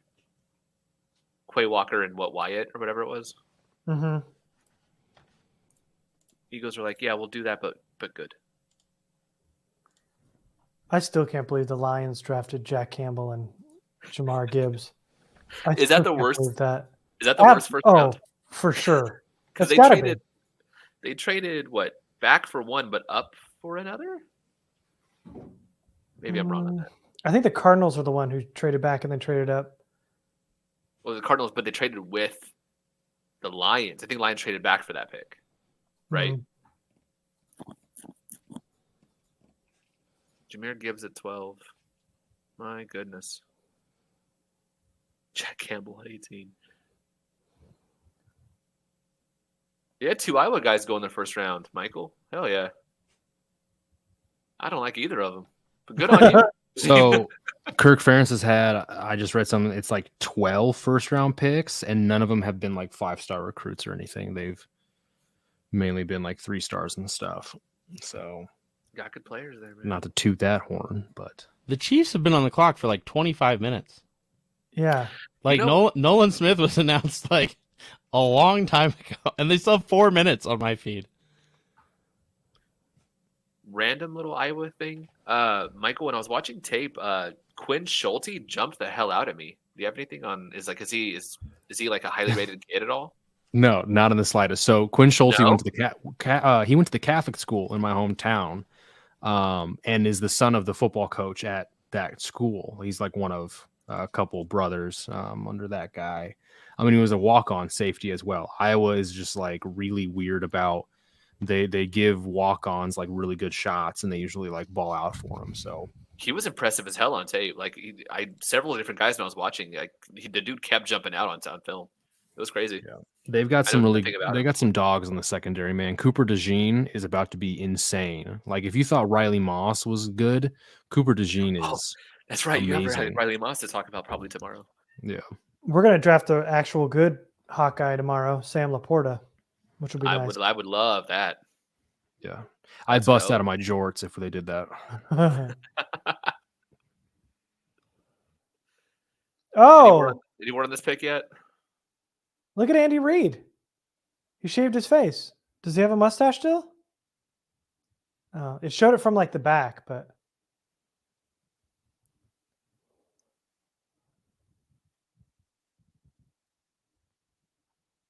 I can't tell.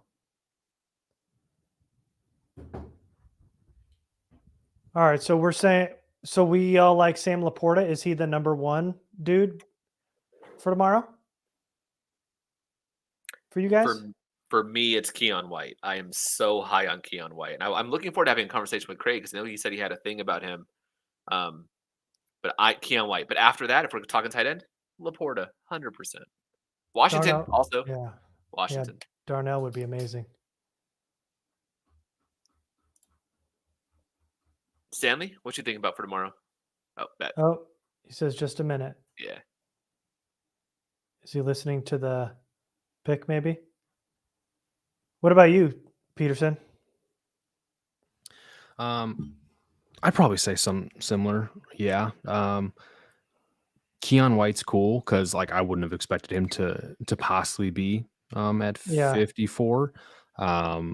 And then either of those 2 tight ends, I'm like really skeptical that either of these 3 players would probably Darnell, LaPorta, and White would be there at 54. But like obviously after tonight, it's like there's going to be some 3rd and 4th rounders who obviously go in the second before the Chargers, and maybe even something crazier. But like Keon White would be cool, just because that's like an edge. That's like an edge guy that feels like he does something to that group. Like it's not another Chris Rump or somebody that you just know is going to sit back and develop, I guess. And then I could see more using LaPorta in a lot of cool ways. So I like his potential in the offense. And then, I mean, Darnell Washington in the whole, like, he can block a bull, in a China shot, whatever you want to call it. Like, he's That'd be really cool to see him blocking on the edge for the run game. You know, if any tight end is going to help spring the run game for the Chargers, like it's Darnell Washington. Yeah. Washington. I mean, Mayer's still on the board. I don't think he falls much further, but LaPorta and Washington would be a dream come true. BJ Ojolari and Keon White would be nice. I like going edge in the second, but if LaPorta or Darnell or Mayer are there, I'm pulling the trigger. If those three aren't there, I'm waiting, and then I'm going to get the best edge on the board because we still got Ojolari, White, then Felix Anaduke Uzama would still be there. Isaiah Foskey, Adi Tamiwada Bare, who's kind of like a tweener in between, can kick outside.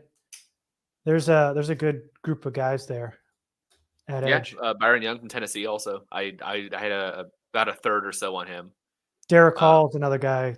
Yes. Oh, speaking of which, also. The Chiefs went Felix Anaduke Uzama. Ah, damn it. I hate when they take guys I like. So they got an edge rusher. Yeah. Oh, they did ever. Yes, they did. Fine. Surprising it's not White or Ojolari, but I mean, maybe the age scared him off of White. I mean, it is a thing. So okay. All right. That's the first round, fellas. Yeah, draft's over. Do we have another Stanley still trying to do something? Oh, Telesco's at the podium. Oh, wow. We've liked him for forever now. He's going to be a great so then take notes, Stanley. Let us know the highlights, which are just going to be like, we've loved him forever. He was our number one wide receiver. Honestly, I should have been listening to that, but I'm writing 1.5 billion things. Ojolari would be a fantastic pick at 54 if he falls. That would be great too. Stanley, you can definitely take notes. Write them down. In the post. Teddy Ruxpin manifesting it. Washington going to be the pick tomorrow. Hell yeah. That'd be awesome. That'd be great, man. Joey Porter Jr. still on the board. Yeah. With the Steelers up next. Yeah. Brian Branch still on the board. Yeah. It's a hell of a nickel / safety right there. Yeah. There's a lot of talent still on the board. And we're getting to the fun rounds, really. Like, as far as this draft, like second, third, that's kind of where this talent fell, right? So, should be a fun day. Yeah. What time does the draft start? And what time should we be I going think it's live? an hour earlier, if I'm not mistaken. Yeah, so I think it's 4 p.m. West Coast. Yeah. So you thinking 3:30? You guys reload. Hopefully, you guys are off better work. take- Okay. Yeah, I can do I work that. from home. That doesn't matter. Same. It's right here. This is my work, so I'm good. Have you guys switched on your grades now that you got some context or anything? Okay, sorry. I'll just interrupt real quick. He's still talking, but basically the main points so far are they were on. Telesco said he was on the phone with multiple teams to trade down, and nothing worked out. So that all checks out. Okay. Yep. So he said he was on the phone with multiple teams. None of that worked out. He said that somebody brought up QJ's hands, and he said that's something they feel they can improve, and even improving, like you said, he mentioned something like he caught 89% of the balls thrown his way. If we can improve that even 2 or 3 percentage points, we're right where we want to be, which to me felt weird. That seems like a pretty low bar. Mm-hmm. He also said that somebody asked about the speed, and he said that they do care about 40 times, but they also look at like GPS tracked speed, and that was something that they thought was a differentiator, and then provided no like numbers behind that. He also said that somebody asked like, well, we've seen a lot of like surface comparisons to Mike Williams. How is he not Mike Williams? And he gave the most Telesco answer ever and said, well, Mike Williams is a really good receiver, so if that's who we're comparing him to, that's great. And everyone kind of was like, well, that's not an answer. But he said that basically, like, he brought up that talking point from like earlier on in the draft process about that he has the foot speed of a much smaller receiver. Like, didn't call him more agile, like didn't call him like more fluid or more agile than Mike Williams, but just said that he has like crazy good foot speed. So I'm sure we'll see lots of Instagram videos with him on like rope ladders on the floor and doing all that. So basically Telesco's press conference was kind of very Telesco, not inspiring a lot of confidence. Like, I think he's going to be like the low light, and then like once Staley talks and Kellen Moore talks, we'll probably get a little more juice behind the pick. But Telesco is like a big downer. And they did say that they had a lot better grades on offense in the first round, so it kind of felt from the get-go that offense was going to be the way they were going to go in the first round. And he also did the Telesco thing, hinting that, wide receiver got the offensive coaches are happy and they got their guy on day one, and the defensive coaches are going to have to wait for day two. Whether that means they'll take defense early on day two, who knows? But there's a soundbite for you. So, Does anyone ever get anything from a Telesco press conference? No, Occasionally, he's always very kind of- rarely, he'll give something and you'll be like, oh. But most of the time, it's like, yeah, okay, you're here so you don't get fined. yeah, they have 4 in that top 11. They only have 4 defensive players, so that checks out. Uh-huh. It's funny listening to Telesco 3, talk on 4, non-Chargers 5. related podcasts. Sorry, 5. He's not bad. Like, listening to him talk on like DJ's podcast, he talks very openly about how he had a certain belief about safeties, and he's evolved since then, and he now believes safeties can be an impact position. And Derwin James did that. He was kind of like not coaxed into the pick, but he was like, I kind of have to take that.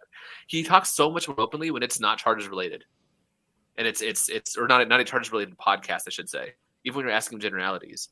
And it's like, I wish I can get that kind of openness from him. Like the Colts GM this week, they talked to him about several different things. The most open guy ever. He's just giving very real answers about things. Can we get a little bit of that?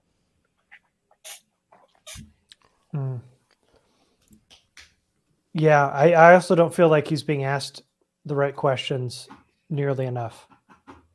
Yeah, and when somebody does ask a question along the right line and he gives them like a 2-word answer, like nobody ever pushes him on it. Like nobody ever follows up. They're just like, okay, well, that's all we're getting, so I guess we'll move on. Yeah.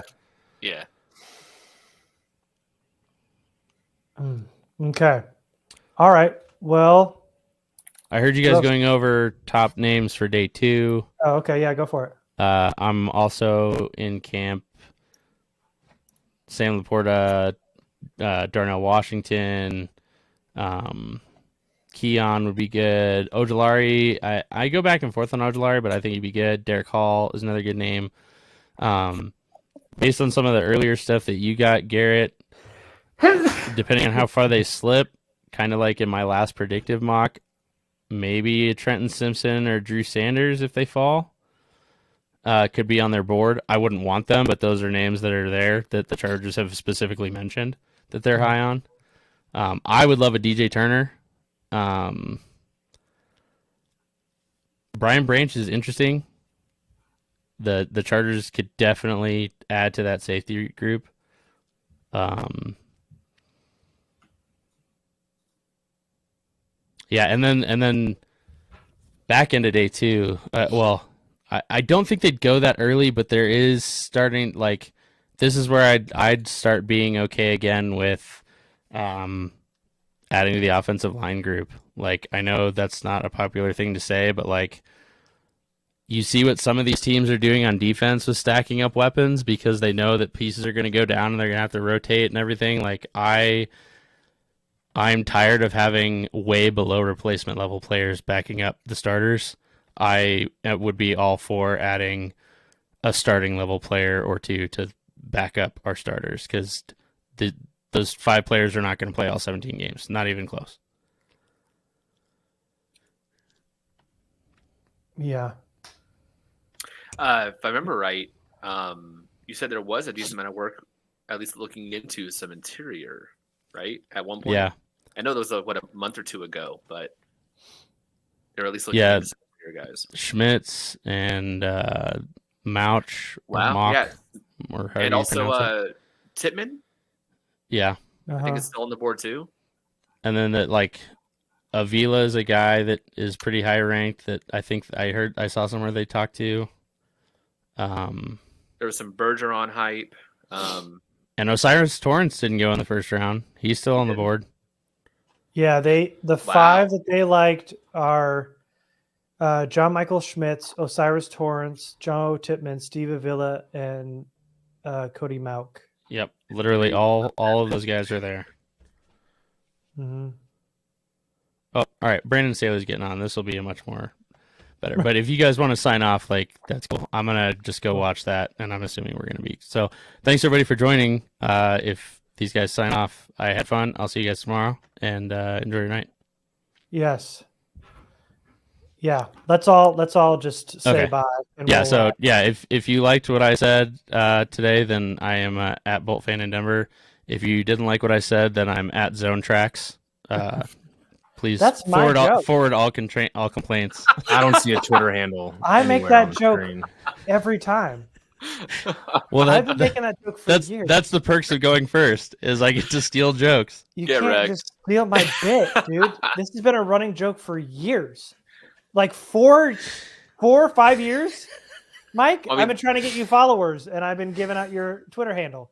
Back when you were like Chargers lately. All right, well, the shit's not working. All right, so This is why it's always Buck Stanley, right? This is like the weird thing. I've been at Always- like roughly the same amount. Like I've been between like 3,300 and I've gotten up to like 3,500, but it's been that way for like 2 years, and it's like weird. I don't know where we go from here. You know, like I'm one of like X amount of people who cover the Chargers full time, and like I'm just a fucking guy. Excuse my There you language. go. I'm just a Yeah. guy. That's just how it goes sometimes. I don't have a podcast. Yeah, you should. Maybe you should. I'm not getting paid for that. All right. Cool. Yeah, go follow Zone Tracks and at D-Stebs. So draft is tomorrow, starting at 4. What time do we know yet? We will get on about 3:30, and we'll finally play Ruben's video that we never played. We forgot Sorry, about that. Rube. Sorry, Rubes. We Anxiety love was you. high. Thanks for Show. Cool. Let's talk tomorrow. We'll be going through picks 2 and 3, and maybe we can let this sit for a day and maybe come back and regrade it with some space and some air, and not be prisoners of the moment. Let's see if it changes. Definitely. And thank you everyone for tuning in. I know we had some good numbers there for a long time. We still have a lot of people here right now. So thank you guys so much for joining. Really appreciate it from all over all of the world, not even country. Thank you guys so much for joining. It was great. Yeah. Chat was awesome. Let's keep that chat active the next 2 days too. Let's do this. Yeah. Let's not tip picks tomorrow. Okay. All right, guys. Thanks, everyone. See you. Anything you want to say, Mike, before we get off? No, I was giving the deuces. That's what we call the peace sign.